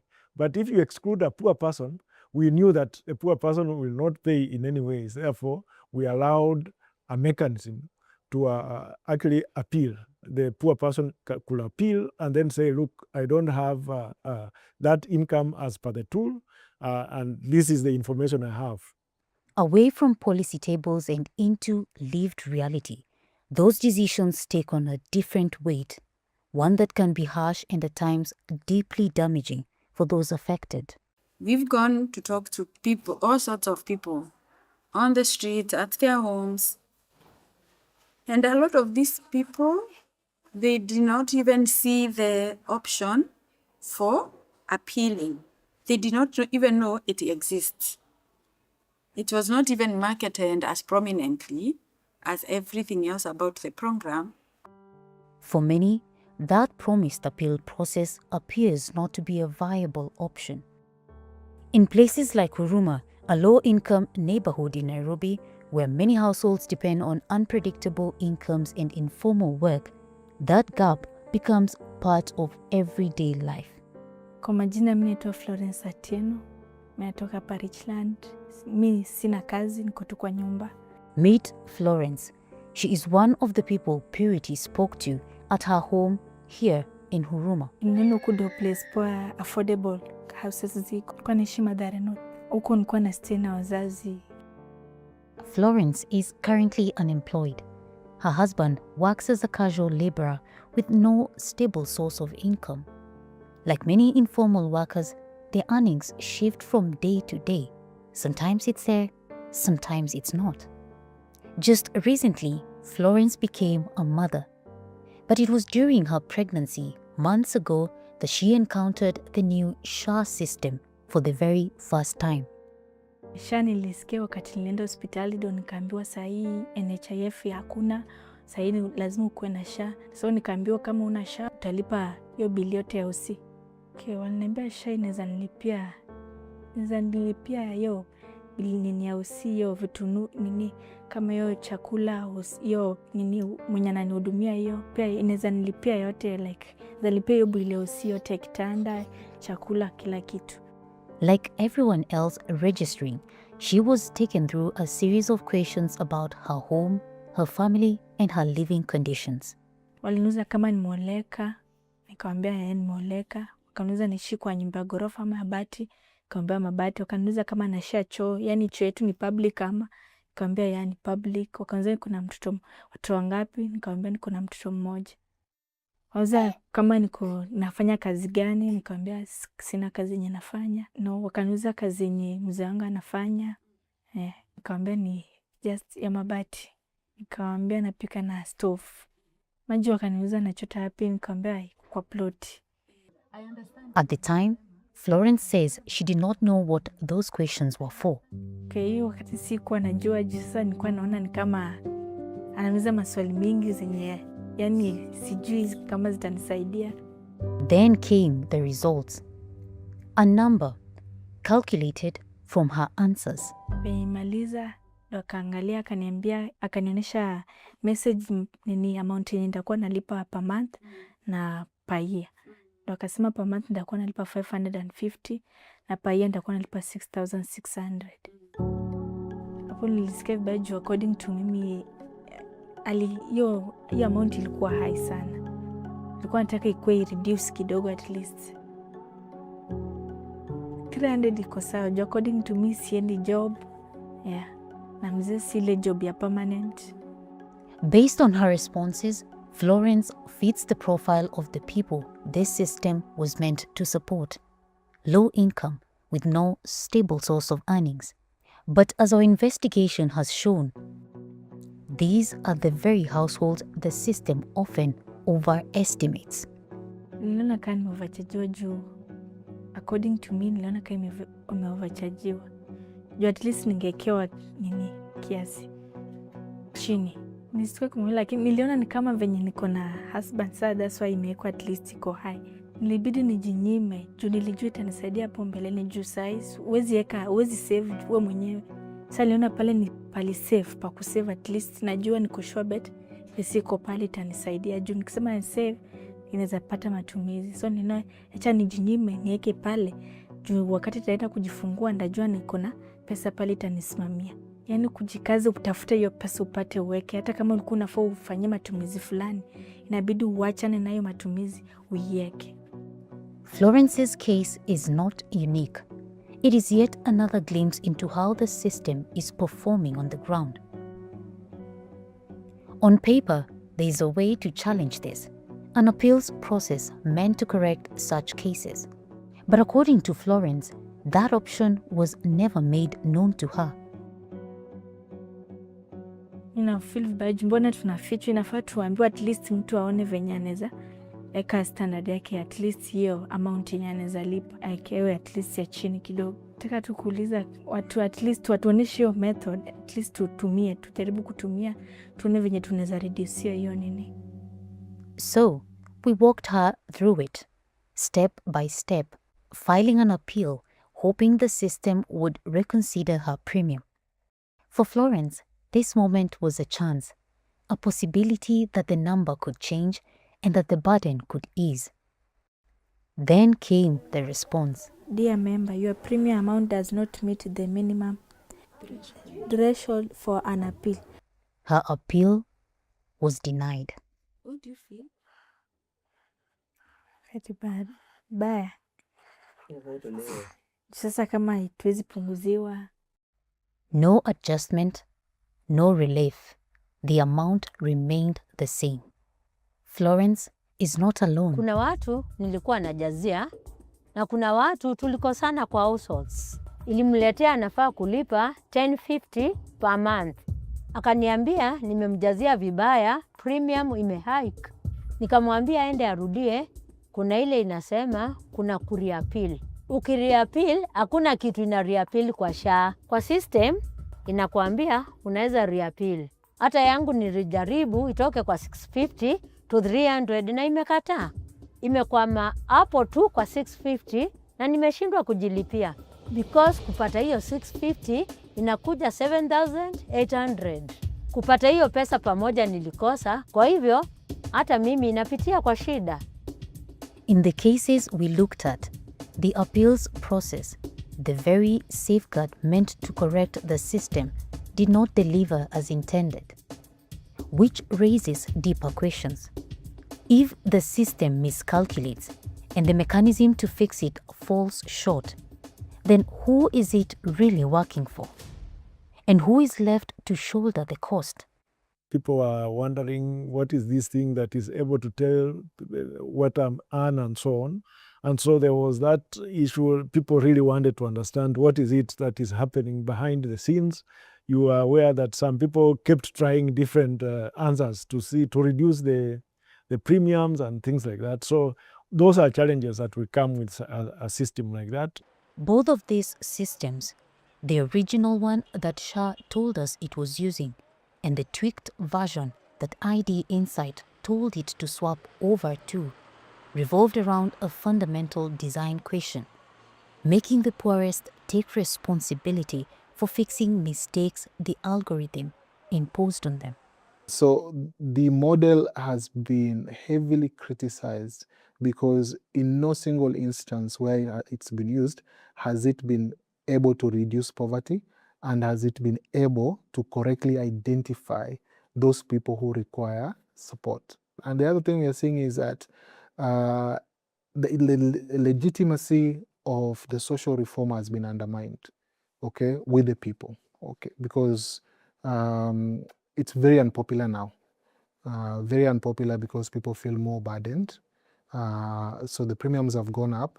You've also added a requirement that the premiums must be paid annually, okay? And therefore, and a lot of poor people now are facing high premiums. I feel vibaya juu ningejua hiyo wakati at least ningeka hiyo, ningereduce hiyo amount niweze kulipa nini for the whole year. Kwa mimi na feel vibaya juu at least wangeangalia ile standard ya mtu venye yako life yanaishi ndo aone, si wanaweka kwa ile life. Sasa zingine mtu haezi afford hiyo pesa. Unaona, ukijaza SHA ni bahati, haiko specific. Unapata mwenye unajaza na yeye atajaza the same wewe umejaza, yake ikuwe the lower premium, yako ikuwe the higher premium. Kwa hivyo ni bahati. So hatujui ni nini na kuanga, ndio maana tunasema ni bahati tu. It is just like lottery. Since its rollout, the government says millions of Kenyans have had their premiums calculated by the means testing algorithm. But the response to this has been swift and often angry. Across Facebook, TikTok, and other social media platforms, Kenyans are sharing accounts of premiums they say they simply cannot pay. The promise made by none other than the heads of state himself, and in fact I remember the words that he used, that Harambes for raising hospital bills would be a thing of the past because the medical scheme that we are going to put in is going to cover healthcare for all. And there was no rider. At that particular moment in time, nobody told us, Honorable Speaker, that it would be for 10% or a portion. That is the justification, Honorable Speaker, why my contribution moved from less than 1,000 to 33,000. And he was telling us that those of us who are able to pay more should do so that Harambes are a thing of the past. Are Kenyans still holding Harambes to fund Medicare? Yes, they are. Therefore, SHA is not working. Of the more than 30 million registered, only 5 are regularly paying their premiums. At the same time, some hospitals are reporting mounting deficits as promised reimbursements from SHA remain unpaid. Others have been linked to fraud investigations said to have cost the agency more than 12.7 billion Kenya shillings. In any civilized society, if a headline like this was screaming out there, the health CS would have resigned. In China, you would be in jail today. Why? In March 2026, former Deputy President Rigathi Gachagua claimed the system would collapse within months. I have information that SHA will collapse in another 6 months and will have a crisis of unknown magnitude. A claim the president rejected. Msikuwe na wasiwasi. Hawa watu wa porojo na propaganda tutawaaibisha na ukweli. Na tutawaaibisha na matokeo. Ye mnanielewa? Tumelipa the highest amount paid by any social security in the Republic of Kenya using SHA. Together, these developments have placed SHA under intense scrutiny, with growing questions about its financial sustainability and long-term viability. To me, these are teething problems which I think will be sorted by time, but of course, sometimes we put too much politics in what we do, to the extent that now it becomes difficult to weigh and see exactly which one is good, which one is bad. But if you analyze it objectively, then you see that we are better off with this system than the previous NHIF. Here now we are saying let everybody pay a solidarity premium. Meaning you pay, I pay, another person pays, all of us, when we pay, we are able to get our services. So I know that implementation of a system like this sometimes, because of the too much politics, it hides the good things and also hides the bad things. So we hope that as we continue implementing, we continue improving. I think that as a country we will have to redesign universal healthcare. And we should have the courage to throw away this experiment. This is an experiment that has failed, and we don't need to even spend time, can we tweak here? No, it's not worked. There is data out there that shows that it will never work. It's a really poor tool for identifying poor households. It's a great tool for helping government run away from responsibility. Very great tool for that. For some, the conclusion is already clear.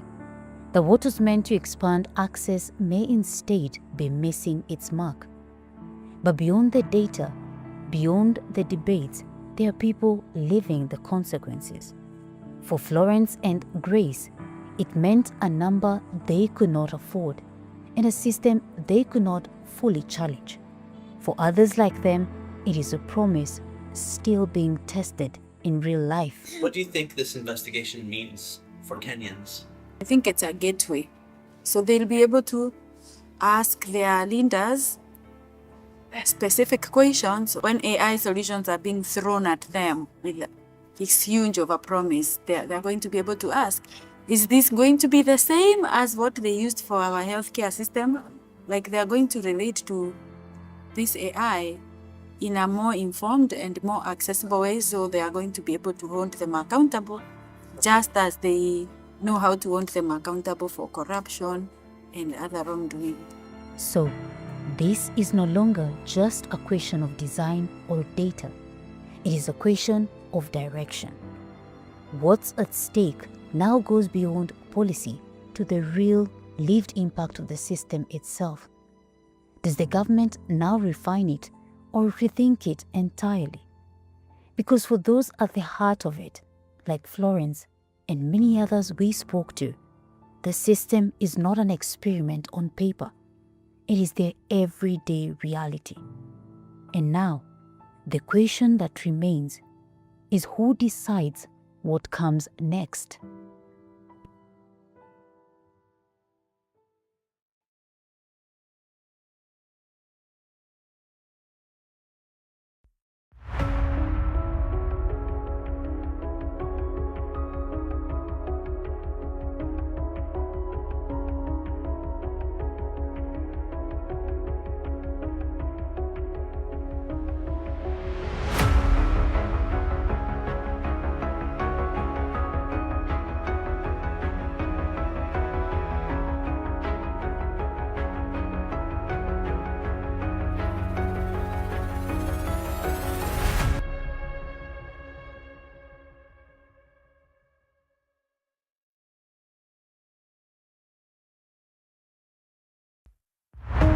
Every year, when heavy rains pound Nairobi, the same scenes return.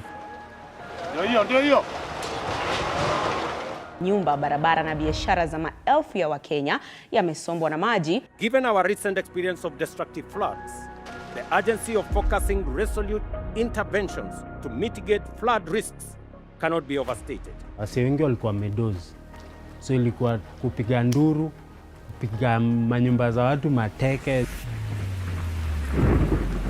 So nilikuwa napata makole, nani hapatikani, vitu kama hizo. So tukaanza kuingia kwa rive tukitafuta wase, na tukapata wase wengi sana pia wamededi.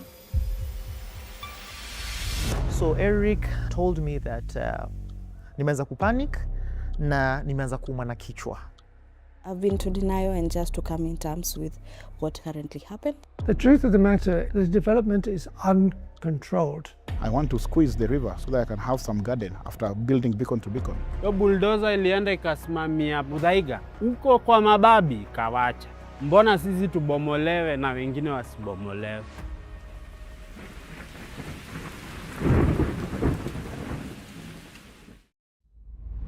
Every year, when heavy rains pound Nairobi, the same scenes return. Roads turn into rivers. Lives are lost.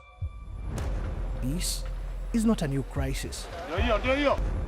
I myself, I've been to denial and just to come in terms with what currently happened. The county has had an outsized impact on Kenya as a whole and on East Africa region, as evidenced by the diplomatic, economic and political activity here, explaining why for years billions of shillings have been allocated to drainage, Nairobi River regeneration, disaster response and urban management. This is supposed to be a property apparently. So this structure is sitting on the river. In 2025-2026 alone, Nairobi City County set aside 710 million Kenya shillings for disaster management. But despite such investments, the flooding returns again and again. Audit concerns and expert warnings point to gaps in planning, implementation, and enforcement. Development is uncontrolled, as is the drainage system. From Evans Kidero, who served from 2013 to 2017, to Mike Sonko from 2017 to 2020, to Johnson Sakaja in office since 2022, the promises have remained consistent. But on ground, drainage systems continue to fail, development sprawls, and communities are left exposed. Africa Uncensored investigates how the flooding crisis in Kenya's capital keep occurring despite years of funding, and what can be done to keep the rising waters at bay.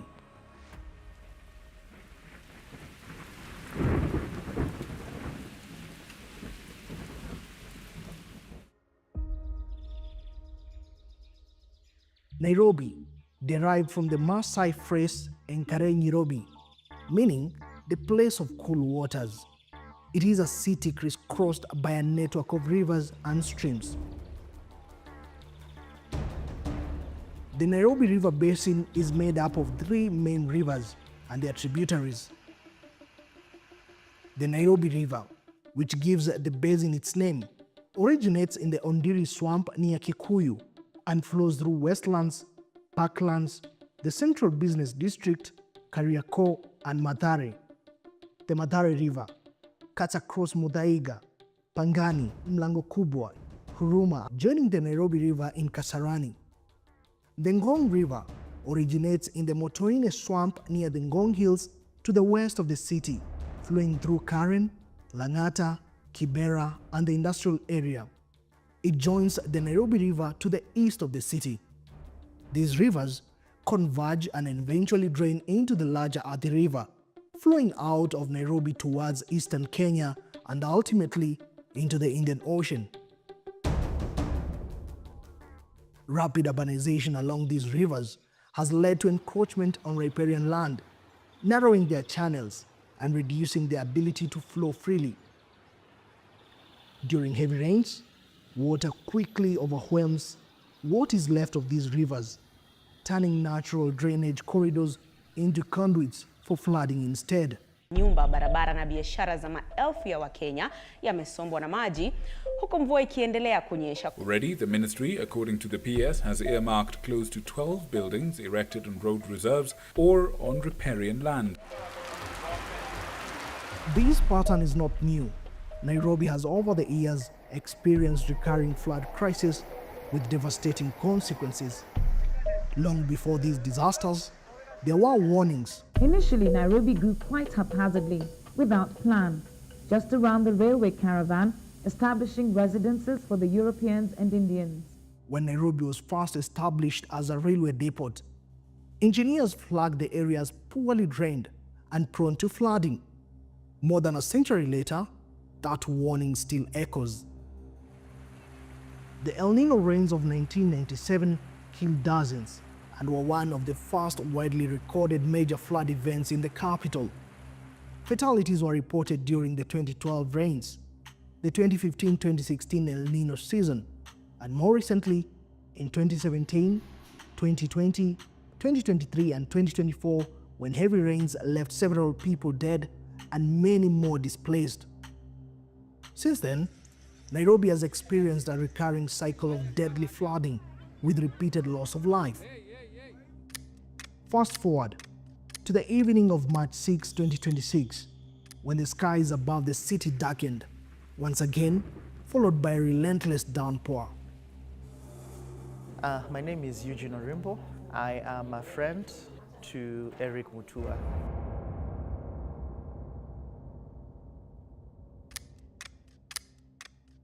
Midday. So that's when we parted ways. Now fast forward, that was early 7 p.m. He told me, you know, we called each other Buddha. We're like, hey, Buddha. And of course, I'm going to quote his words. He's like, Buddha. And nimekomoka traffic, na hii inakanoma. I'm like, okay, what is this issue? He told me that the traffic, there's a heavy snarl up at the T-Mall section. For many city residents, the journey home became a desperate race against the rising water. So Eric, told me that vehicles in front of him and vehicles behind him had stalled. They were not running anymore. And the reason was because water had already started, the water levels had started rising. So he shared photos on WhatsApp, told me that this is where the water levels had started. He called me using one phone. He also had two phones. So he called me using one phone. And at the same time, he also called the wife with the other phone. So all of us, the three of us, were having a conversation using the two phones. For hours, the three stayed connected, keeping track of the rising water, hoping it will subside. But at around 9 p.m., the calls stopped. Typically, we will always downplay everything, yeah? But he told me, and of course I'll quote him again, Buddha, nimeanza kupanic. Nimeanza kupanic na nimeanza kuuma na kichwa. Slightly after 9:12, this is about 9:13, thereabouts. The wife now knocks at my door.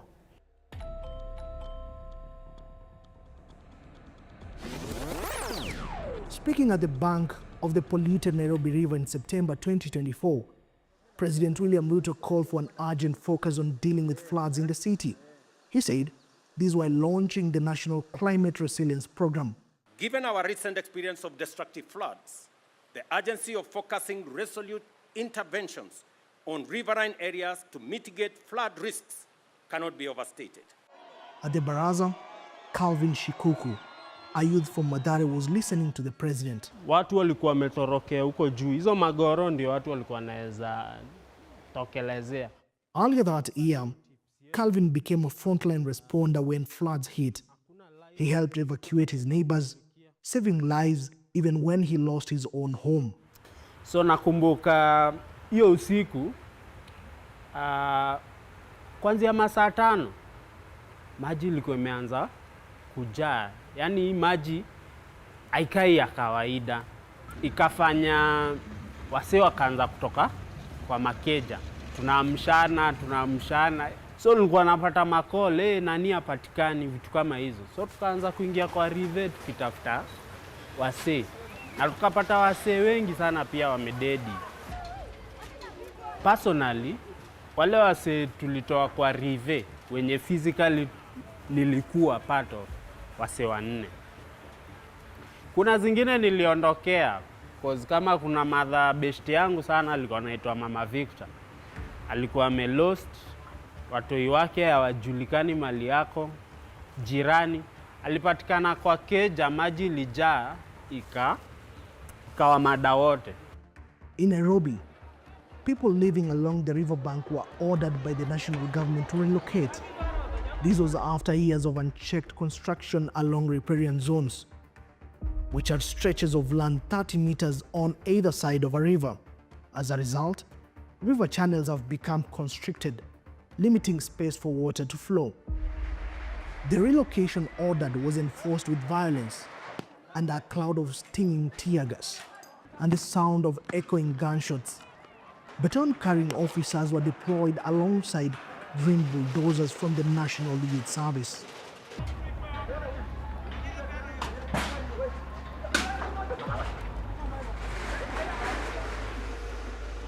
Mabuldoza za NYS zikaanza kukam. Zikaanzia huko gateway. Zinakuja zikifagi. The thing ni kitu pia ilisaidia kwa sababu ya trauma ya maji vile uliona imefanya watu hata ukiambiwa ondokea hii maji ukiona hiyo memory enyewe unakakana.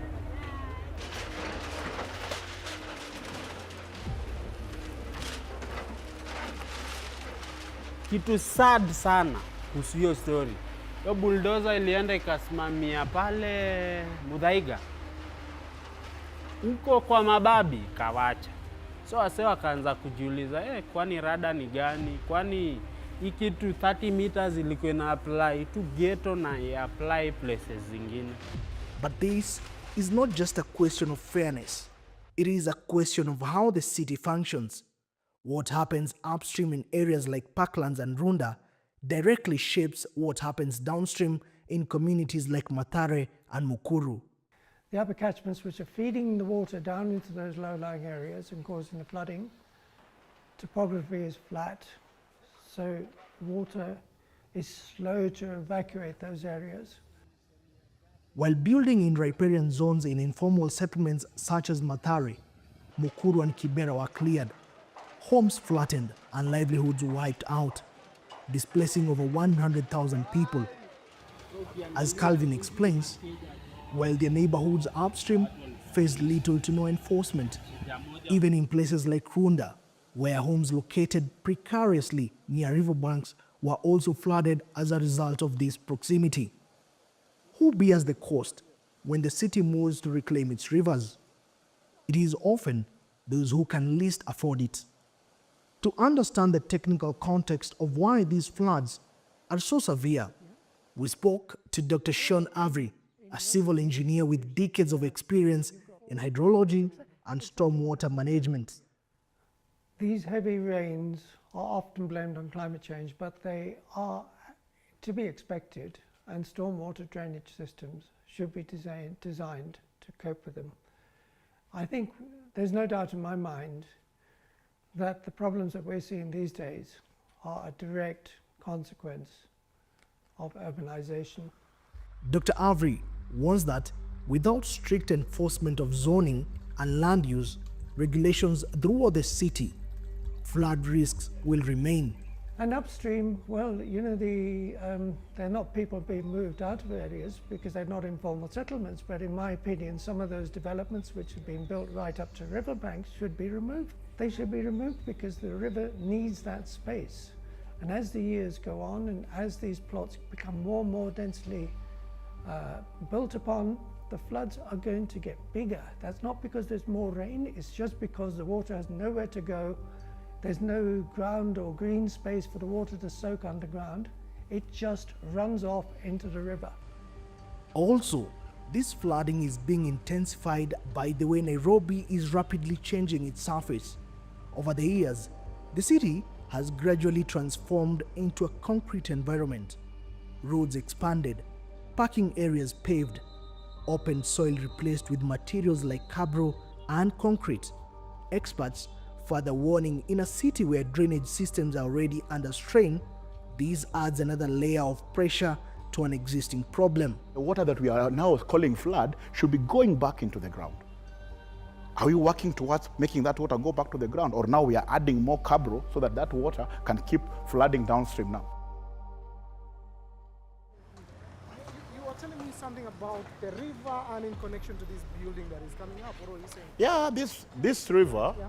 In Parklands, one of Nairobi's most affluent neighborhoods, Ted Obiero, the secretary of the Residents Association, takes us along the river. Here, the rules appear to apply selectively.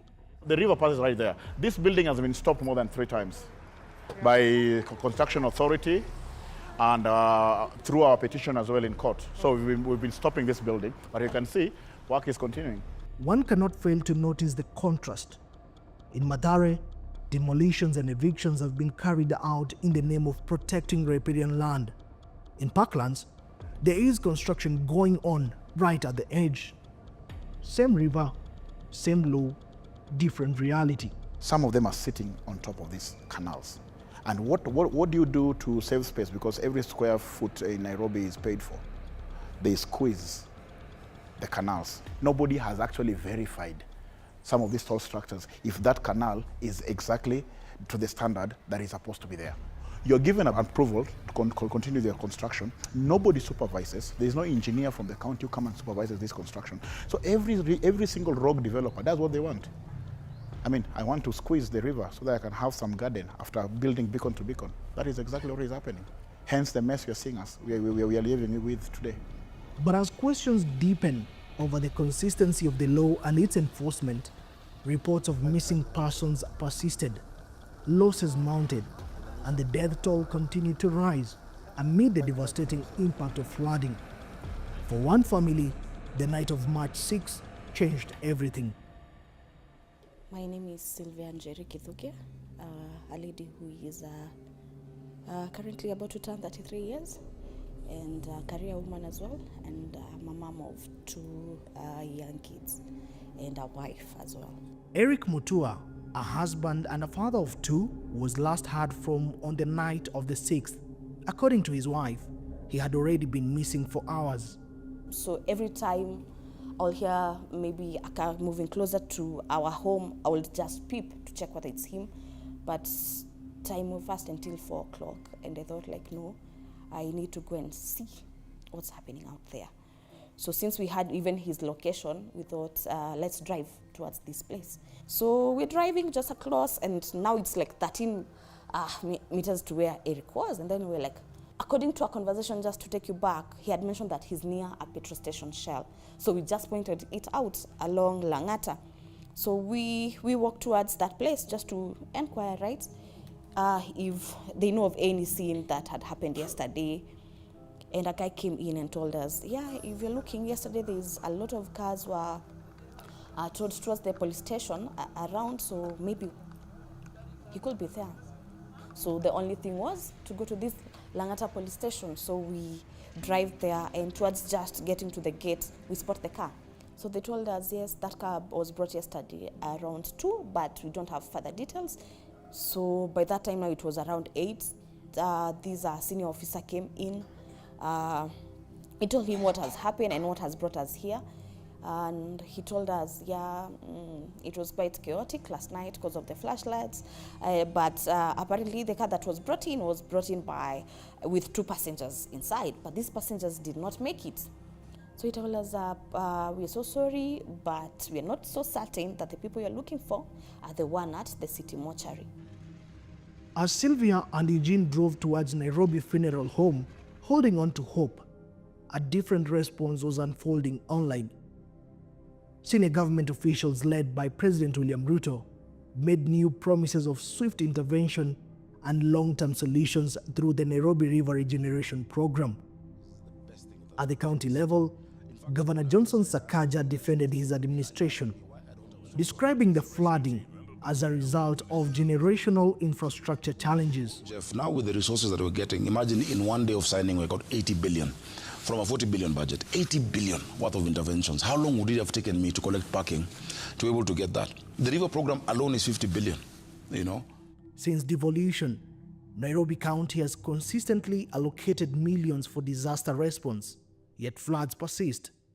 Under former Governor Evans Kidero, emergency funds derived from the legal 2% of county budgets average 6 million to 700 million Kenya shillings annually. Under former Governor Mike Sonko, only about 80 million Kenya shillings was clearly documented in 2018-2019, while under the current Governor Johnson Sakaja, allocations have risen from 193 million Kenya shillings in 2023-2024 to about 250 million Kenya shillings in supplementary funding and 710 million Kenya shillings in planned disaster spending. But questions have been raised about how these funds are used. Reports by the Office of the Auditor General have flagged gaps in project implementation, where spending does not clearly translate into functional infrastructure. At the national level, the Nairobi Rehabilitation Program under President Uhuru Kenyatta had a budget of about 30 billion Kenya shillings, while the Nairobi River Regeneration Program under President William Ruto has a projected budget of approximately 50 billion Kenya shillings. Despite these billions, the floods keep claiming lives and destroying property. Have you seen any net effect of the billions invested from 2024 to date? Nothing. 2026 we're investing more billions. Same problem. This problem is not resolved. We're going to have it in 2027, 2028, and continuously. Probably it's going to get worse. The urbanization is inevitable, but it is uncontrolled.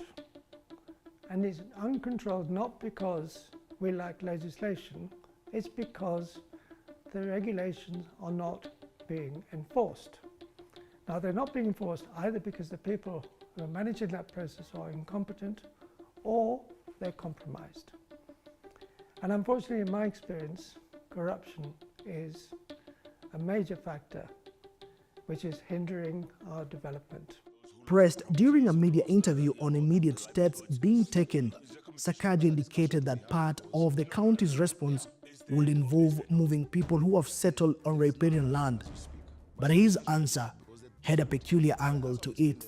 Just simple things that, look, I am an MP or I'm an MCA and I have my people who have got in a container, we're putting it here. I will not listen to that. No. You can't.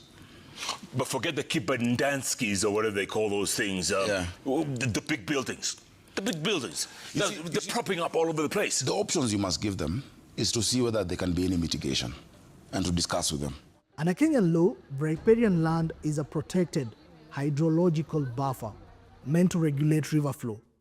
Hydrologists say the system is under strain with encroachment upstream, including in affluent areas, reducing absorption, increasing runoff, and narrowing channels. The effect, they warn, is that water is forced downstream, where drainage can be overwhelmed. The last time we had flooding of a similar nature, they blamed settlements along the Nairobi rivers. And they kicked out many of our people from those settlements. And we thought that was the solution. Then we're talking about demolition. Start with this. Mbona sisi tubomolewe na wengine wasibomolewe? Hatutaki pia wabomolewe. Si ati tunataka ati kitu mbaya imetufanyikia ifanyikie mtu mwingine. Lakini hiyo selective application ya kitu kama kubomolea watu. Kwani mbona ilikuwa inabomolewa? Unfortunately, politics looks for short-term gain. And unfortunately, some of what we're doing in the short term is not necessarily in our long-term interest. And part of that politics is allowing these illegal developments. Because to stop people doing this is not popular. The pin location that Eric Mutua shared to Sylvia and Eugene pointed to a location along Langata Road near Timol. But just a few meters from here, Ngong River crosses the road, winding its way towards the city.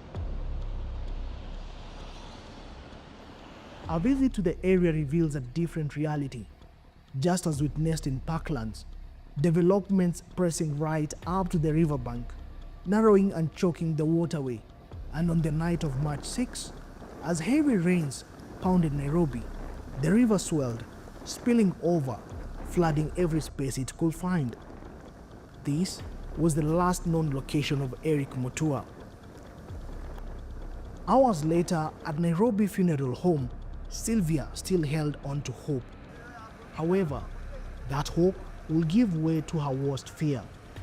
After the entrance, the first check on our left, I spotted Eric's African band, so I knew that is him. I quickly rushed to him. His clothes were all wet.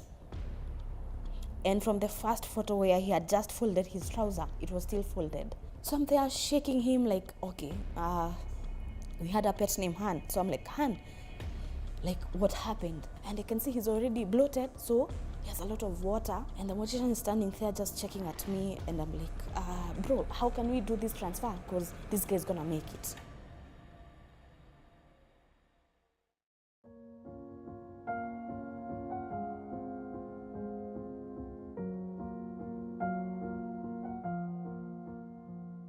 Eric Mutua, a 35-year-old father of two, was among those who died. One of the more than 25 who perished in Nairobi, and at least 81 nationwide. Poleni sana to the family, to the colleagues, and to the friends. If rest in peace meant return if possible, Eric and Phil will want you back. The floods triggered by the torrential rains of March 6, 2026 were a deadly reminder of a recurring crisis. These numbers reflect lives needlessly lost in a city and a country that has seen this before and failed to act. He was a lovely and a jovial guy and a family man, who has been taken out of us in such an early age. We had so much plans. We'll sit as a family, wait for the kids to sleep, sit down, have discussions of our next plan. He was planning everything for everyone, and now it's my turn to do the same for him. Even with the kids' birthday, my birthday, any occasion, Eric will put his best just to do the setup, go out of his way. And that's why, like, in this place, I'm so certain that I need to be there for him. But after that, honestly, William, I don't know how to take it. I won't lie, I won't make myself look strong. I don't know how. And I even don't want tomorrow being the day, because I'm scared of after that. Because right now I have family, yes, I know they're gonna be there, but pushing it through from that day alone, I know starting having questions from the kids who are not so aware of what is happening. It's gonna be tough, but I know somehow I'm gonna make it. It is here in Oldonyo Sabuk, in Kenya's eastern region, that will be the final resting place for Eric Mutua. But some questions still linger. How many more families will perform such final rites for their loved ones? How much more allocation are those in authority require to put to a halt the loss of lives when floods occur across the country?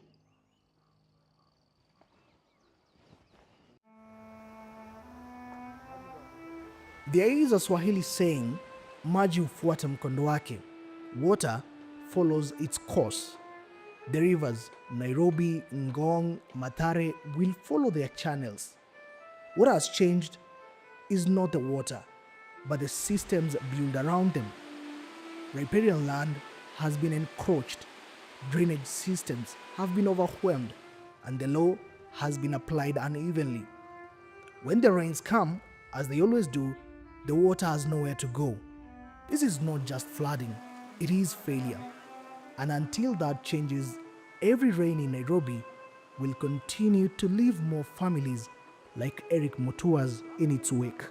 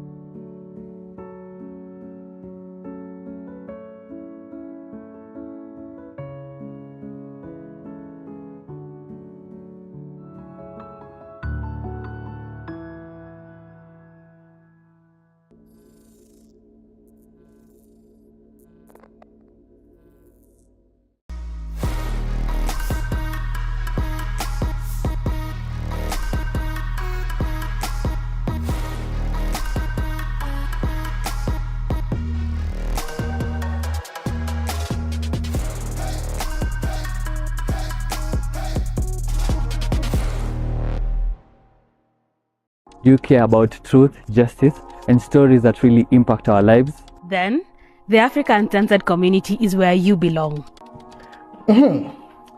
What do you get when you join? Well, early access to powerful investigations and a chance to contribute by making your voice heard and the stories that matter. A space to connect with people who care about accountability just like you. Opportunities to share your thoughts, give feedback, and even tip us on stories that need to be told. Plus, events, trainings, screenings, all those things to keep you learning and engaged. This isn't just about community, it's about telling the stories that shape Africa. So guys, join the Africa Uncensored community now and let's uncover the truth together.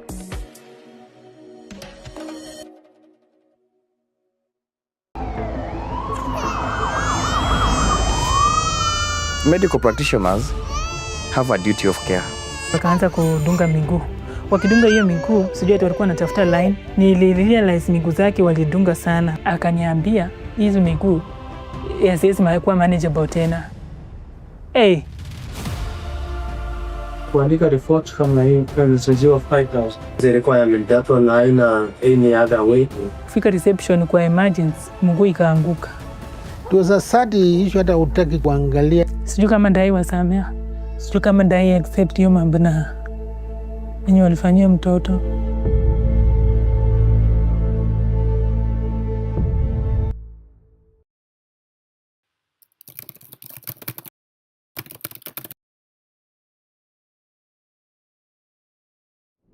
Hospitals are meant to be places for healing, but they can become sites of unimaginable pain in a single moment. A family from Buhaya village, Palava constituency in Kakamega County, is demanding for justice after their 3-year-old son's fingers were amputated due to what the family claims was hospital negligence. Negligence in a case that has left a woman who went in after a motorcycle accident with more complications. Practitioners and Dentists Council has launched investigation into a case of alleged botched operation at St. Teresa Hospital in Kikuyu. The health facility is on the spot of a suspected medical negligence. For Janet Chetambe, a visit to the hospital to get care for her 5-day-old baby quickly turned into a nightmare. Venye nanishangaza, venye naona, venye natetemeka, nimeshinda kuelewa shida inaweza kuwa wapi. Tukakimbia usi. She hoped that her newborn daughter would get better. Wakaanza kudunga miguu. Wakidunga hiyo miguu, sijui ati walikuwa wanatafuta line. Nilirealize miguu zake walidunga sana. Mbona wangeita orthopedic ya kuja angalia mtoto? Delayed diagnosis is one instance of negligence. Kufika reception kwa emergency, mguu ikaanguka. Tuweza sadi issue hata utaki kuangalia. For months, Africa Uncensored has followed Janet's story, trying to find out how a system meant to protect life has led to so much pain and suffering instead. Medical practitioners have a duty of care to a patient. Mimi ufikiria mambo mingi. Juu kama ndai accept hiyo mambo na yenye walifanyia mtoto.